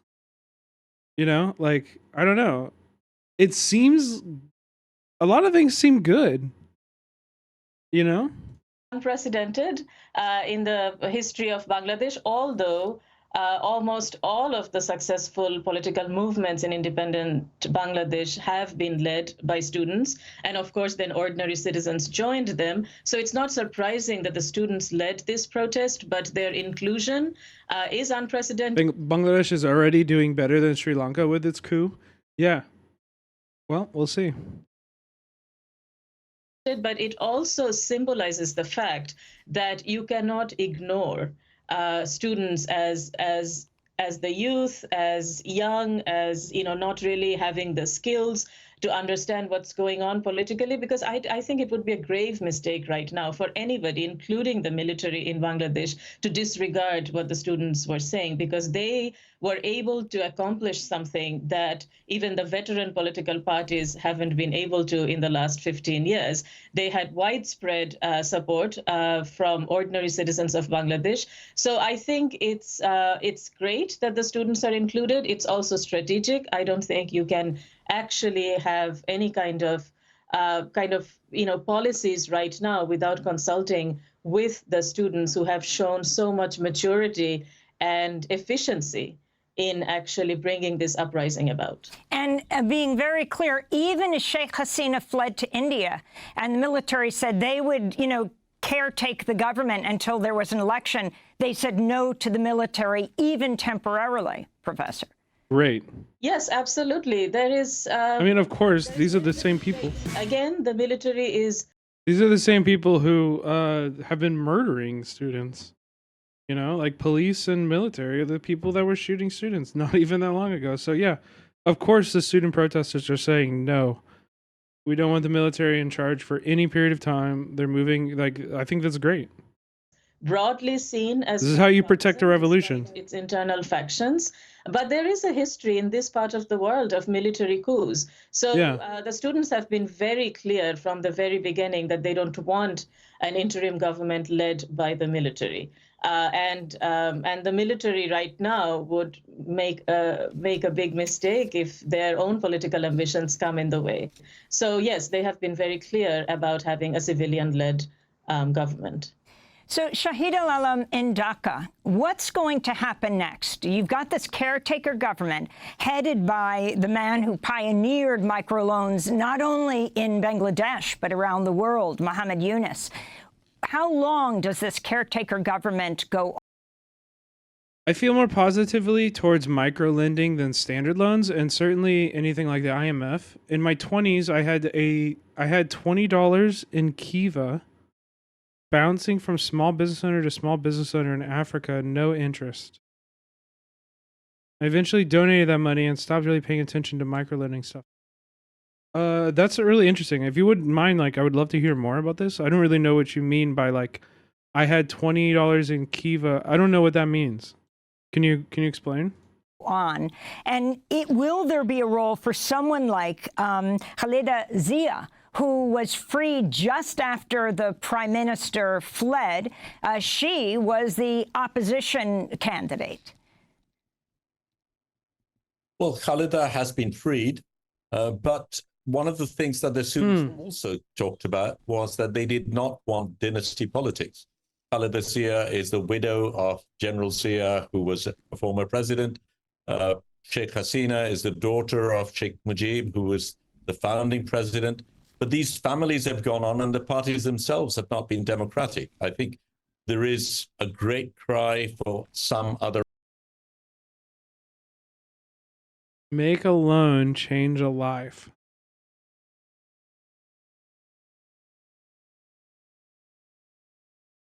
This is like crowdfunding.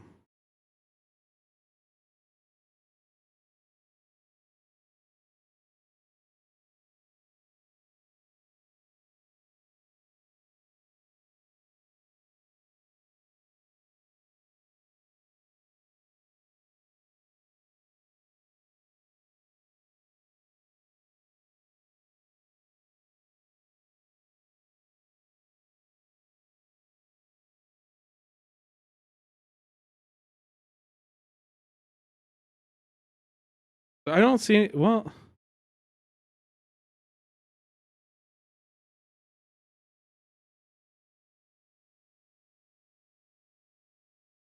How Kiva works.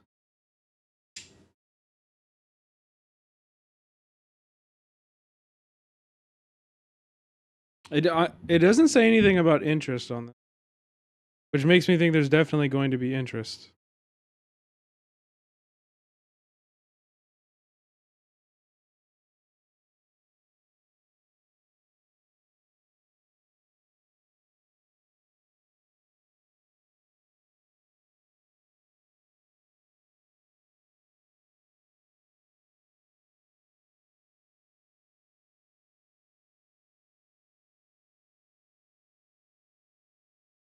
Never takes fees from lenders or borrowers.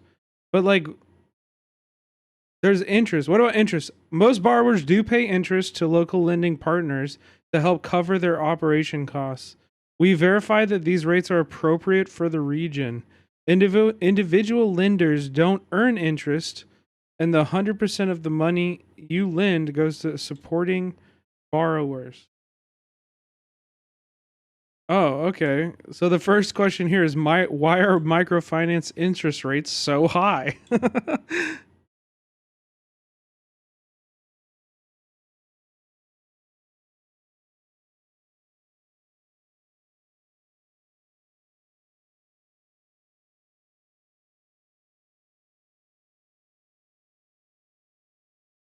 Oh, it's just because it's so much more expensive. Oh, come on. How much is the interest? Inflation also needs to be considered. In countries with high inflation rates, MFIs must factor that into their loans.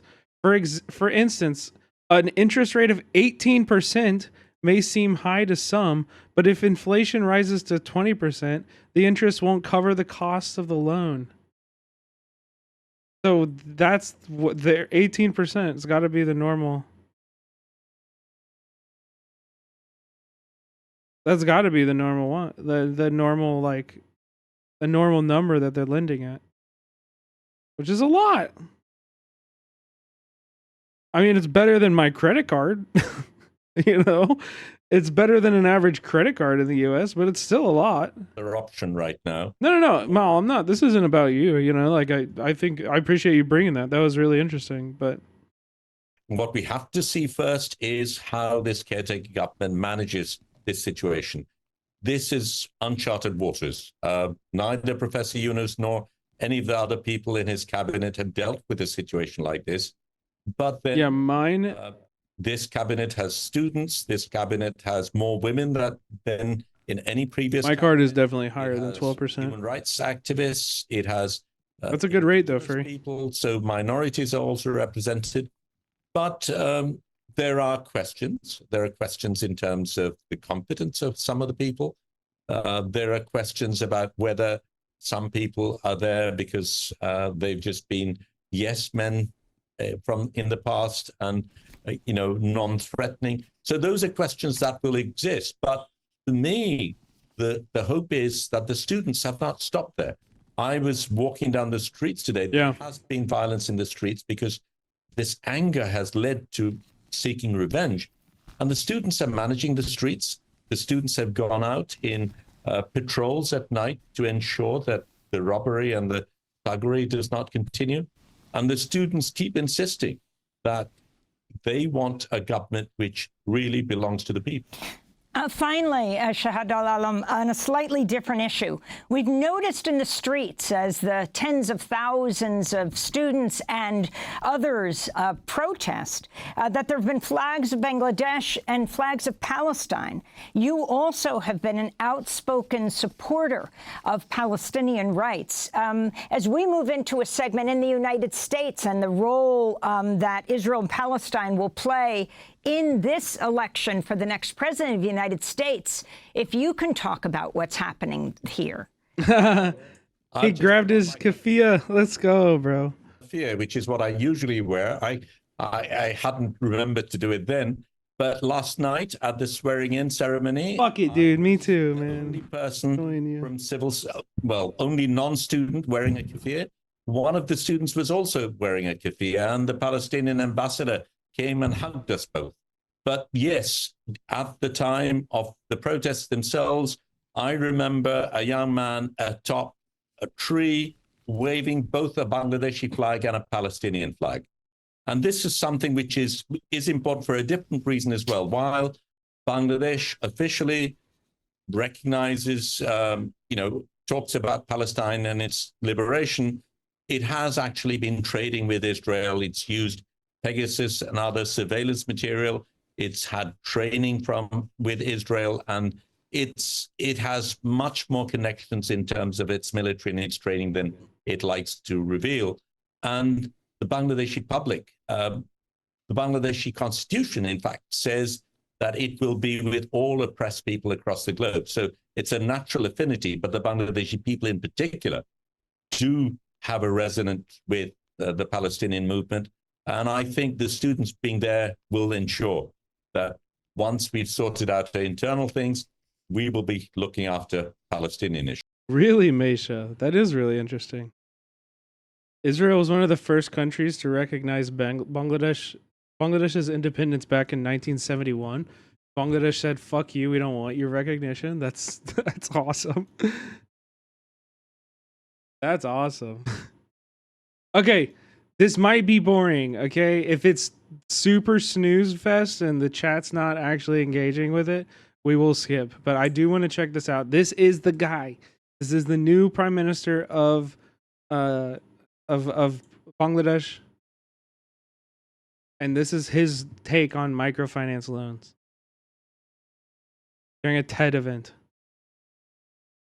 All I can say that whatever I did, probably if I can look back, I can say I was trying to do very little things.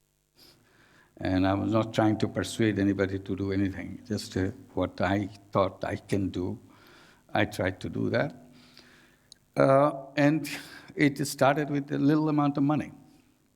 So little that you can laugh at it looking back. It's a total loan of $27 to 42 people. So it's not even $1 a piece.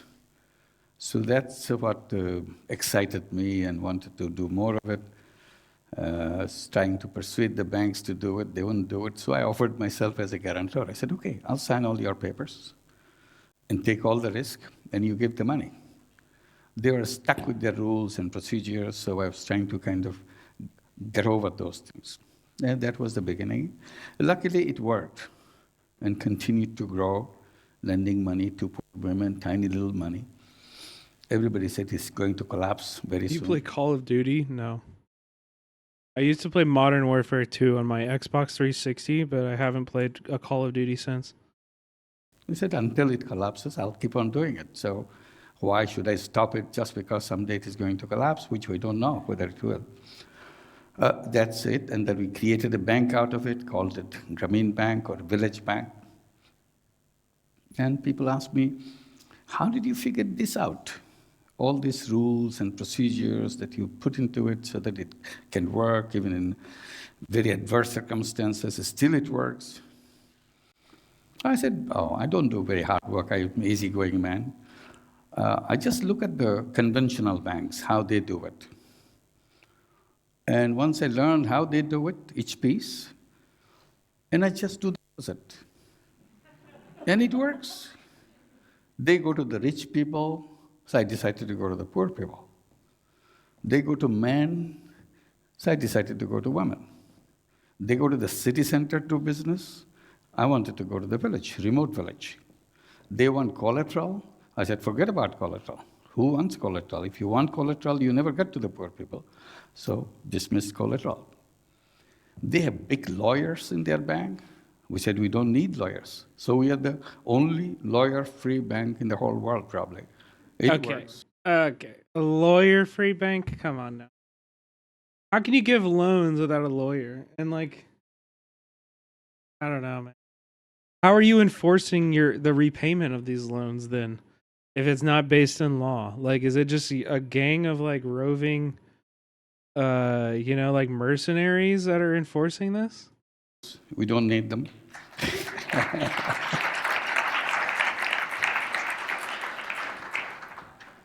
And lawyers and the banks, conventional banks, want to know your all antecedents, what you have been doing, whether you know everything, what kind of business you have been running, everything, your past, as much details as they can get. So we said, forget about it. We are not interested in the past of our borrowers. We're interested in the future of our borrowers. So if you're looking for the poor people, I'm sure there's something they have done which may not be very pleasant. Why you dig into it? So because he or she is not responsible for it, society is responsible for what he or she has been doing. So why don't you just give it a break and start fresh? See what he or she wants. And this is how we wanted to do. Conventional banks concentrated on owning, or conventional banks are owned by the rich people. So we reversed that too. We made this bank owned by the poor people. And not only conventional banks are owned by rich people, mostly it's owned by rich men. So we reversed that. We not only make it owned by the poor people, we made it owned by poor women. So this is a bank which is owned by the borrowers themselves. Right now, we have 8.3 million borrowers. 97% of them are women. And they own the bank. They run the bank. They are the board. They decide the rules and procedures and so on and so forth. So this is one way to describe how operationally and structurally the whole bank is done. And then you can understand where we come from. It's not just tiny size of loan makes it Grameen Bank. It's a kind of making everything other way. In one meeting in the early years, 10th year or 11th year, of bankers, The one banker was saying, Professor Yunus, you're not going to get away with this. You I know, Die Happy. It sounds like it's all like a sales pitch right now. It sounds like a sales pitch, and so I'm trying to get to the bottom of this, man. I don't know. Made the whole banking system upside down. I said, yes, that's what exactly I did, because banking system was standing on its head. So I'm trying to put it on its feet.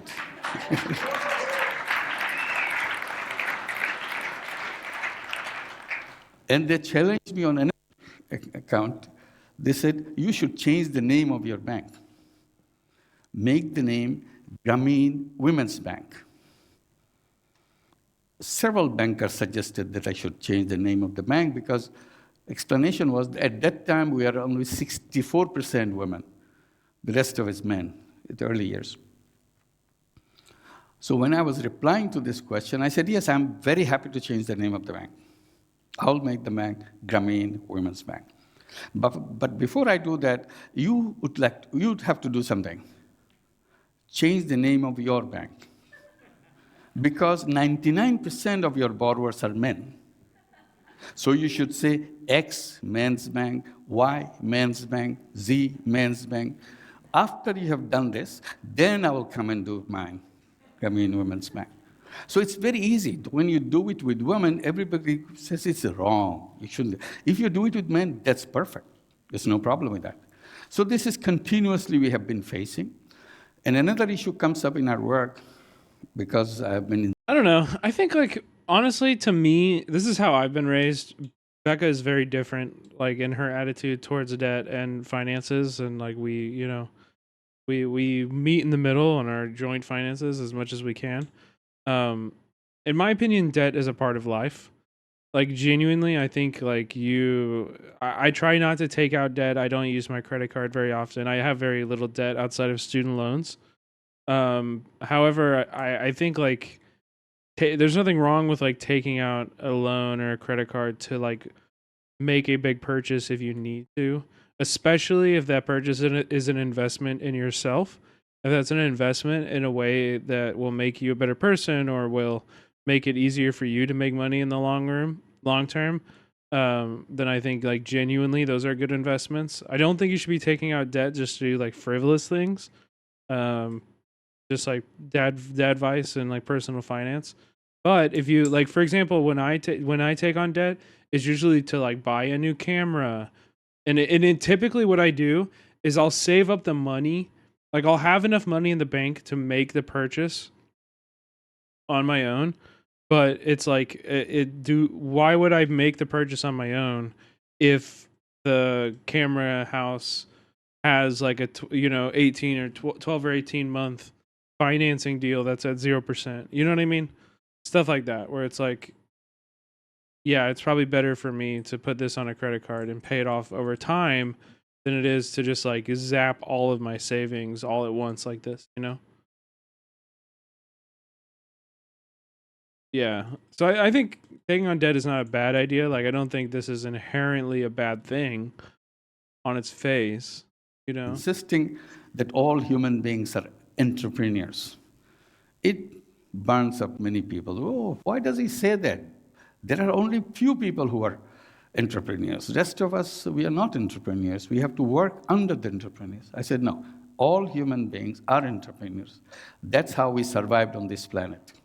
Otherwise, we would be in the caves, still living the kind of life we lived there, because we all worked together to change our life. That's how we came here and still function here. They didn't take it very seriously. Then they said, yes, you can lend money to the poor people, but you should be looking for entrepreneurial poor. I said, not in my case, because everybody's entrepreneur, so I go ahead with that. Even she tells me again and again, no, sorry, please don't give me money. I don't know what to do with your money. I never used money in my life. I can't use your money. We don't give up. We keep on chasing. We keep on explaining to her, no, you can do that. So that confidence builds up in her. Just because she doesn't have confidence doesn't mean that she doesn't have entrepreneurial ability. It's a question of building confidence in her. So we try to build the confidence because society has totally demolished her confidence in herself. I mean, this is a lot more true in places like Bangladesh, or I can speak from my experience living in Vietnam. Like in Vietnam, genuinely, like, most people are entrepreneurs. Every single person I knew, every local Vietnamese person I knew, had some kind of side hustle. Like every single house in every alleyway of Saigon is selling or providing some kind of service out of their front door for cheap. You know, whether it's they like invested in a bunch of laundry like units, and so they wash everybody's clothes, or they sell pho out of the front door, or they have, like, you know, a connection with a drink distributor, and so they sell beer and shit out of their front door. Like every single house has something like that going on. And so I think it's maybe a little bit different than what we would think of in America. You know what I mean? That's what the poor people are. You're saying you are wrong, you're no good, you're good for nothing. And generation after generation, they have heard it, that's what they believe in. So we wanted to change that, build confidence in them. So in order to demonstrate that even the poorest person can be an entrepreneur, one idea came to me, why don't I do something so that I can demonstrate this? This idea was... Yeah, exactly, Desert. ...to beggars. You cannot be poorer than beggars. That's the last stage of human survival. You have no other source, you go and beg for your daily food. Go to houses, neighbors, find something to eat or get some money to eat, and that's how you survive. You not only do it once or twice, that becomes your livelihood for the rest of your life. I said, let's try that. So we started talking to the beggars. We started talking that as you go from house to house begging, would you like to carry some merchandise with you? Some cookies, some candies, some toys for the kids. And we make it sound easy for them by saying, you are going there anyway. This is not extra work for you. So, and you are giving people more options, so that if they don't want to give anything free, you may try to sell something. So they may like to buy something, or they may like to do both, give you some food free and also buy something from you. So you have two businesses going instead of one business. People like that, beggars like that. They said, where do we get the money? I said, we'll give you the money. So we started giving them the loan. Our idea was, if they succeeded in getting the loan and paying us back by the business they would do, that will show that, yes, even a beggar can be an entrepreneur on his own, on her own. We thought there'll be 1,000 or 2,000 beggars in that program. It became such a popular program. We ended up with more than 100,000 beggars in that program. And we have been watching them, what are they doing? It's become very popular. What they do, as we explained. And now, in the last 5 years... Yes, this is two-based. 100% it is that. Just like we talked about this before this video, but like my understanding of microfinance is that it's a very neoliberal solution of using hypercapitalism to solve problems that were created by capitalism, right? Which is never going to work, obviously. And this is what that is, and it's an ANCAP solution to a systemic problem. I argue education and welfare would stop the person from ever being a beggar. 100%. 100%. At the time that we are doing it, in last 5 years, out of this 100,000 beggars. And it doesn't address like the actual the lack of like social investment, the lack of like infrastructure and economic like spending by the government that only the government can do.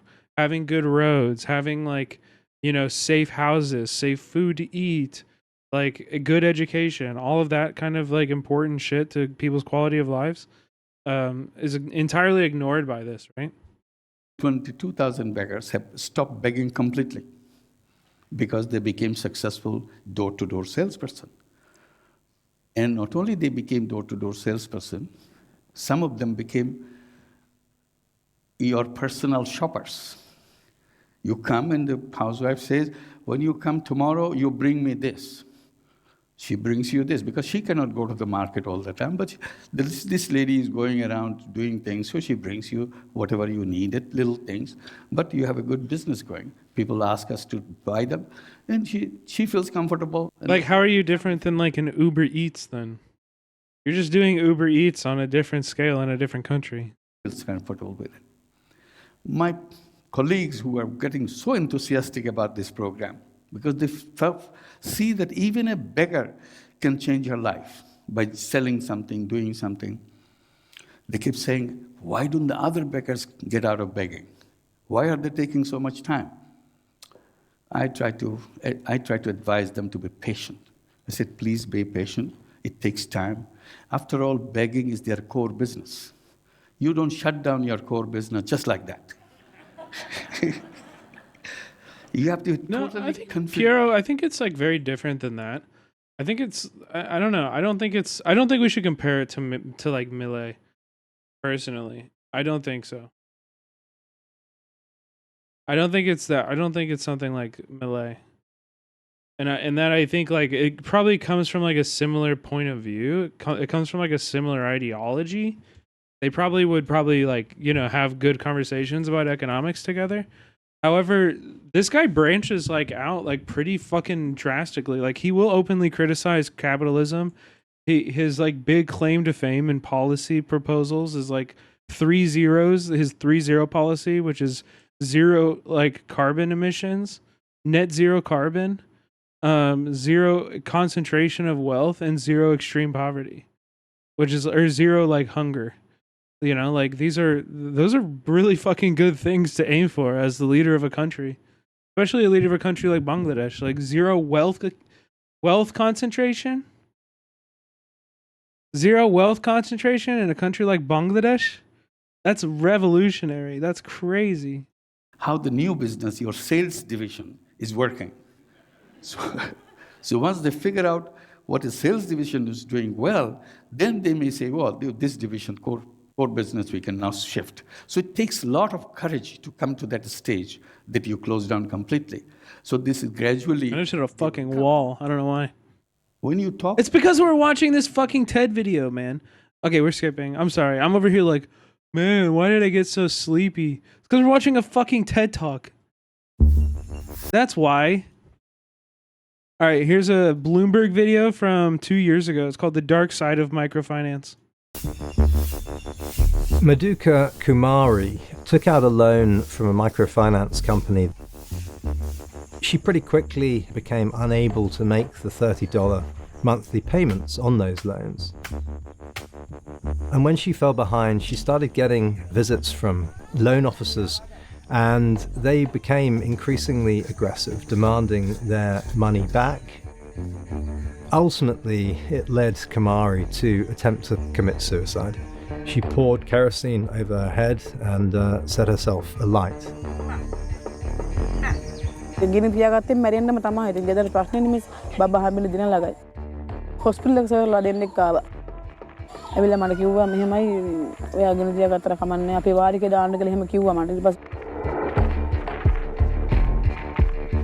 Microfinance was the development world's attempt to help do away with poverty by giving small loans to people in the developing world.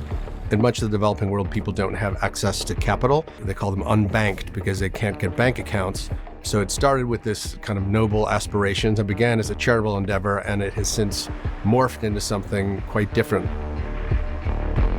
In many societies, it's doubly hard for women to get access to financial services, and microfinance was seen as a panacea in terms of targeting women in particular. What we found was really dumb question, guys.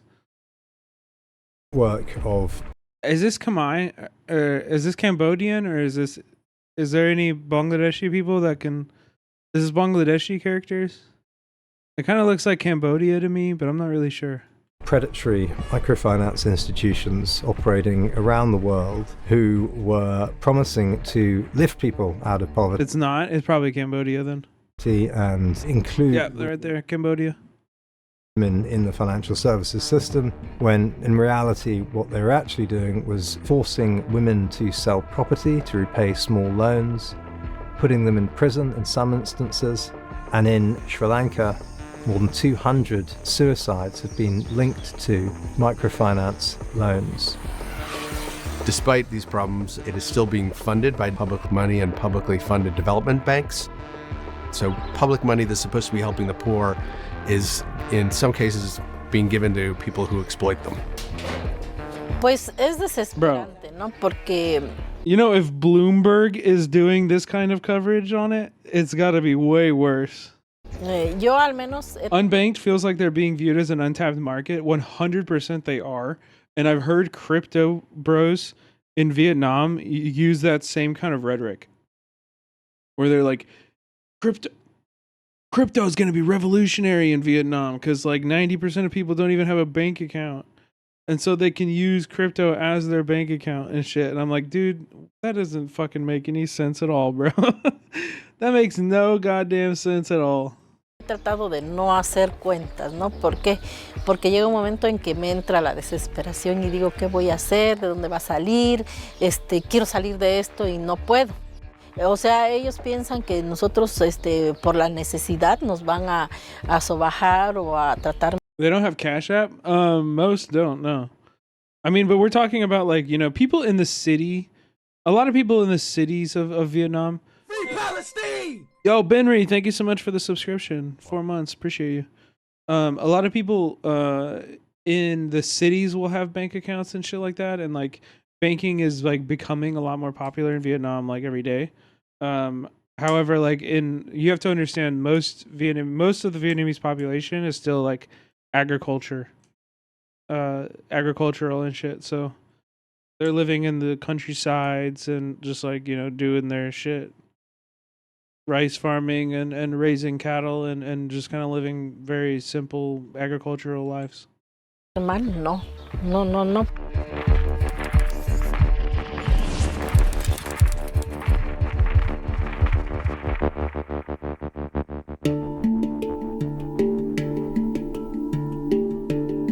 Modern microfinance traces its roots back to the economist Muhammad Yunus, who in the 1970s really pioneered this form of lending in Bangladesh after a devastating drought there. With no means of support and no place to go, they're in government camps. And his innovation was to lend these people small sums of money with low interest rates, and they would build their businesses on that investment. And he found that actually it was very successful. And these people. Ew, look who it is. Ew, that's how you know this shit's mad fucked up. And they would build their businesses on that investment. And bro, you see this bitch in your neighborhood, your shit's getting bombed. You see this bitch in your neighborhood, your shit is fucked up. And he found that actually it was move, sell your home immediately. Very successful, and these people repaid their loans, and a global movement was born out of that.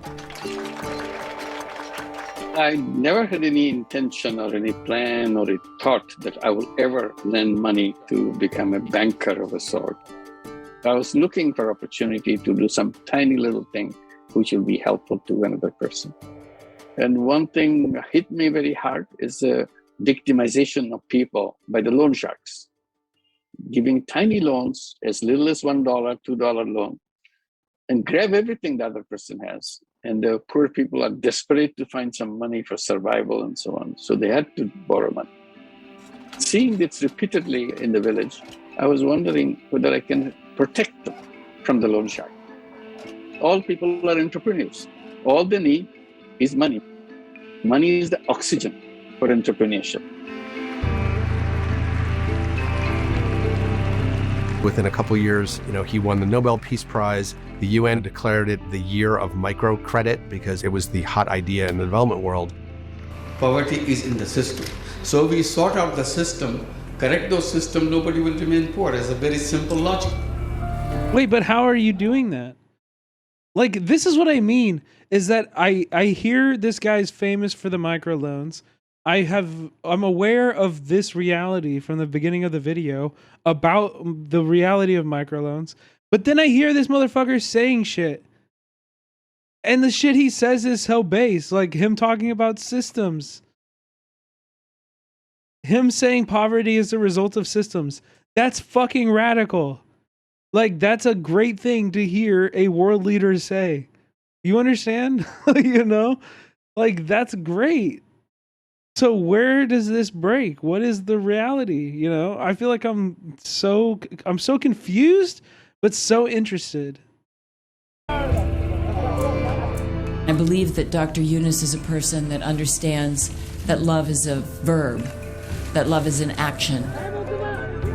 Thanks, Madonna. This is an important trend in an era of economic instability and entrenched poverty. The Clinton Global Initiative, the Gates Foundation, Matt Damon, Bono, I mean, it really captured the imagination of people because it had everything that you wanted. It had profit. You can make some profit while doing good, so that's kind of the Oh, there we go. liberal dream. And it also depended upon, people being self-reliant. And everyone wants to think that, that little entrepreneurial spirit can help people. What was particularly seductive about microfinance was yes, we can't help people without profit. That the microfinance institutions that were receiving government funding would one day transition to profitability and have a sustainable business model. But by making these institutions profit-seeking, there's an inherent conflict there between doing social good and making money. Banco Compartamos really was the big bang of commercial microfinance. It had been founded by a group of religious people and it was a charity, but they wanted to scale up and they thought the best way to do that was to become commercial. They had an IPO in 2007 as a small lender, which had come to dominate the microfinance world in Mexico, all of a sudden had a valuation worth $2 billion. Jesus. Some of the NGOs that had invested in it, like Accion, which is based in the US, took $1 million public money from USAID, the US Development Agency, invested in Compartamos, and after the IPO, boom, they had $350 million worth of value in it. Jesus. It made a lot of people very rich. But it also, in the financial world, was like ringing the dinner bell because people saw how much money could be made. And so it changed everything.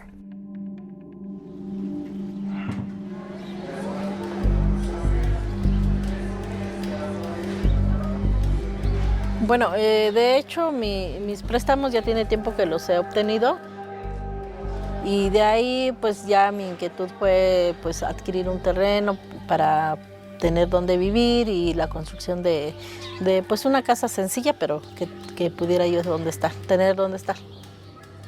No dimensiona uno, ¿no? El problema en el que uno se está metiendo. Y no toma uno en cuenta que va uno a pagar un interés y que esto va a ser algo que nos va a ir envolviendo y que va a llegar un momento que aunque uno quiera salir, no se puede porque está uno ya muy metido en esto.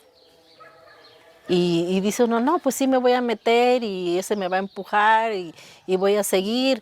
A lo mejor me empuja, no sé, un mes, 2 meses, 1 mes y medio, pero vuelve uno a caer. ¿Por qué? Porque dice uno, no, es que no doy.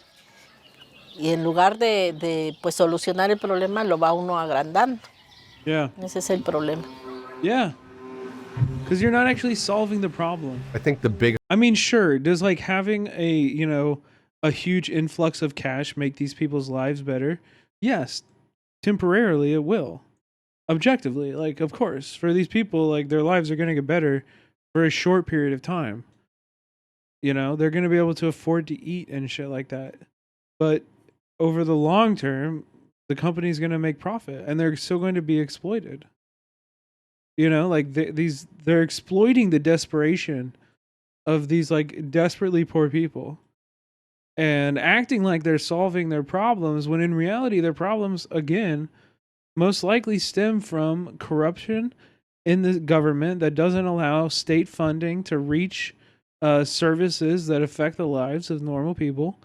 and just like a general like lack of infrastructure and education, and colonialism. All of this caused by colonialism and foreign companies that are desperate to make a fuckload of money off of exploiting poor people in the global south. The hope was that by bringing in the commercializing and bringing in, more capital, you could do more good. But when big money comes in, it often demands big returns. And what we've found is the world kind of turned its attention away from it. And as that's happened, the financial world has continued to do it. And people's tax dollars are underwriting a huge amount of it. In 2020 alone, there was more than $50 billion worth of committed funds from... Apparently a 5.5 earthquake struck Israel around 40 minutes ago. Damn, dude, it came... LA, we got hit with that massive earthquake this morning. And then it went straight to Israel, bro. That's crazy. That must have been really scary. The earthquake today was kind of crazy. I actually think it's the strongest earthquake I've ever felt in my life. It was definitely the longest. Maybe have felt like stronger, but the one I'm thinking of was like a big jolt. Like it was like boom, and then it was over. But this earthquake was like you heard it, like you heard the building rumbling, and then you felt it. And you were like, oh, and then it kept going for like 60 seconds. It was probably like a minute and a half, 2 minutes long. It was scary. It was scary. Commercial lenders, non-governmental organizations, and socially minded impact investment firms. I feel lucky that, and knocking on my wooden desk here, but like, I must be pretty good at hanging up pictures and shit because none of them fell or anything. It was strong today. It was strong. Today's was so wild. No, for real. It was strong. But none of my pictures fell off the wall. Nothing broke in our house. I feel pretty good. That was a record. The sound scares me. The sound is scary. It is. Because it's like the building you're in moving and shit. It's just like that is not supposed to make sound. It's a scary. It is a scary sound. Yeah. The consumer protections are very sparse, and there is a burgeoning microfinance industry there. No, I've never been outside for one before. Lending ever larger amounts of money to poor, mostly financially illiterate people who are getting stuck in a vicious cycle of debt. LOLC started out as a leasing company in Sri Lanka with the backing of the World Bank in the 1980s. It has since morphed into one of the world's biggest microfinance lenders, backed by hundreds of millions of dollars of financial assistance from pretty much every development bank that you can think of. For the next generation, a new dawn has arrived, full of promise. Today, LOLC is Sri Lanka's most profitable listed company, and it's... Oh my God, what? Owner is one of the country's richest men, and the lion's share of that money has come from microfinance, from lending to poor people. Jesus. There's very little regulatory oversight of these microfinance institutions, and so what you find is that they are operating really on their own terms.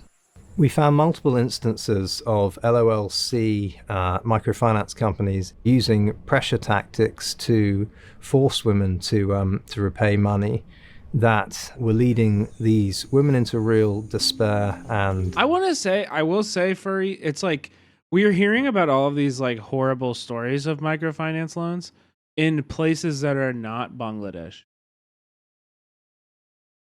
And so I think now are there things we can learn and kind of apply to Bangladesh? Of course, 100%. Like, is it different there? Probably not. However, I do want to give a little bit of a fair, that this is not Bangladesh. This is Sri Lanka. So, torment. That's not the bank he owns, you know? No,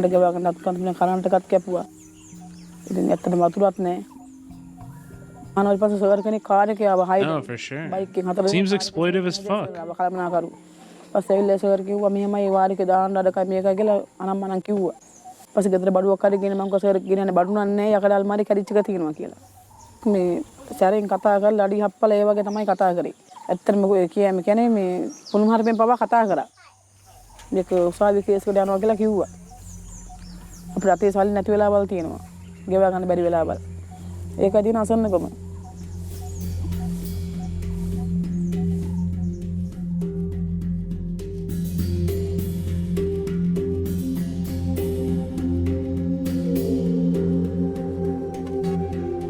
Cambodia became the first foreign market that LOLC expanded into.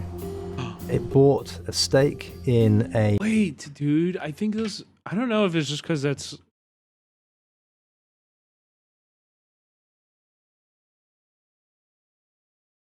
Are those in Vietnam too? Microfinance lender there called Prasac, which was co-owned by a bunch of development banks. Cambodia has become a poster child for what can go wrong with microfinance. It's one of the world's poorest countries, and now... I mean, it seems like this company is the worst. One of its... Like one of the worst ever. Most over-indebted. Jesus Christ. In Cambodia, loan sizes have ballooned over the past decade, and now more than 1 in 5 adult Cambodians has a microfinance loan.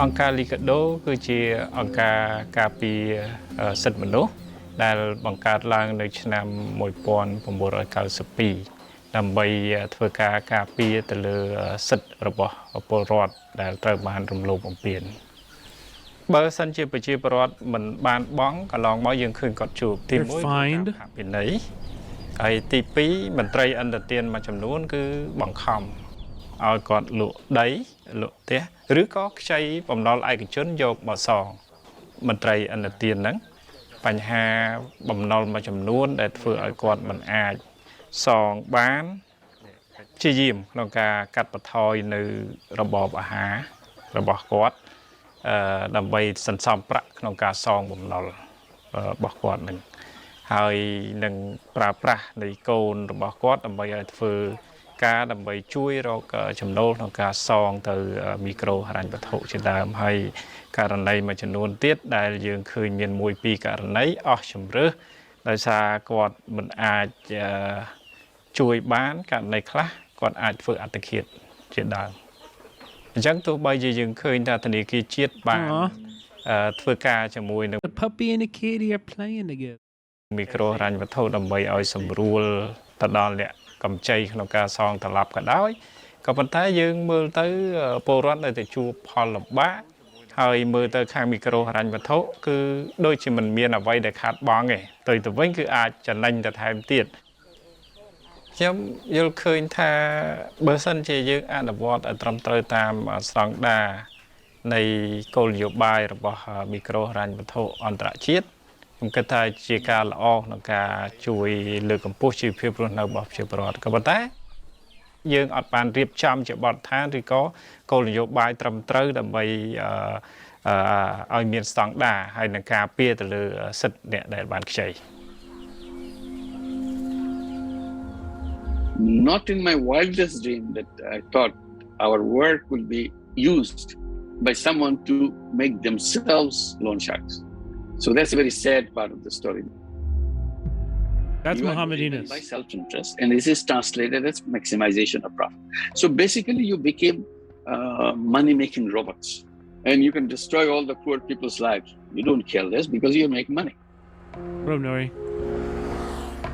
When you make the point to many people in the development banking What up, Nothing Worth? How's it going? There is little evidence to show that microfinance has achieved its aims of lifting the poor out of poverty. They often say that it's much better than the alternative, which is that these poor people would have to resort to loan sharks. While that's difficult to dispute, you are loan sharks. It really doesn't justify the hundreds of billions that has been put into this industry with very scant He's evidence. just trying to describe how crazy Trotskyites are and told us to ask you. Trotskyites are fine, honestly. Of anybody, any group that's going to describe themselves as any of those kind of terms, they're going to be the best ones. They're going to be the best ones. They're just obsessed with newspapers. That's why they're weird. Yeah, they're just obsessed with newspapers. Just whatever. Ignore their newspaper or buy it. I think I don't know. I think Trotskyists are generally better than like Stalinists or like, I don't know, other weirdos like authoritarian leftists. The most anarchist motherfuckers. Yeah. Trotsky was based. Trotsky was based.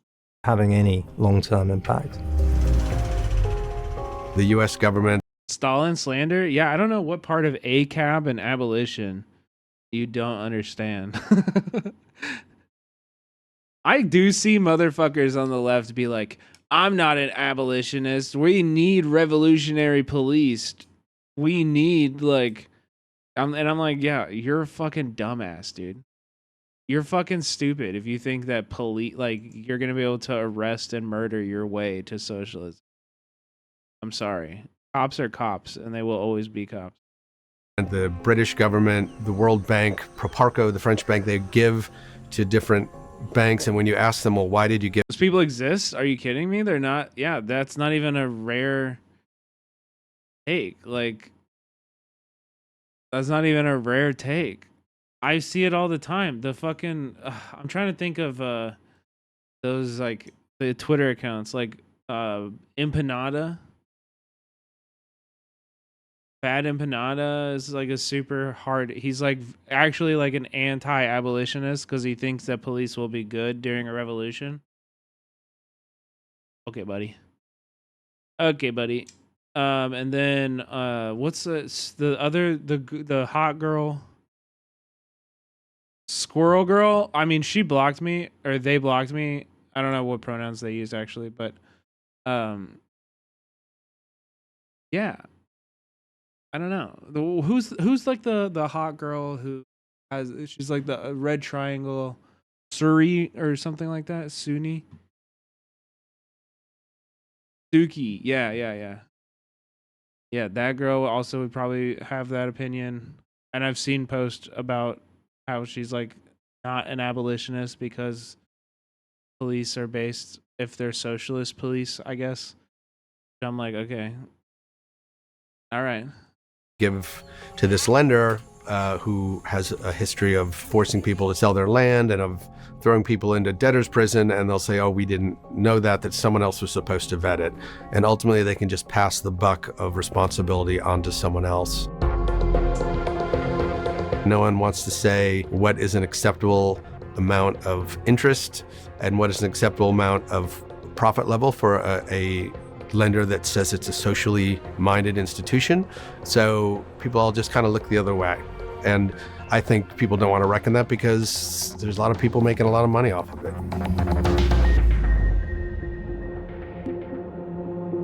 Can I post a link? Sure. Doesn't mean we'll watch it. So again, I mean, even in this, right? We saw so Muhammad Yunus created this idea of microloans. We've obviously, I think this did a great job of portraying. I'm not anti-Bolshevik. I'm not even. I'm not. I think the Soviets were based. The Soviets are great. I'm just saying, if you're gonna join an organization and they're Trotskyists, don't let that dissuade you from joining it. I'm referring to chat. Okay. Well, Bob and Wop, thank you so much for gifting 2 base. Appreciate it. Bob and Wop gifted a tier 1 sub to 2bass 3D. They have given 28. Yeah, I mean, Game Gang is also correct too. Yeah. Yeah, I don't know how you cannot predict this is where microfinance would lead. I agree. Like I said, it is like you're introducing hyper capitalism as a way to like solve the failures of capitalism. And like, you know, more of the thing is not going to make it better. You know, like we need the opposite of the thing, which is socialism, which is like genuinely empowering these communities to have like financial stake in the, you know, the money that's being made off of them. I mean, like, look, dude, if you noticed in like all of this B-roll, I don't know if you guys noticed this, but I noticed this. Like when they show all this B-roll, like these women are working. Okay, these women are working harder than anybody you know in your entire fucking life. All right, so there's labor being done. Like you know, they're child rearing, they're fucking cooking, they're doing all this like they're like fucking grinding grains and shit. Like, you know, like they're doing hard work.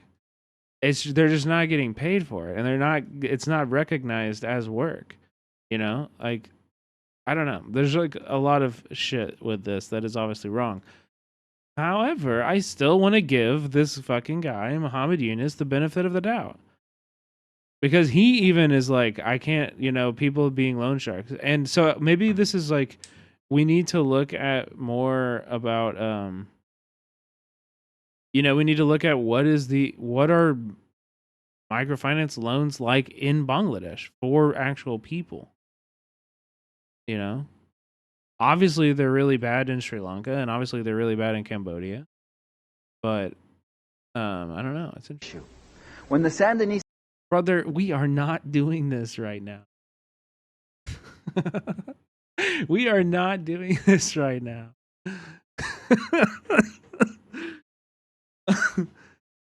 There's not even video. It's just audio. You're like, yeah, let's just listen to like this 7-minute Parenti audio only audio only video. Like, no, we're not doing that. Okay, let's check this out. The Wall Street Journal. Yeah, you can link it. If you're interested, eat your heart out.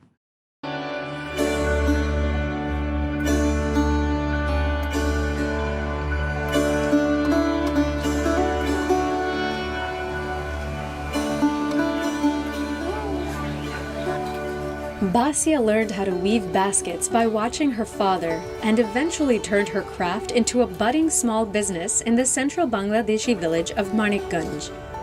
Okay, this is actually about Bangladesh. Let's go. গ্রামে লোক জানে সবাই আশেপাশের লোক তারা জানে দেখে তারা বেতন নেয় The small loans given to people like Basia in Manikganj are a typical example of the stability that comes with financial inclusion in even the poorest villages, where people engage in some of the most rudimentary businesses. Basia's basket-making business is successful because of the loan she received from Grameen Bank, a microfinance organization that lends small amounts of money to the poor who often can't receive loans from conventional banks because of their lack of collateral. শিখে রাখছিলাম মহন যে খুব অভাবে পড়লাম মেলা পেলাম তাহলে হাতের কাজ তো জানি তাহলে আর বাইরে কাম করা জানতে তাহলে বাড়ির কাছে করে খাই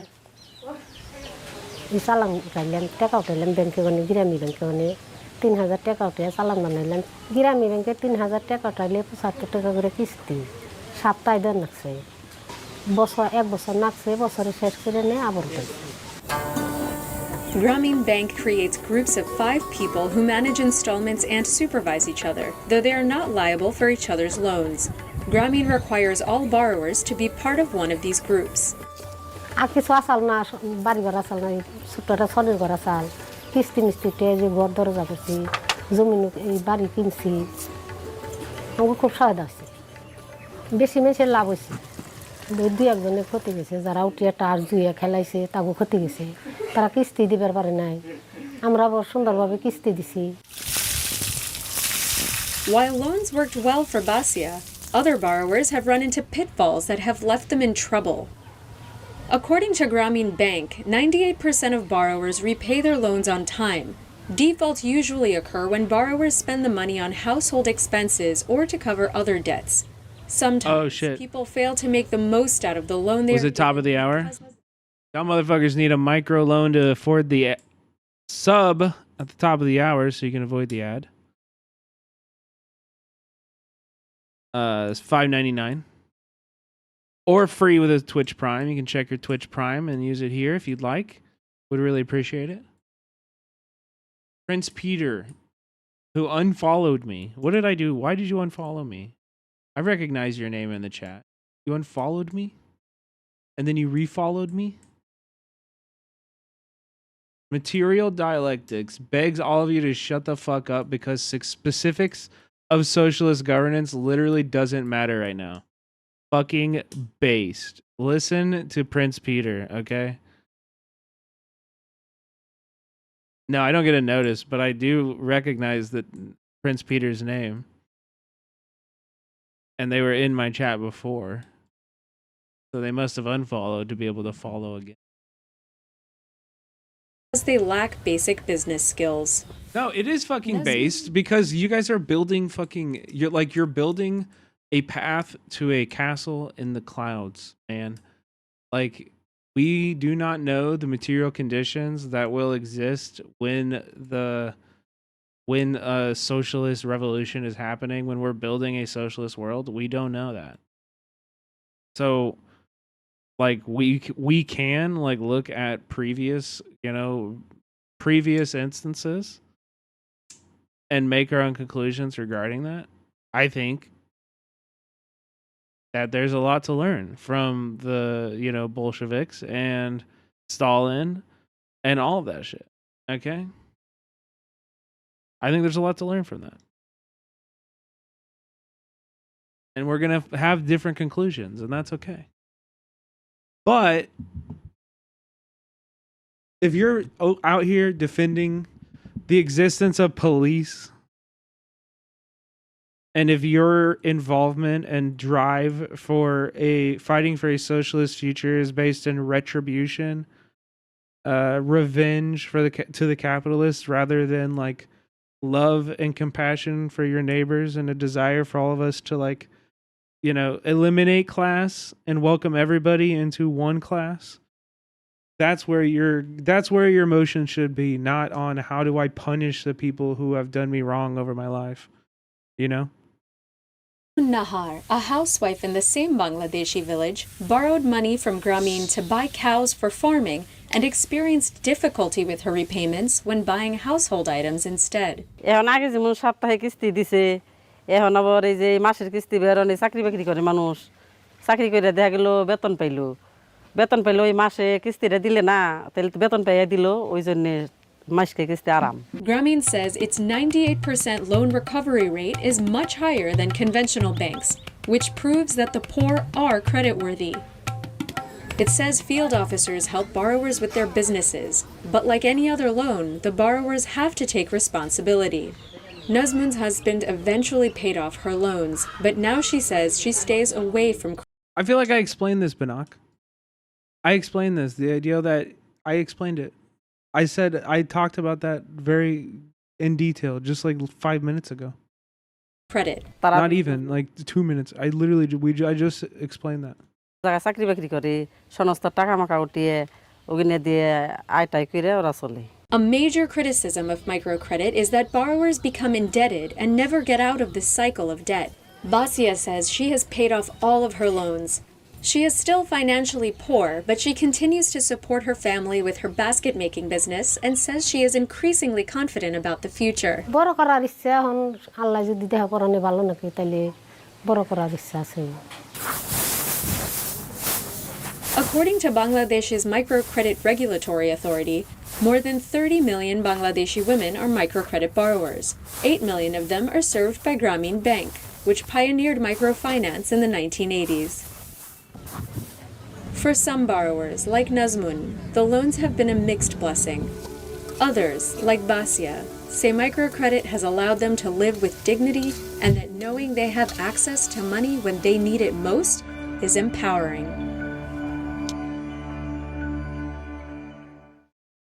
Okay, enough shadow boxing in the chat. We're moving on. Enough shadow boxing. Y'all are fighting ghosts, man.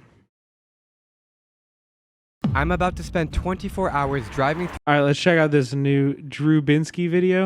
Drew Binsky doing the goat thing that he is, taking these, I mean, to be fair, he also makes these videos that are like, I spent a day in Manila's poorest slum. And he did it in America, exploring America's poorest region alone. So let's check it out. I'm actually really interested to see this. I've worked with Drew. I've gone to like multiple countries with Drew. I like Drew a lot. I think he's generally a good guy. He's not perfect by any means, but generally he's a pretty good guy. I liked hanging out with him a lot. Through America's poorest. I don't know exactly how this works, but do the loans go onto the children? Oh, like if they die? Yeah, I don't know. That is a very good question, though. I don't know. I feel like we learned a lot about those tonight. Clickbait title for a YouTube algo. What? Huh? I think he probably actually did go. I think he actually went to the America's poorest region. It's in like West Virginia or some shit, so. Region, McDowell County, West Virginia. It's a place where the collapse of the coal industry left behind ghost towns and broken dreams. There's no money to be made here no more. Where crystal meth and fentanyl addictions run wild, and where people are living so isolated they have their own dialect. Well, to me, it's a boomer. What is life really like in Appalachia's most redneck towns, and how will I be received in this tight-knit community? It's time to meet face-to-face with locals and find out how poverty shapes their everyday reality. Welcome to the forgotten heart of America.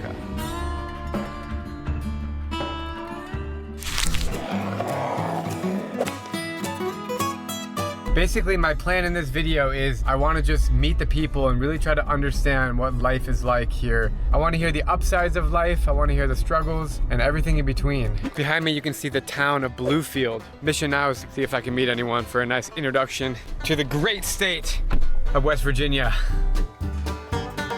There we go! Something interesting about Bluefield is that food stamps were started here, invented here by JFK in the early 60s. Many family members were living under one roof, scraping to get by. It's 11 o'clock on a Tuesday. It looks pretty dead out here. You can just feel that it's an industrial town. Trying to meet some people in town, but no one's around. We got this guy. Feeling of power with these buildings, like there was once something big, and now it's just feeling of emptiness. Walking through this town feels like stepping into a forgotten world. Empty streets and closed shops stretch as far as the eye can see. It's like life just stopped. But I am able to flag down one guy and ask him what there is to do around here. Not much. There is a lot of drugs in the state. Because of lack of things to do? Yeah, and just different things factoring in. I think there's a lot of mental health issues. Appreciate it, man. Nice to meet you. Have a good day, all right? Take care. Oh, that's a really good point. I really just like how these pseudo docs present this. Like it was a good place when the mines were operating. Yup. Good point. The journey continues into the countryside to Welch. So basically say goodbye to the towns here. No more towns, just countryside villages from now on. Oh, beautiful.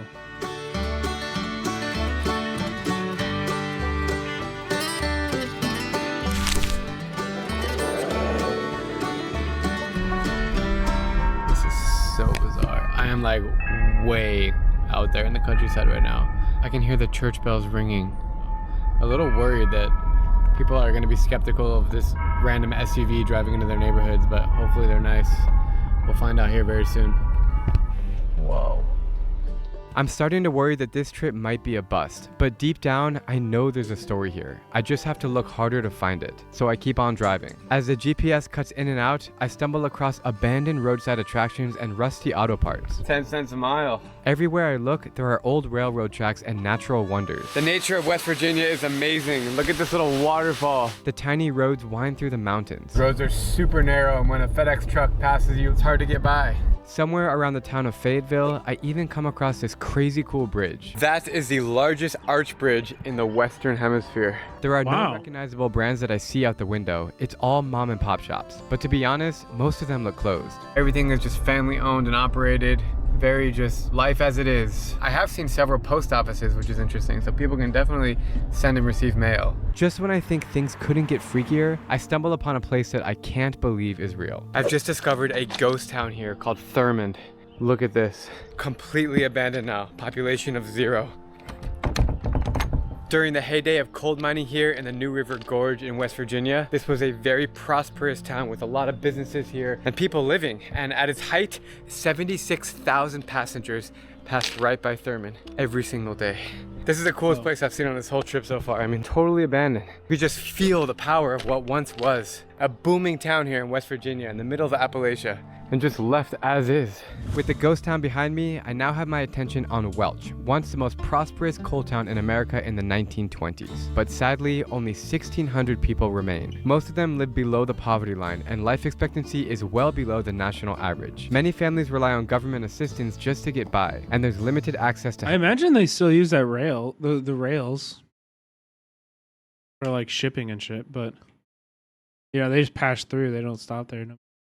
Healthcare. Schools are underfunded, and many young people get out as soon as they can, searching for better opportunities elsewhere. This is the reality of Welch, a place where hope is a rare commodity. But I'm still on my mission to meet someone who can change my perspective on West Virginia. A nice dog you have. Is he friendly? No. Good to know. Same. Not trying to get bit by a dog while I'm here, that's for sure. Not too many places I feel very unwelcomed, but Welch is one of them. Welch, West Virginia, look at it. It's actually really tough to shoot this story because I'm by myself and I'm approaching people with a camera in my hand. And so you gotta do the smile trick where you kind of make eye contact and smile and see if they're willing to be on camera. I've had a lot of conversations, but I just haven't been able to record them because it's just out of respect, or people that just didn't want to be recorded. After a self-guided tour to visit the library, try the newly opened bubble tea shop. It's juice, it's not boba. And see the abandoned theater, I'm finding Welch to be as boring and unwelcoming as the other towns in McDowell County. I accidentally drove the wrong way on the only road in town and got yelled at by some guy in a pickup truck. I made a mistake, I'm sorry. I'm gonna turn around and go that way. Like, Jesus Christ. No, man, wrong turn. Sorry, man. What a dick. That nobody wants me here, but as I'm leaving Welch, a young couple catches my eye. I'm chasing this guy and this girl that I just saw because they look really interesting. And I want to ask them some questions. Excuse me. Excuse me? Hi, are you guys from here? Yes. Is there anything interesting happening here? I've just been walking around, but it's pretty dead. It is pretty dead right now because one Taco Man is closed. Are you guys both? Yes. Well, she's from here He said Taco Man is closed. originally. I live here down here. Are you a couple? That's Yeah, adorable. yeah. I'm trying to meet really interesting people. There's a lot of interesting people around here. Show me them. At first, the couple is hesitant to talk, and I don't blame them for not trusting me. Dude, they're an awesome couple, bro. I love them. But after a little more convincing, I explained my mission to shine No taco, I know. Taco Man just closed, so this place sucks. That's awesome. Light on the people and culture in West Virginia, and I'm starting to think I've succeeded in making my first new friends. I would love to show you around. Okay, you don't have to give me money for it. I just like to do it out of the kindness of my heart. What'd you? Man, let's go. Dude, you're awesome. Listen. Hell yeah. David. True. Chase. You coming too, right? Yeah. Okay, so Let's grab the car because look, everything is a distance. Okay. You have a juxtaposition here.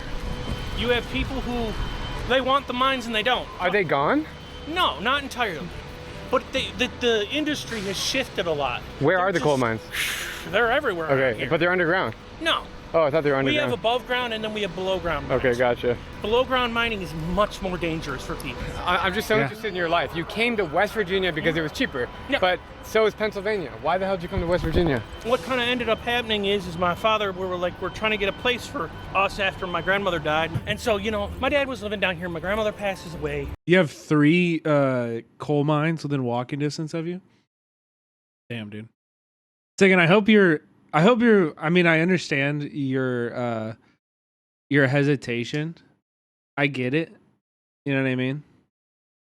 I get it. I understand your hesitation with this. But I do want to ask you to just give it a chance. I think Drew has a very he has a good love for humanity, and I think he's not Tyler Olivier. Okay, Drew. It seems Tyler Olivier. Drew's kind of he's trying to bite his style, but Drew has a much better head on his shoulders. I promise you. And he's like, well, so what are we going to do for finding you a place to live? We're The first picture on the Welch Wikipedia is of a child laborer. Jesus. through states, we're looking at Farm Bureau stuff, we're looking at federal government, state websites to see if we couldn't find something that way. No. So then we're like, okay, so then let's start going through and just looking for the cheapest properties that we can find through Zillow. There you go. That got you to West Virginia. And that's what got me to West Virginia. No, Drew, I fuck with Drew. Okay, I fuck with Drew. I've worked with Drew. If you guys watched my last stream, I don't hesitate to like tell people what I think about the people that I've worked for on YouTube. Okay, I've gone to like 4 or 5 countries with Drew. I think he's a good guy. I've been to Drew's hometown. I've met his parents. I think Drew's a good guy. Like, truly, I know his wife. Like, he's a good guy. And you're actually from here? Yes, I was born and raised. Wow. What's it like to grow up here? You get so many surprises. Surprise. Like, good or bad? Literally, both. I like the way you talk. I really do. I'm sure he does too. That's one of his many attractions to you. Oh, that's adorable. Oh my God, they're so cute. You guys have been together for how long? About 2 months, 3 monmonths. So you guys are they're still newly in love. You're in the honeymoon phase. We skipped that. So, what do you like about her? Oh, Lord. Now's your time. She's smart, funny. We're the same type of person. We don't necessarily have an entirely similar background, but we have the same sensibilities. You'd never believe it, but I've had a very interesting and rough life. I'll be honest here. I think both, Furry. I think she is very tiny and he is very big. Rick has always been. Honesty's always good, bro. Exactly. Always. Laugh it up, fuzzball. What'd you say? Laugh it up, fuzzball. This dude rules, though. This guy exists in every like board game shop in America, and he's the dopest guy. He's just like he's the chillest dude. He's awesome. He's gonna have great conversations and great opinions about media. You are jealous of their love. I am, but I'm not jealous because I have love. I have a lot of love in my life. No, I'm serious. No, look. I lost the tips of 2 of my fingers. I noticed that. I was going to ask you. So how it happened is I was paying too much attention to a group of little kids at their birthday party and not enough attention to a lawnmower. I joke about it. I laughed about it. You mad at me? Hey, do you want the long or the short of it? Huh? I did not swear until I got into the ambulance and was away from the children. That kid will never ever have a 3-year-old birthday as eventful as that one. Okay, so tell me about this building behind you. Okay, well, this building is called Aircon Towers. I lived there 4.5 years, and there has been multiple suicides since I've been living in that building. Inside, people jumping out of windows, ODing. So are you happy you don't live there anymore? You don't want to move in here again with her? No. I mean... No, it's no it's not. Look, there's a lot of issues. You think that's like public housing or what is that? It looks like public housing. Drugs down here. I will not. What drugs? Meth, heroin? You name it, it's here. And is it because there's nothing to do? What is that, love? A camera or a dog or both? Both, and also my partner of 10 years, Becca, who's in the chat watching right now. She's very supportive of me, and we support each other and all of our stuff. We moved to Vietnam together, had a really awesome, I'm not single. I hate to break your fucking heart, okay? But I'm not single, okay? Ladies and men. Like, why? What's the reason? And NBs. I stay away from that, so I really don't know much, but I do have a few people that is drug addicts and everything, but I still talk with them and stuff. Do you know what kind of drugs? That I do not know. I'm guessing it's meth and heroin. That would be my guess. Or fentanyl. Fentanyl's taking over the country. Fentanyl is taking over the country. And like the tiniest amount can kill you. You have people who are making drugs from outside of the country and outside of this area, and what they're doing is mixing fentanyl into heroin, cocaine, no matter what it is, they're mixing it. And it's killing people. And it's freaking killing people. My buddy who worked at the gas station that's over there, his sister died because she thought she was getting heroin. She didn't get heroin, she got mostly fentanyl. Oh man, that's terrible. Are the police nice here? Oh yeah. That was the police that just honked at us like to say hi. I'm friends with the cops. In this small town, cops are not the only people Dave knows by name. He's been living in Welch for 8 years and is friends with almost everyone in the community. He wants to take me to the post office to introduce me to Scott, who he says is I'm a little bit suspicious, but I trust you. What are you suspicious of? You don't think I can pull tail, bro? You don't think I can have a good relationship? What is it? What the fuck? Who can help me better understand this county. People have a very strong impression about West Virginia as the poorest state, the druggiest state. How does that make you feel as a person from here? I really don't care. None of it is. I really don't care what people think. We think most people from out west are liberals and gays. And You don't want to be not friends with a cop in this two-horse town, to be honest. True. Yeah, true. like that. It's just people stereotypes you from where you're from, but I don't really care what they think.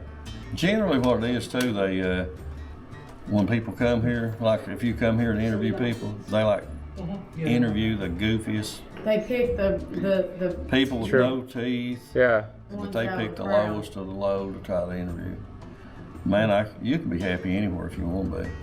You choose that. It's Scott. I love Scott. Scott is the man. Scott, I do have to notify you. You are working for the federal government right now, the USPS. You are not allowed to display that Christian cross there. I'll be calling the police immediately to enforce the separation of church and state as detailed by the U.S. Constitution, brother. Oh, by the way, Scott, I have packages. I'm standing here and I'm thinking of that. So. Grab them. Then we'll head out. Yep, 68. Yep. Cool. After checking out the post office, I want to convince Dave and Tess to come with me to Jolo, a tiny settlement on the back roads of McDowell County. But Tess is on the fence. Are you coming with us? Come on. Yes. I'm not going to Jolo. That's come on. Some areas is racist. Do you think they're racist? Oh.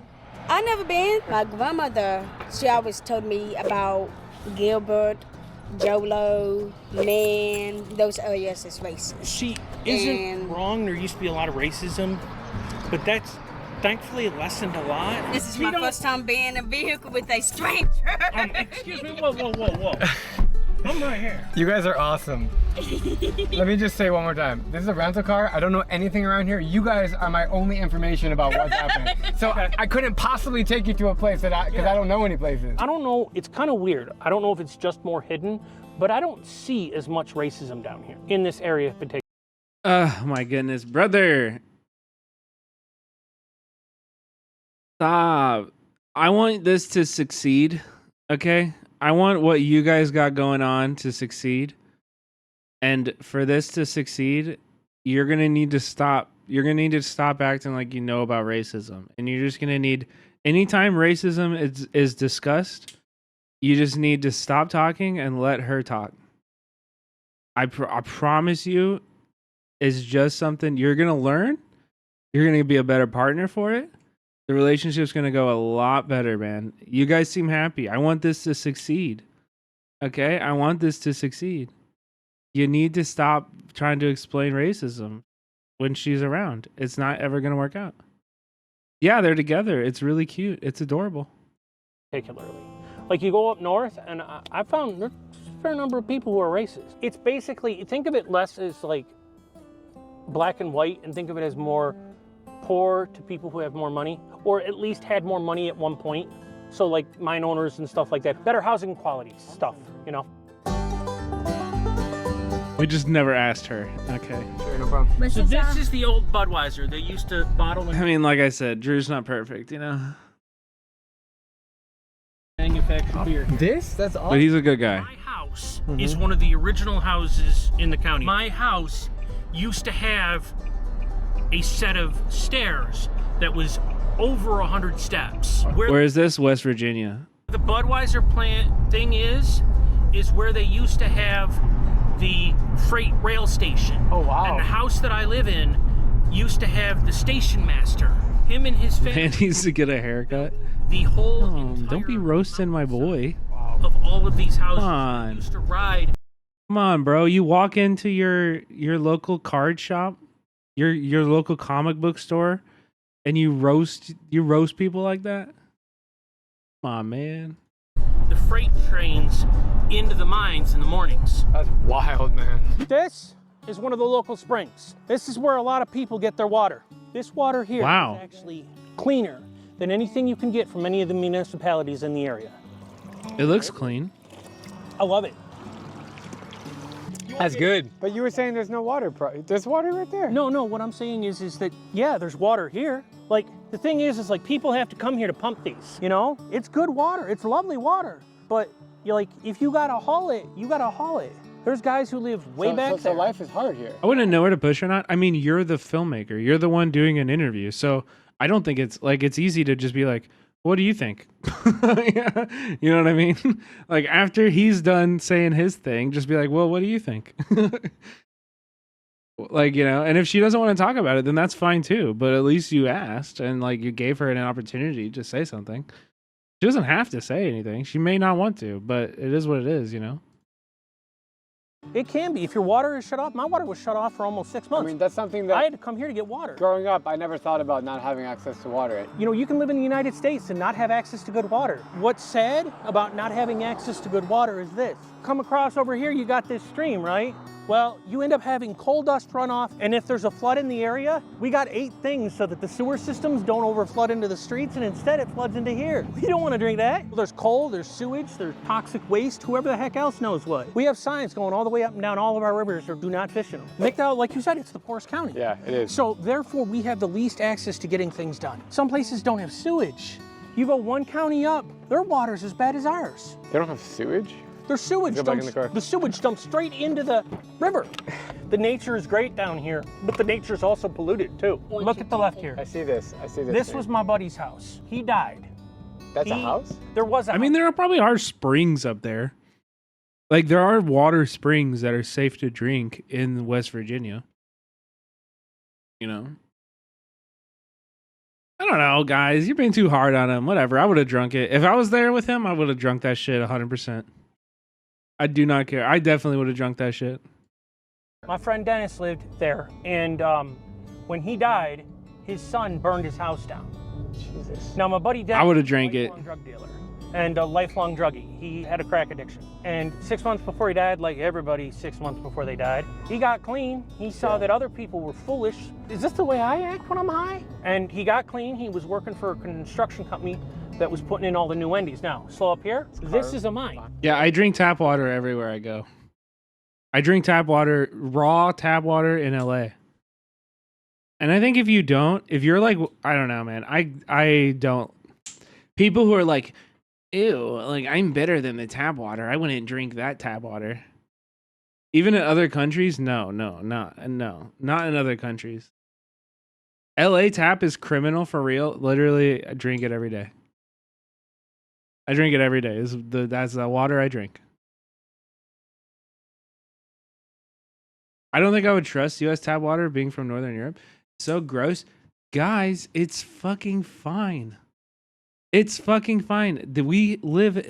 No, tap water is not that bad for you, man. These people are nuts. It's fine. You're a water jingoist, and it's only U.S. water. Listen, other nations don't treat their water and make their tap water drinkable. Like, it's not the same. Okay, stop. It's obviously not the same. Locals in other countries don't drink tap water. Like, it's not like I'm saying I'm better than their tap water. They will say, don't drink the fucking tap water. You know? Were you ever in Europe? I've only been to like Austria in Europe, and it was when I was like really young for a wrestling tournament. Yeah, even if it is drinkable for locals, it might not be safe for you. This is also true. Crazy Man is right. Yeah, no, I'm not one of those people too big. I don't know. I don't care. I drink, yeah, nope. Toby, I drink the Kansas City tap water too. I don't care. I'll just drink it all. That's a mine? That's a mine. So I shouldn't drive up that hill? No. Yeah, Tin Man. I mean, that's how it was in Vietnam too. You buy these like big, you have a water dispenser, you buy these big water jugs.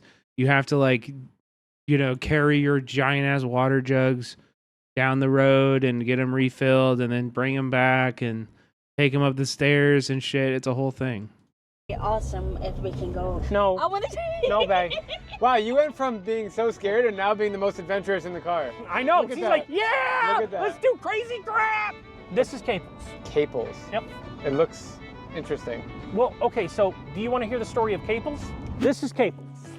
Caples, West Virginia. The significance of Caples is that this mountain right here was supposed to be where the freeway was actually going to cut through originally. From what I've been told. Did you like living in Vietnam? Yeah, I fucking loved it. I fucking loved it. It was the best decision I ever made. I wish I never left. From this area of West Virginia actually came down and built those so they could be used for off-ramps. Really? And then they shifted the whole thing. Now it's actually going to go through Hemp Hill, right over Barber Hill. Wait, so they started building this and then they Yep, just like the community, they did it unpaid. And then they just like, well, maybe not, maybe. And so people did all this work for nothing. It's kind of the thing behind West Virginia. You have all these people who want to do who are willing to do the hard work. But when it comes Speak to Vietnamese, I assume. down here, Choop, choop. I speak a little bit. I always, my line when people ask is, I could get a haircut and have small talk the entire time. And I'm also really, really good at restaurants. So I could kill in a restaurant. My restaurant Vietnamese is insane. But like in terms of like, it's a really fucking hard language. I studied it a lot. I put myself in Vietnamese only spaces a lot. It's just a really hard language. they're worse than New York. They're bad. They're horrible. They don't listen to the people and what they want. What needs to happen for West Virginia to get back on its feet? They need to diversify. Everything has been cold down here for so long. And anytime there's anything other than that, anything good, it doesn't happen. I mean, do you know that the plant that was put in Buffalo for Tesla was actually originally proposed for West Virginia? Over 6 different sites. Wow. And West Virginia, no, we can't do this, we can't do this. Now, Elon Musk, they actually had press releases that said that they were willing to put in all new plumbing, all new electrical lines, make sure there was clean and safe water. And the people of West Virginia said, no, this is part of our culture and our heritage. Sure. They're reluctant for the future. That isn't necessarily the direction of the people, that's the direction of the elected officials. What do you think needs to happen for West Virginia to get back on its feet? From the pictures that I saw, it used to be a beautiful town. Since the flood 2001, it flooded everything out, and government and the president just let everything go to waste. Like, really? Do you also think the government... Her accent is wild. Yeah. Her accent is actually wild too, though. Yeah. Yeah, Piero, we watched the end a bit of it. Yeah. They are. So you were a comedian.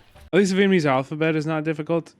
Yeah. I mean, you're right. You can read it, but pronouncing it correctly is an entirely different thing. You know what I mean? I know. Like stand-up comedian? No, I've never been a stand-up. I've just done horror acting. Comment below if you think Big Dave should be a comedian. And what should his name be? Caveman Dave? Dude, look at that demolished house right there. That's like, they haven't touched that or anything. They haven't done anything to it. It's just, the house has been abandoned. Jeez, So, like, it's you just can falling actually apart. see, like when there's no leaves here, you can actually see the number of houses that used to be here. A lot of people Even in still. general have just But a left. lot- It was pretty boring, crazy man. I'm not gonna lie. For this, it was no jobs, but then it was also like, we don't know when our houses are gonna be torn down. So, But- do you know anyone from this Yeah. town? You do? Yeah, we'll go see if my buddy's home. This is so crazy walking through these communities. This is my newspaper Oh, route. so you're comfortable. So I feel comfortable here, so I know this area well. I like that. Hey, brother. He has a newspaper route? That's so cute. He's a fucking newspaper man. Yeah, that's George. Yeah. Oh, look at you. All right, Tess. She knows a lot of people down here. Don't let her Yeah. lie to you. No, I always thought he was homeless. This guy? Yeah. Well, he's not His home. name is Ruben. How you doing? I'm all right. Wow, this is so cool, going in someone's home. How you doing? Nice to meet you. Can I shake your hand? What's your name? Ruben, I'm Drew. Nice to meet you. How long have you been living out here? 34 years. You like it? Yeah. You always been living in this house? Yeah. I got the lights and water cut off. How do you get water? I carry it. We got a spring hole about half a mile. We can bring it in the jug. So how do you shower? In them tubs right there. I wash my clothes and stuff. Use the candles for light in the nighttime? No, I use the lights in, you know. Oh, like a flashlight? Yeah, You go in there and look. Can I look? Yeah. I really appreciate your generosity. Mm-hmm. Smoking my stuff right there. You live alone? Yeah. Oh, that's how you get heat right there.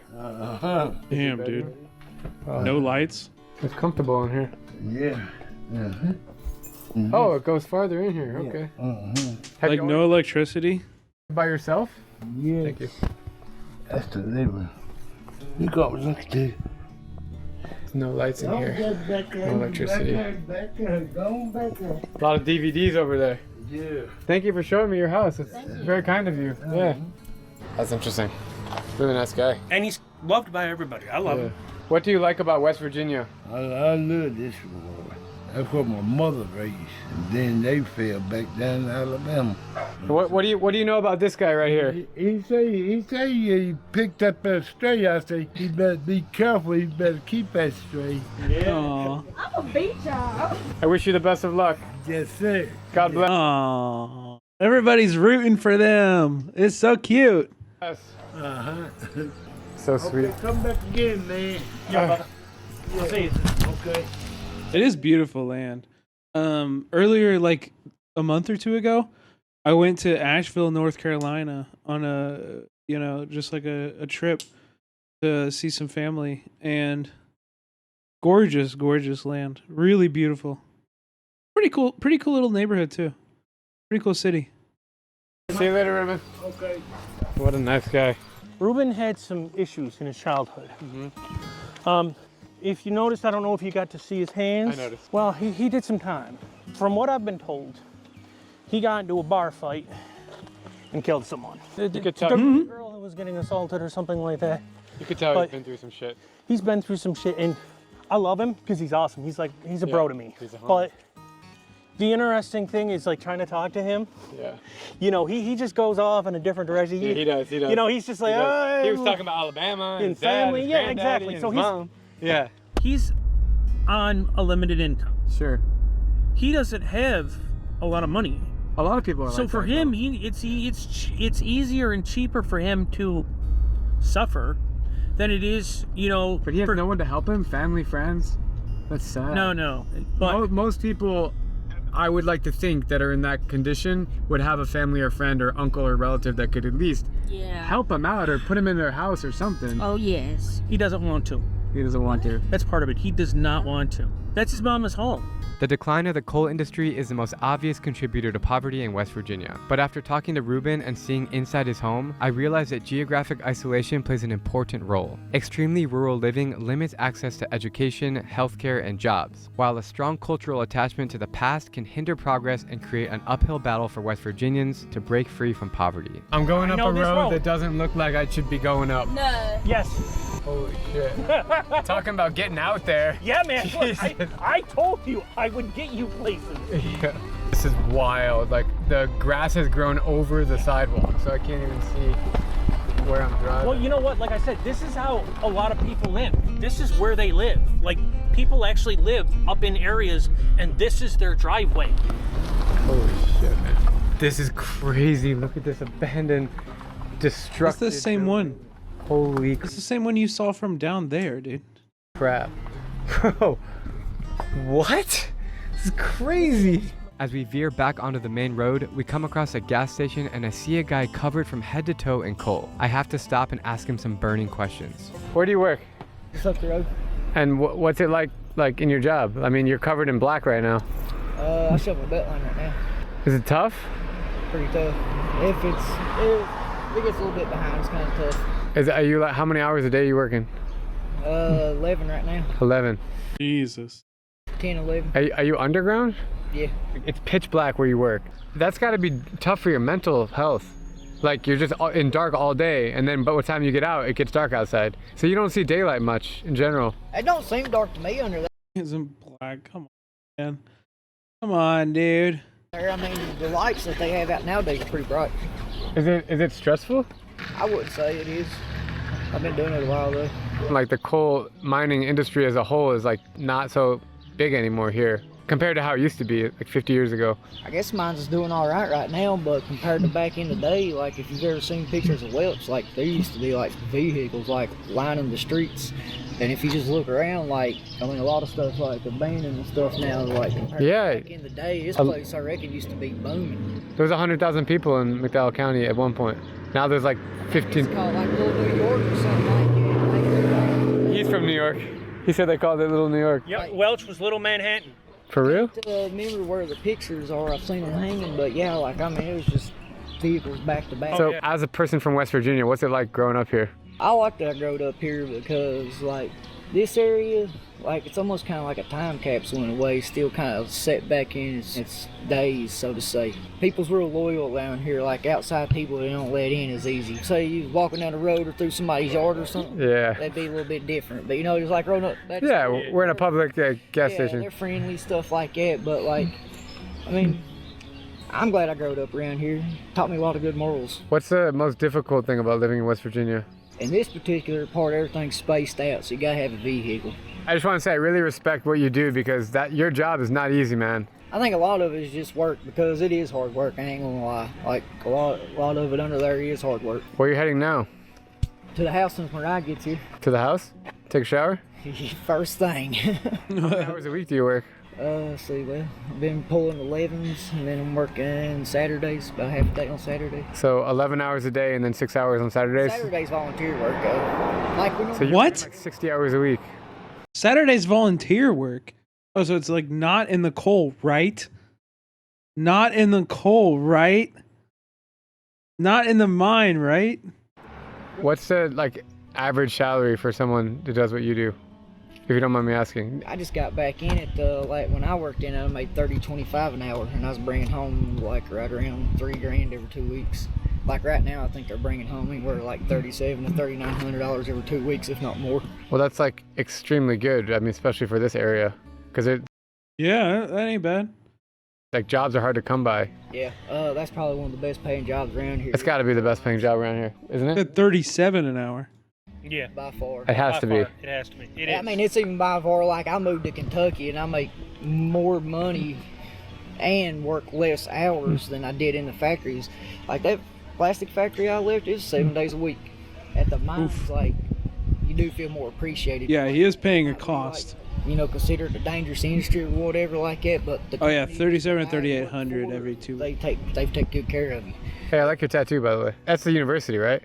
No. No. You You just don't. got Know, that might be the university logo, but you don't understand down here. That's the state logo for us. Everybody I know's got this thing, either got it in jail or got it and went to jail. I got it, and I ended up going to jail like the next day. You could tell I got stuck in the drunk tank and then about got pulled out. See a couple spots? Yeah. I didn't have nothing to put on it. Went to, as soon as I got Wait, you there- really went to jail? Yeah. Why? I got driving charge. So right after you got it, you went to jail? Yeah. Are you married?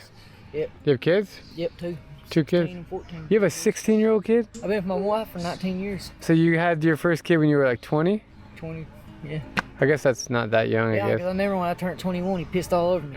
My wife was getting ready. I said, well, here, I'll help you, honey. And I got him undressed and I was packing him to the bathroom. He pissed all over me. What do you guys do to have fun around here? aside from He still holds that against him.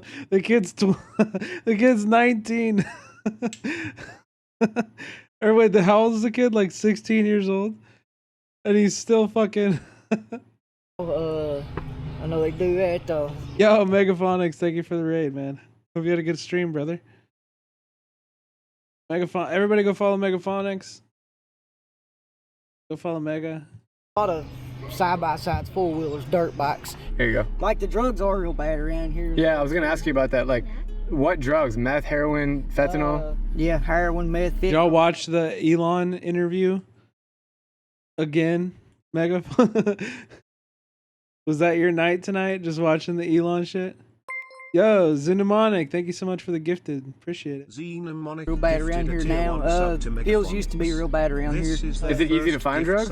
Yeah, it is anywhere nowadays. Not just West Virginia, it's an epidemic everywhere, man, with the fentanyl. It's everywhere. And stuff, and it's killing everybody. Like in the last 2 years. How are you? Nice. Yo, Megaphonics, thank you so much for gifting that sub. Okay, you're gifting 2 subs. Appreciate it. I was right on the road whenever you want. Let's fucking go. Hype train. I've been clean a little over 60 days. He lost the friend that he was. He's stupid. Oh, I'm glad that you're clean now. Yeah. It's tough, man. You recording us? No, I was recording him. It was. Oh. It's okay. I got his permission. 60 days ago. Can I see this? Oh my god, man. Your arms. That's how much fentanyl I was smoking. It was coming out my skin like I was smoking so Holy much. crap, man. I know I've gained 30-some pounds. So how did you get off of it?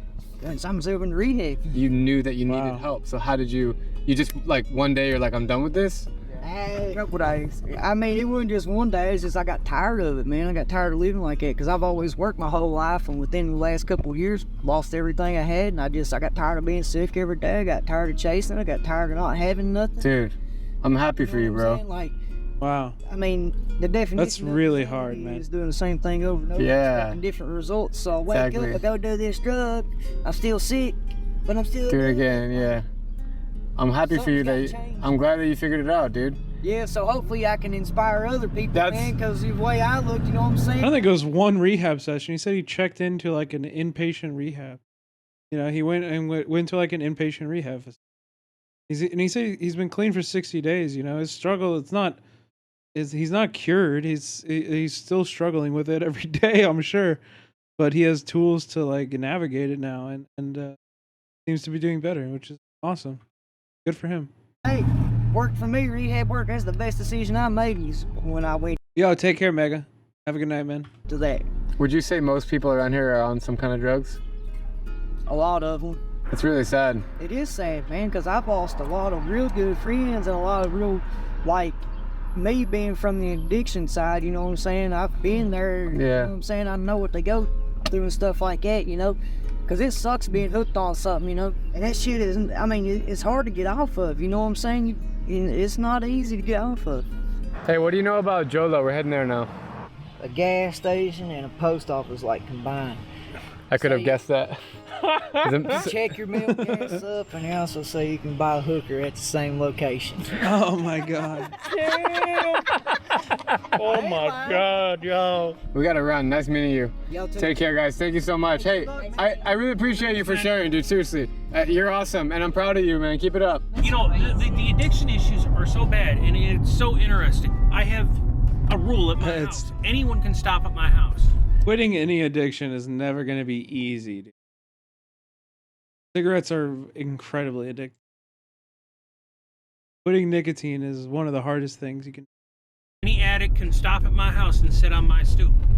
And if they're just trying to recover before they head on home, you know, if I can save them from being arrested, I consider that a plus. That's really nice of you, man. Seriously. Because I'm like, yo, the only thing, just don't mess with anything and you're good to go.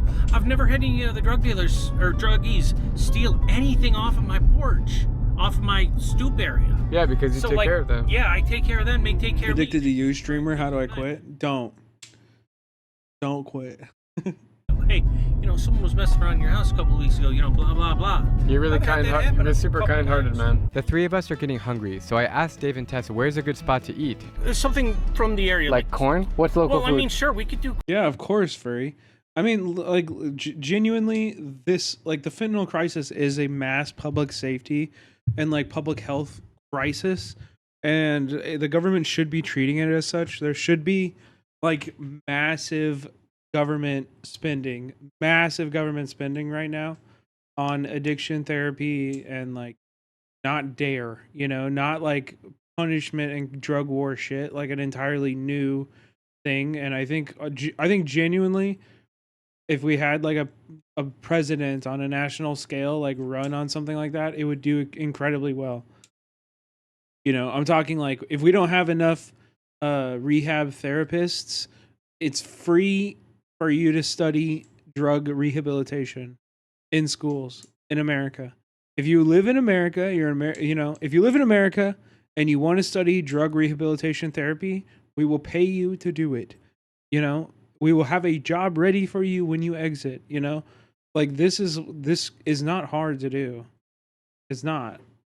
Yo, what up, Carter? What up, everybody? Hope you had a good stream over there. We are watching Drew Binsky go through America's poorest region alone. Mert, what up, Mert? It's the boy Mert.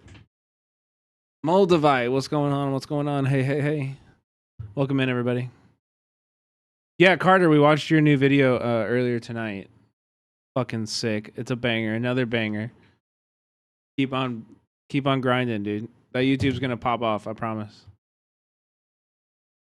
That's a really, really good style for you. And you're killing it. We love it. corn. I don't know where do you get corn? Okay. And they take me to a place that has 2 words on the sign. Soul food. Yeah. And his food is great. Local food in West Virginia. Oh, hi, how are you? Hey. I heard this is the best restaurant in town. Okay. Yeah, everything in West Virginia is like that. It's mountains. Everything shifts, so therefore everything needs to be shot harder. What's the best thing on the menu? Or I should say the most popular thing. Brisket. Ribs, brisket. I told you. I like brisket. My personally favorite is the chicken. The brisket. Here goes 30 cents. Let's fucking go. Thank you, Mert. Wings. Yeah, she likes the chicken wings. We're on the side of the highway in West Virginia. How did you know? It's fucking right there, brother. What do you mean? It's all over. I know a brisket spot when I see it, okay? At a mom and pop shop called Roscoe's Soul Food. Roscoe. And Tess is finally not scared of me anymore. No. Yay. David was never scared of me. Coal truck incoming. That's a baby one. That's a baby one. So it's just transporting coal, that's it? Yeah. Very simple. It's probably taking it from one mine location to a place where they gotta load it. A lot of people are happy down here. They are. But, you know, it's an interesting county because everything is a juxtaposition. Yo, this couple's awesome. He couldn't have met a better group of people to like show him this area. Like these people are awesome. Down here. I've met a lot of people when I was doing the newspaper. They say, we don't like the coal mines, but we need a job. Mm-hmm. We don't want the coal mines. We don't want this kind of future for our kids, but like, I met this gentleman. His father was dying of black lung. Can you explain what black lung is to people watching this video? It's like asbestos lung. It's like you get emphysema and you get all the contaminants from the coal processing. I mean, I don't even understand it. It's a real problem for people that work in coal mines. Oh, yeah. It sucks to die from. It's a whole huge mess. It's nothing to do in Welch. That's the reason why I went to school and everything, so I can actually tell people it's just because you're in a boring state or county, it's so much to do. Because Where'd you go to school? August Escoffier School of Culinary Arts. How you doing? Hey. What's going on? How you doing? I'm still in school. Oh, you didn't actually go to Texas. You were just doing it online. Got it. Yes. That's awesome. But I want to set an example for people saying it's nothing to do. It's a whole lot to do. You can't. I know her accent is so unique. I've never heard anybody talk like this. But I've been saying from the beginning of the video, every time she talks, I'm like, what is that accent? It is so interesting. And do what I'm doing. Go to school.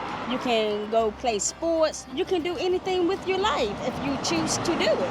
I'm a prime example. Because you brought it up earlier, can I ask you questions about racism? Do you know the demographic of white versus black here? Do you know? No, I don't. It's an actual accent, unlike yours. What the fuck, dude? Shots are fired. I'm saying I like it. Why you gotta come out? What the fuck did I do? Why you gotta come after me? What the fuck did I do?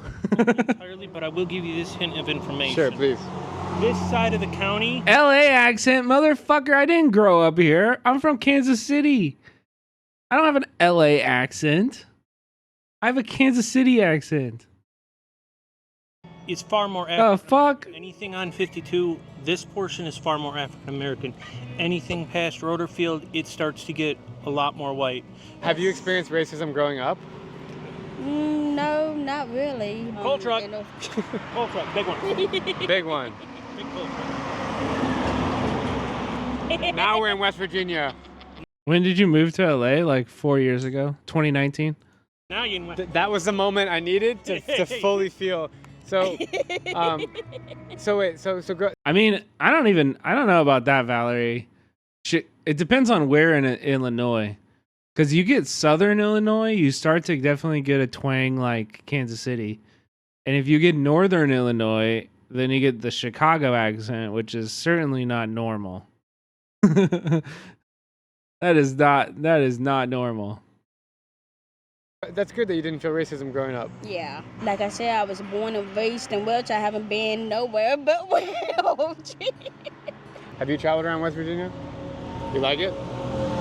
Great state. It's an interesting Mackinac state. Island. They have a lot of interesting people, interesting roads, It's weird true. little areas. Any regrets moving there? Yes. Yes. I mean, we kind of went over it last night or the night before that.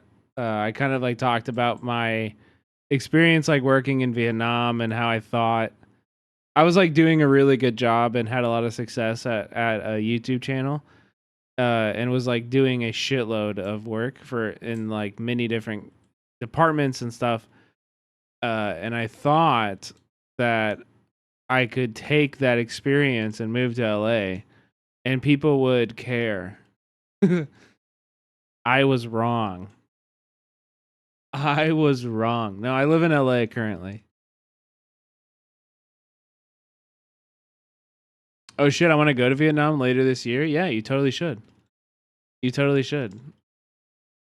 Why was I wrong? Because people don't care. You know, I thought I worked on, like, I've worked with this channel we're watching right now. I've worked for this channel. I've shot for this channel. You know, like, I have worked with, like, you should watch my VOD from last night if you're genuinely interested in this, because I told this story in great detail in the context of the Mr. Beast shit. But I worked for this channel. I started working on this channel, Best Ever Food Review Show. I started working for it when they had 300,000 subscribers. When I left, they had 3.5 million. They currently are at 10.8 million. You know, so like I helped build that channel, and I thought that would be a valuable skill for people in the United States. And it turns out, as Peacefire Now is saying, people don't give a fuck what you do outside of the United States here. That might as well be, like, it doesn't matter. It doesn't matter. It didn't happen in the United States. It doesn't matter. Pit stop places. Oh, wow. Oh, holy crap, maybe. Wow, this looks really good. That look good. Wow. Pretty good. Yeah, Cinemarxism needs a job. He's a struggling LA accent artist living in California as a transplant. All he can do is bait people at the top of the hour for a few bucks. He's right. Nothing is right.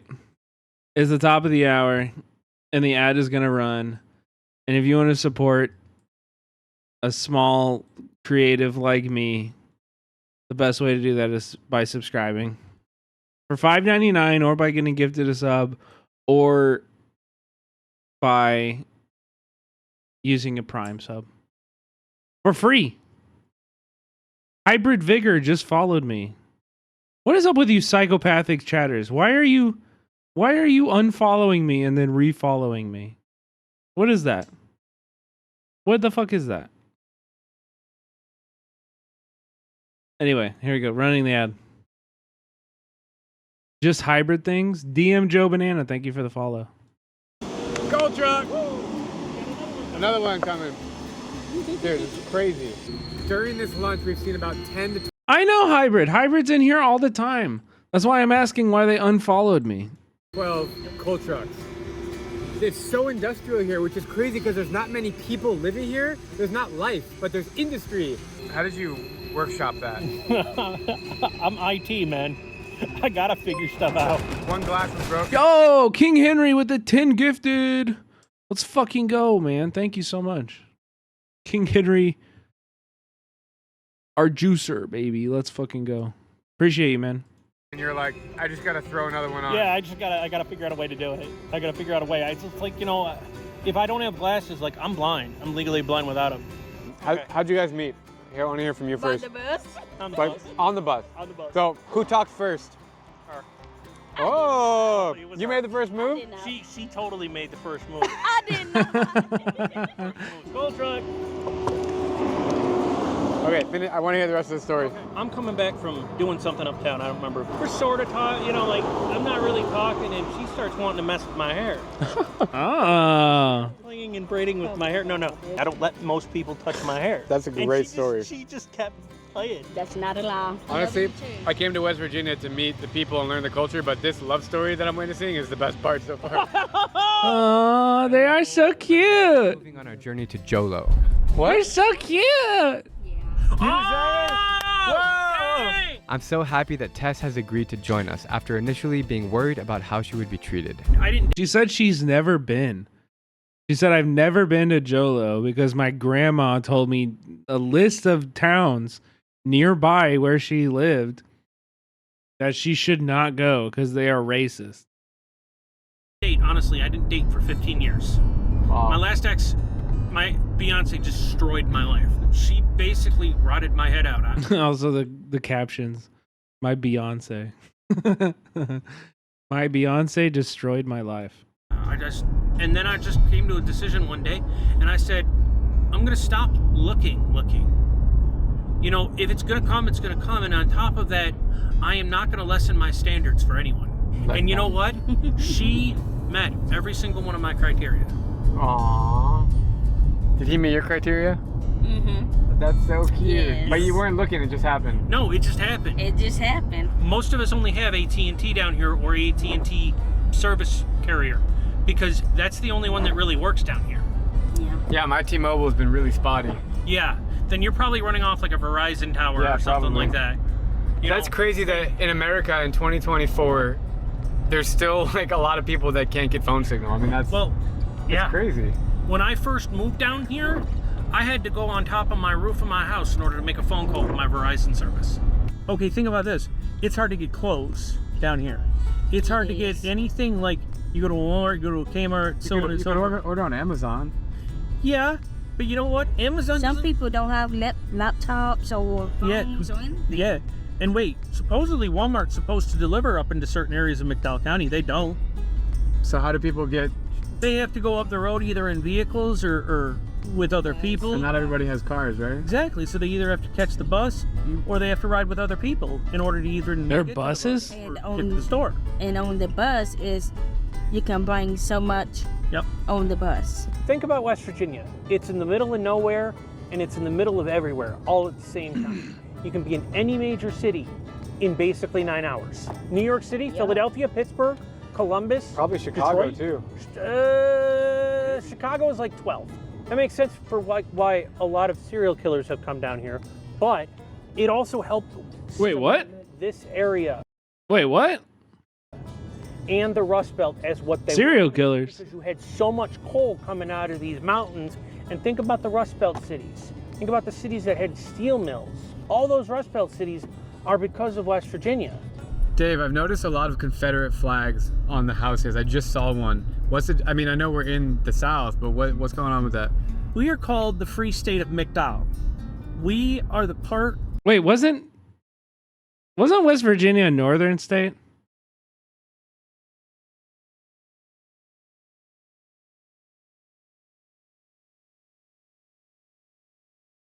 It was, right? Yeah. The fuck? Of West Virginia that did not agree to join the Union. This area is technically part of the Confederacy. But people still feel strongly about that. Some people. About what?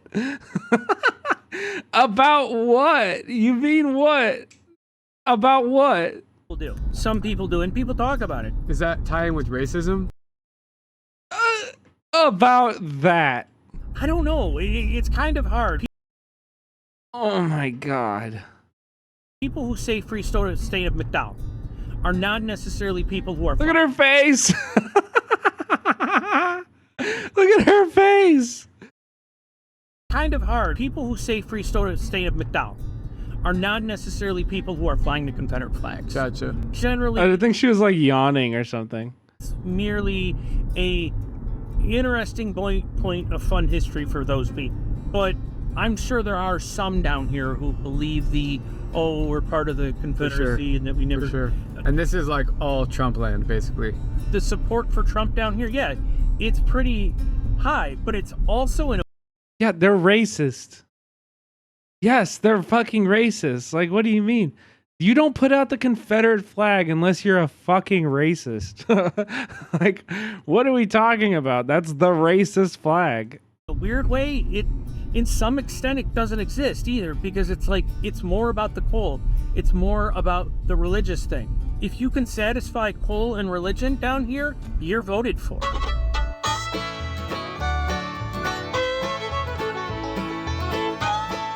Welcome to Jolo. Melissa. How are you? Hello. See, these are the kinds of places that I find interesting. Why? Because I mean, being real though, like this kind of like, well, it's not really racist. Like, this is like the average liberal. Like, this guy's a liberal, you know? This guy's a liberal.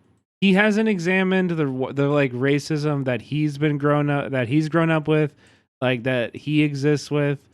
He's dating a black girl, which is great. They're beautiful, they're cute, but like just because you're dating a black person doesn't mean that you're like, you know, you've solved all of your internal racism, okay? You know what I mean? Like he would rather like deny that it exists, and like assume that most people are like him, which is like he probably doesn't really give a fuck about race. He's not gonna like be mean to somebody because of their race. You know, he doesn't hold hate in his heart. You know what I mean? But like he's not like unpacking. He's not unpacking shit. He's not like, you know, like doing a lot of self-examination on his you know, his perspective and how him being a white guy informs his perspective and shit, you know. He's not doing that. Yeah, it's color blindness. Like, yeah. Store. You want some coffee? Sure. Dorito. Guys, I'm being dead serious. You're so kind to help me with what I'm doing. Buy whatever you want. Go ahead. Just grab whatever you like. How can he unpack himself, though? I think this is the job of every white person in America. You have to examine like the things that you believe that were informed by racism, and maybe even things you won't even admit that you believe, but that like, you know, you make decisions based on, like things you consider common sense. You know, like examining your own like biases, and like it's, you have to unlearn that shit, because the truth is every white person in America is like born and raised in white supremacy. We're not taught to do that. That's true. And you do need, yeah, a lot of people do need help with that. That's true. I'm not saying that. You know, I'm not saying that, but it is your responsibility. Like, you have to take responsibility for yourself and your own actions, you know? And also, like, why are we saying that this guy doesn't have anybody to help him? He's literally dating a black woman. She loves him, and I'm sure she would like to be, you know, acknowledged for who she is and treated, you know? Like you know, the microaggressions that she has to experience in that relationship are probably very much worth it for her, but that doesn't mean that they can't stop in the future, that situation can't get better. You know what I mean? Like, he has help, and he might get there someday. He's in his journey, okay, you know? And I think he's a good guy. I'm not shitting on him. I'm not. He has a very normal, if not probably better than normal, white opinions, you know? Supermarket is super interesting and really local. I'm crashing. Here too. I've never gotten to be in here before. Great. Buy more shit. Yeah, that's cool. You know what? Because you're from Buffalo, you're getting these too. Okay, cool. These are some of the best chips that you can get in the country. These are on. That's true, Barbie doll. My question is, where are they getting all this stuff from? Like, It's always my question. It's like I do think it is your responsibility at the end of the day. And I'm not saying I fault people who don't have this education and haven't like examined it in themselves. I understand why people don't. I get it. I understand why, but it is your response. It is your job. And Banak, you're not American, so see your way out of this conversation. If I'm being honest, I really don't want to hear Europeans talk about American racial relations ever.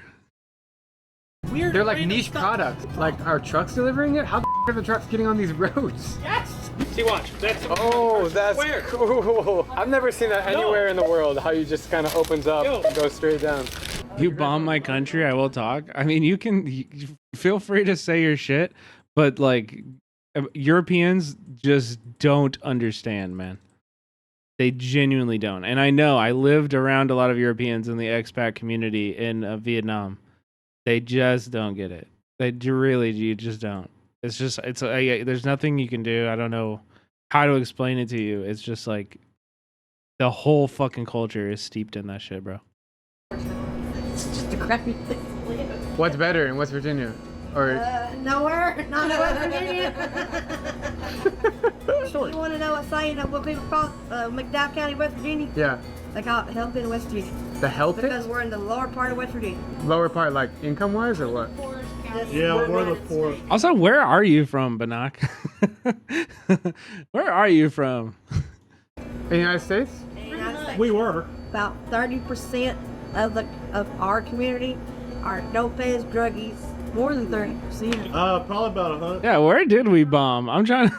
I'm like, are you German? Like, what's going on? What is it? Hold on. What did you say, Furry? You said, got to learn the journey before the destination mindset of growth. Yeah, I agree. I don't think I know the destination, but I do know the journey. Yugoslavia, yes. But you specifically fill a niche to teach people, not only maybe a guy like this, if he were to watch this, but also others who don't know what to think of this alternate universe feeling culture. Oh, are you saying this? You're saying I should explain American racism to Europeans? I'm saying I can't. I don't think I'm capable of that, personally. Thank you. I'm in here. And this is not to say that Europe doesn't have their own racism. You do. You do. But it's just, I can't.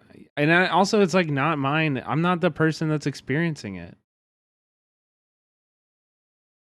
I'm not the person experiencing the racism. So it wouldn't even, like, if you want to hear that explanation, you should listen to black people. Like, don't listen to me explain what it's like, what racism is in America. Listen to a black person explain. Like, go find a black creator and ask them, you know? I do too. I mean, don't do that. Find one that has already made a video on it on YouTube and watch that. I used to be a dope.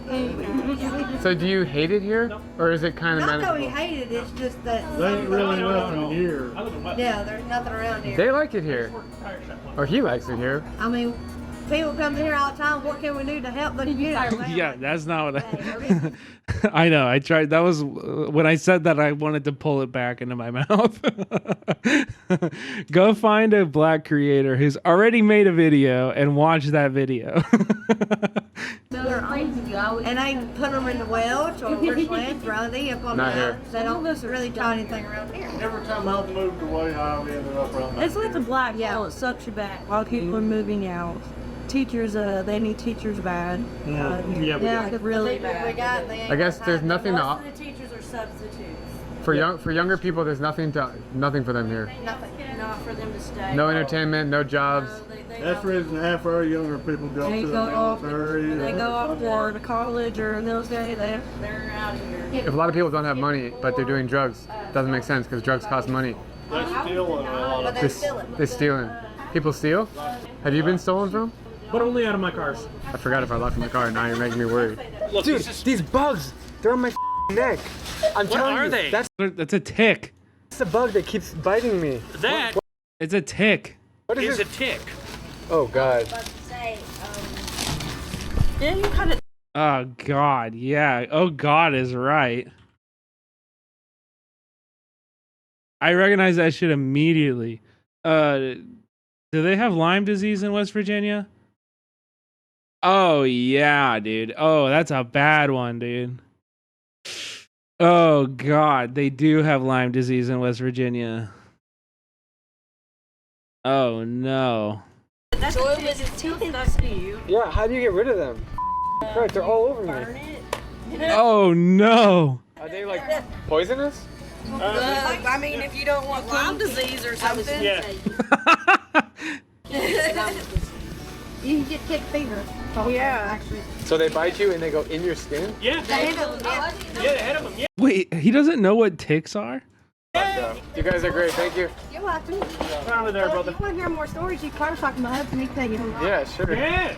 How you doing? Drew. Come on over it. How you doing? From Welch? Yeah. She said you're the most interesting guy here. What makes you interesting? Because you might not come back here. He's a jack of all trades. See, that's a proud He grew up in Arizona, so I guess probably not. woman. She wears my name on her shirt. That's my wife. I'm 50 years old. Yeah, Becca, right? He's been to every country. This poor man has traveled the entire earth and he doesn't know what a tick is. He's been to literally every country in the world. This guy, Drew Binsky, has been to every country in the world and he just learned what a tick is. That's awesome.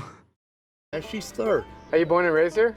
Yeah. What was different about the 80s and now here in Jolo? I'm telling you what, the best years of my life was the 90s. Because I got more than a little bit. You asked. You asked. I want to know the truth. You asked.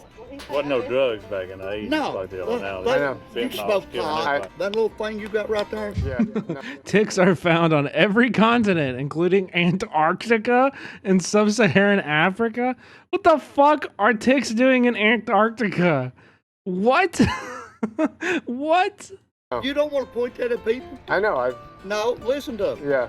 And if one of these dopeheads sees you with it, Penguin ticks? Like polar bear ticks, bro? There's not enough of them. they probably ain't seen one, so they go take it away from you, see if they can sell it and make money. Yeah, a lot of them's OD. People are just they're just dying. My ex-wife, married to her for 21 years. I've got a 13-year-old baby. She got on dope before my baby was born. Wow. I didn't know she was pregnant. You work in the coal mines? Nope. I work. People are dying from tick fever regularly when I was a kid. Mert. There's no Lyme disease in Missouri. So I've dealt with ticks my whole life, but we weren't really that scared of them. There's no Lyme disease.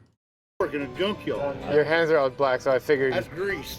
I've run it for 26 like years. that. Wow. Anytime you want to get rid of that ride, bring it to me.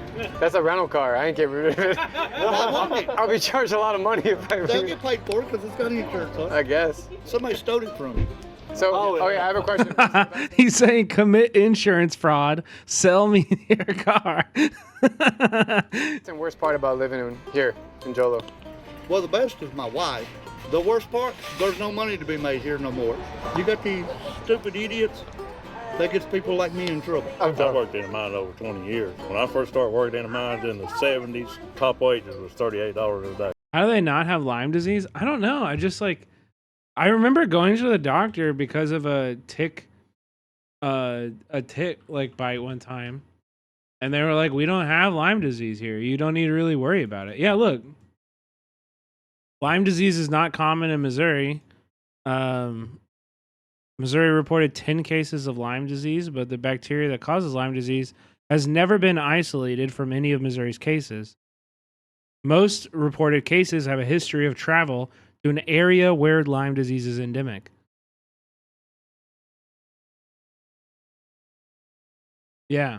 So it's like actually regional. So you don't need to, like, if you live in an area, it's not just Missouri. I don't know. I think it's just regional. 10-hour days? 8. That's why I Googled it. And we got 30 minutes dinner.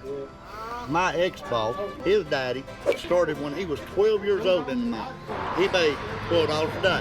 What your age was what you made a day. So he worked 71 years in the mines, and he had his eye put out like 10 years before they made him retire. All these towns are here because of the coal industry, right? Yep. Right. Is it safe here generally? Yeah. As long as you're not looking. Yeah, because 99. Everyone knows each other. Yeah, more than Don't go good together. They balance each other really well. No offense. I mean, don't get mad either. I take her home. Oof. Encephalitis? Yikes. That's why I said right there. No, he won't Yeah, that sounds bad. Nobody don't want to look at it. I won't take offense, but You can't ever. You can't ever get for your scrap yard. Hey, throw it on the back of the truck. Look in the back of my truck. Oh yeah, I know. You want to see scrap? Everyone I've met in West Virginia, except for you guys, have complained about the government. You guys are the first people to not complain about it. You know They don't bother me. I don't bother them. If you want somebody to bother Get rid you, of that idiot Biden. it's the damn laws around here, and the judges suck. Today's election day, so Yeah, I know, It's an but- important day. Yeah. today. But so you just said as long as they don't bother you, you don't care, or you do care. Oh, I do. No, Lyme disease will ruin your life. Lyme disease is really, really, really, really, really bad. It'll fuck you up. So Trump's gonna win for sure. I hope. If he don't, we're screwed. I mean, Biden is don't know what that week. 7 o'clock. I keep How long up with y'all been that. together? On Fox 3 News. months. How many times you shot at him? Twice. Bro, like this guy's racist. And he's like playing along with it. I'm serious. No, she ain't shot at me once. No, I'm serious. Turn around and ask that woman how many times she shot at me. I need to move. I need to Only move. bad problem is she can't hit the bros out of the ball. Poor shot. Have you ever been shot? Yeah. By who? No, Worm, you don't get cured from Lyme disease. There is no cure. If you've had Lyme disease, you have it always. So if your aunt had it multiple times, she just has it. Like permanently. It's not you can't get cured from Lyme disease. You can treat the symptoms, but I think to varying degrees of success. Her? My girlfriend's husband. It actually burns Until it hurts. until the adrenaline goes away. It hurts. I had a pit, ripped every bit of that out. Oh shit. I went to the hospital, had all that glued back together, sewed up, everything. And I told him I was trying to catch a wild dog. Because I didn't want my dog going to the bed. You gotta and they cut the their... health department in on you. Yeah. Do you have function in your hand? Oh, yeah. Around here, you got a lot. Pulled a 162 shellback. Oh wait, you're Australian. I pulled a 162 shellback from one of the many sites we worked. After a shift, the population had caused bacteria to make them super toxic. Can really knock you around. I'm reading all of your messages in Australian from now on. A lot of Fuck, that was New Zealand? Fuck. incest bullcrap. I was gonna ask you about incest. Is it true? Yeah. Do you know people? My daddy molested my sister. I'm going to court on him here this month because he can't whoop me no more. So it's common to hear about incest around here. Yeah. It's my whole damn family except me. Having sex with brother, sister, or dad, mom is not normal. Yes, it is. It's more normal than you think. Well, it's not normal. It's more common than you think. Yeah, maybe. Yeah. I mean, You laying just don't know about upside, it. it's more Yeah. common than You you don't know. think. You just don't know about it. Yeah, you just don't know. Well, like, I had a very good friend. He was screwing his half sister. And I was like, what? When you have incest like that, it messes up the genetics of the kids. Yeah. No, it does not. It doesn't. No.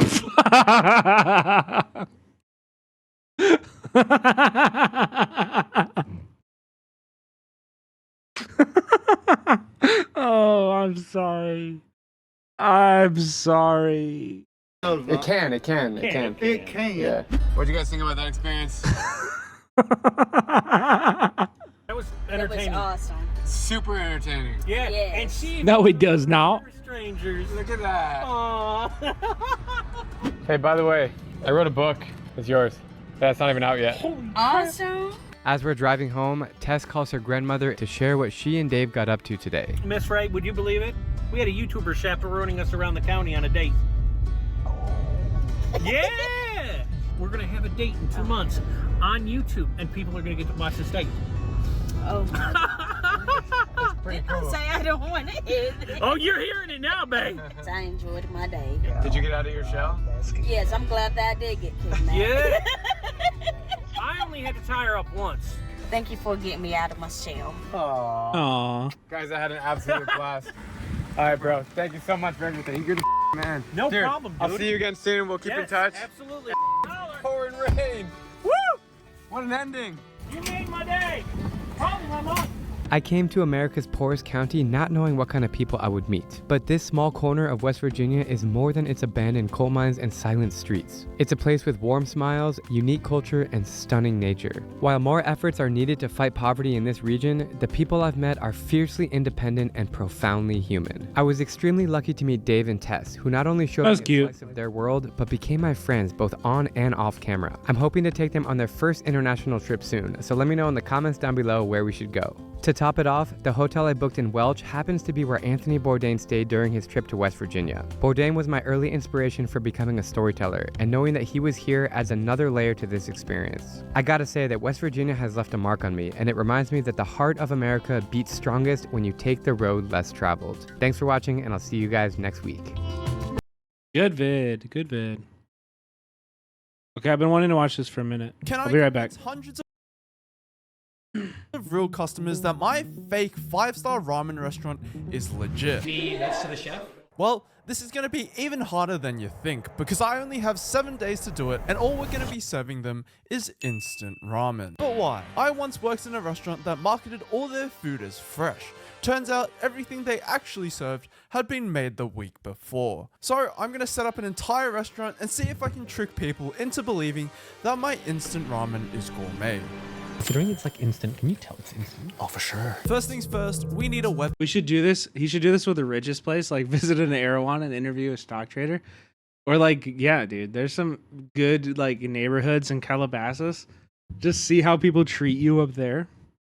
That's a really good idea. For our fake restaurant. Time to bring our ramen restaurant to life. We're gonna take a couple photos, put it on our fake ramen website, and then hopefully people start believing it's a real thing. So I put the plant in. Oh yeah, that doesn't look good at all.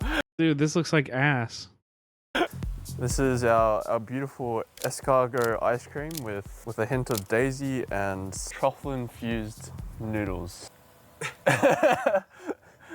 Get a little couple of those. What if we got some bamboo? Yeah. This looks like something you'd actually find in some really obnoxious restaurant.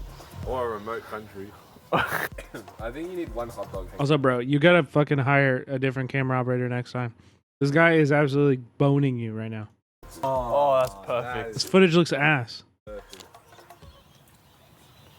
It's very good actually. Now in Japanese, Nisei means fake. So we're gonna take a real Japanese brand called Jangara Ramen, put Nisei in front of it, and we've got fake Jangara Ramen.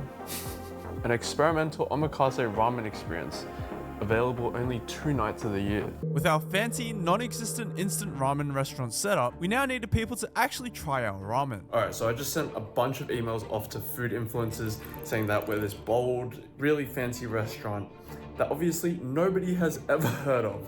Now, I also didn't want to get sued, so I told everyone that as part of our marketing campaign that we were offering our ramen for free. So we're about to find out if food influencers will post about a restaurant that doesn't exist. Our second attempt at making Nisei Jangara go viral was to do some TikTok marketing of our own. And once the TikTok was up, I could never have predicted what was about to happen next. Hi, I saw your TikTok and I also got your email regarding the paid promotion and I'd be happy to help out. Hi, I saw your TikTok online. I was wondering how I could make a booking with you guys. How many followers do you have? 120,000. I have 240K. I have like 500K, is that enough?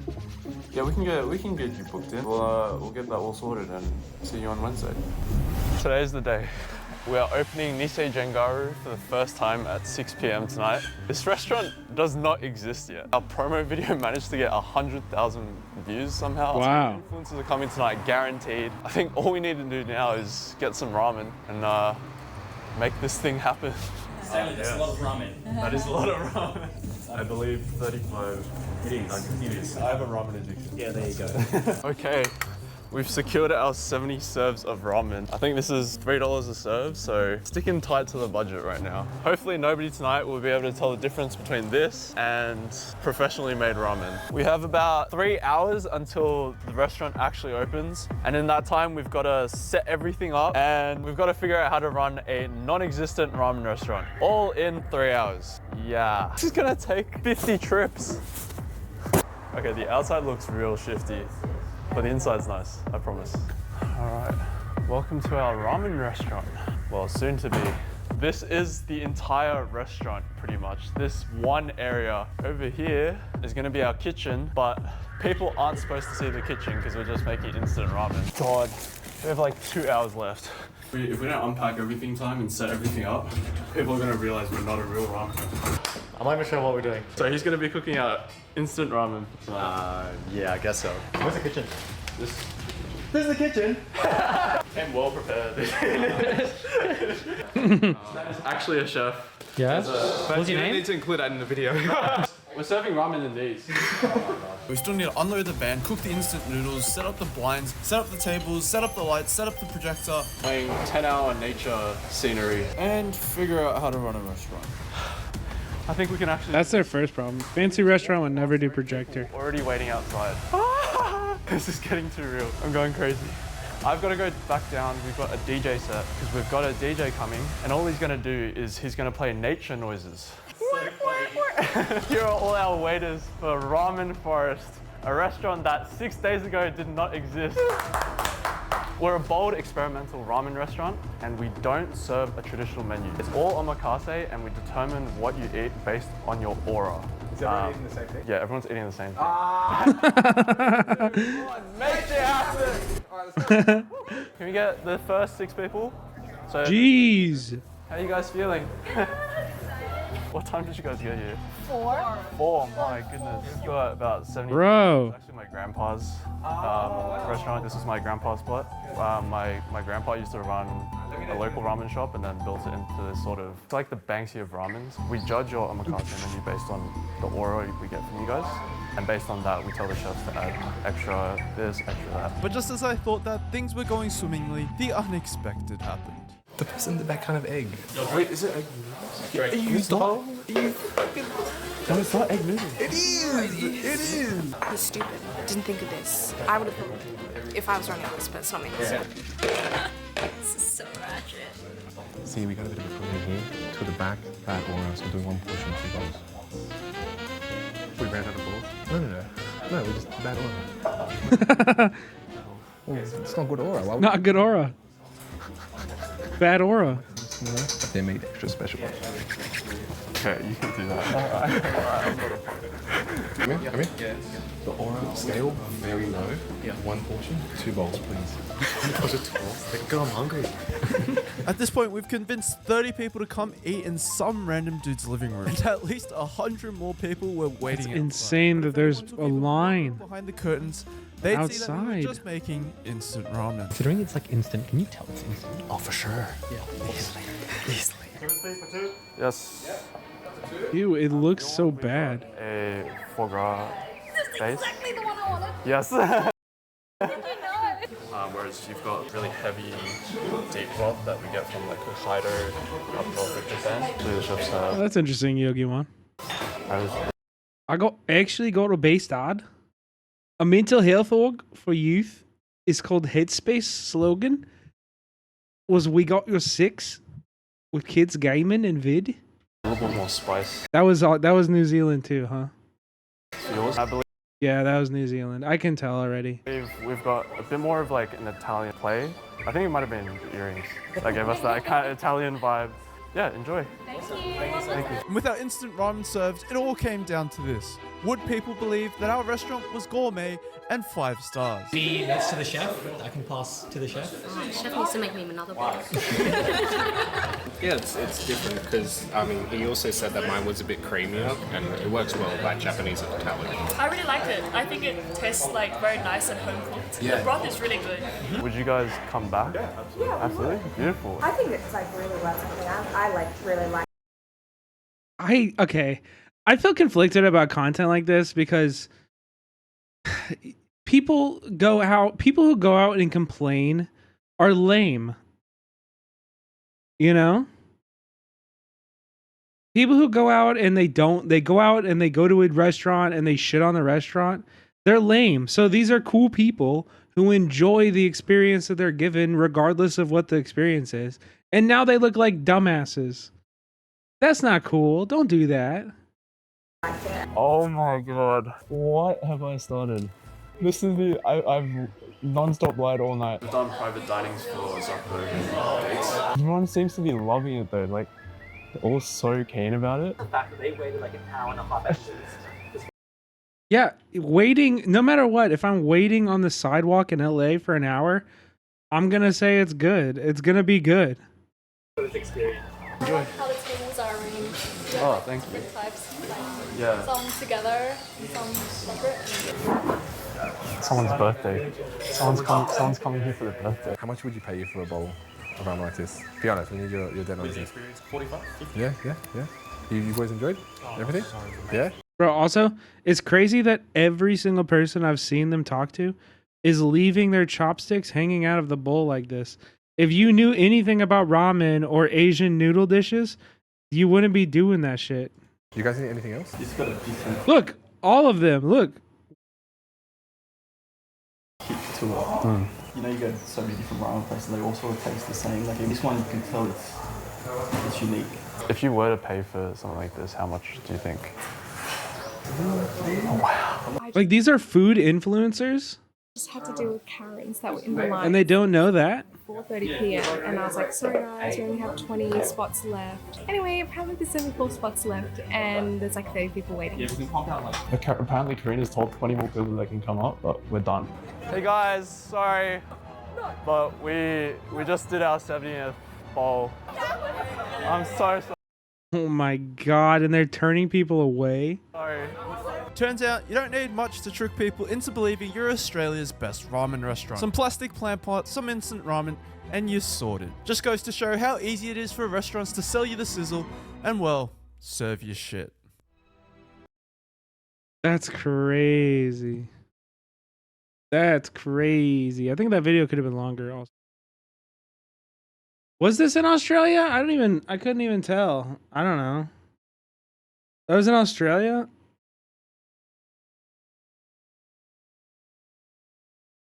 That's crazy. Yeah, that video could have definitely been longer.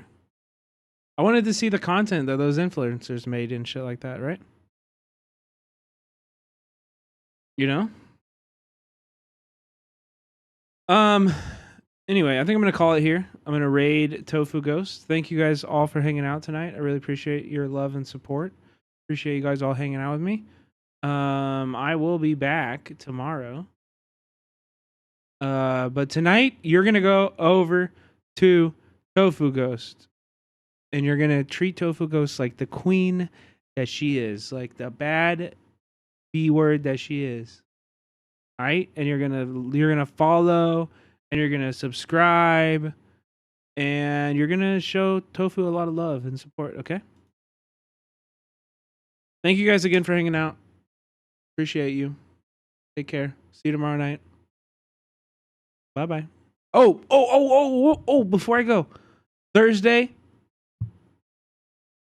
night.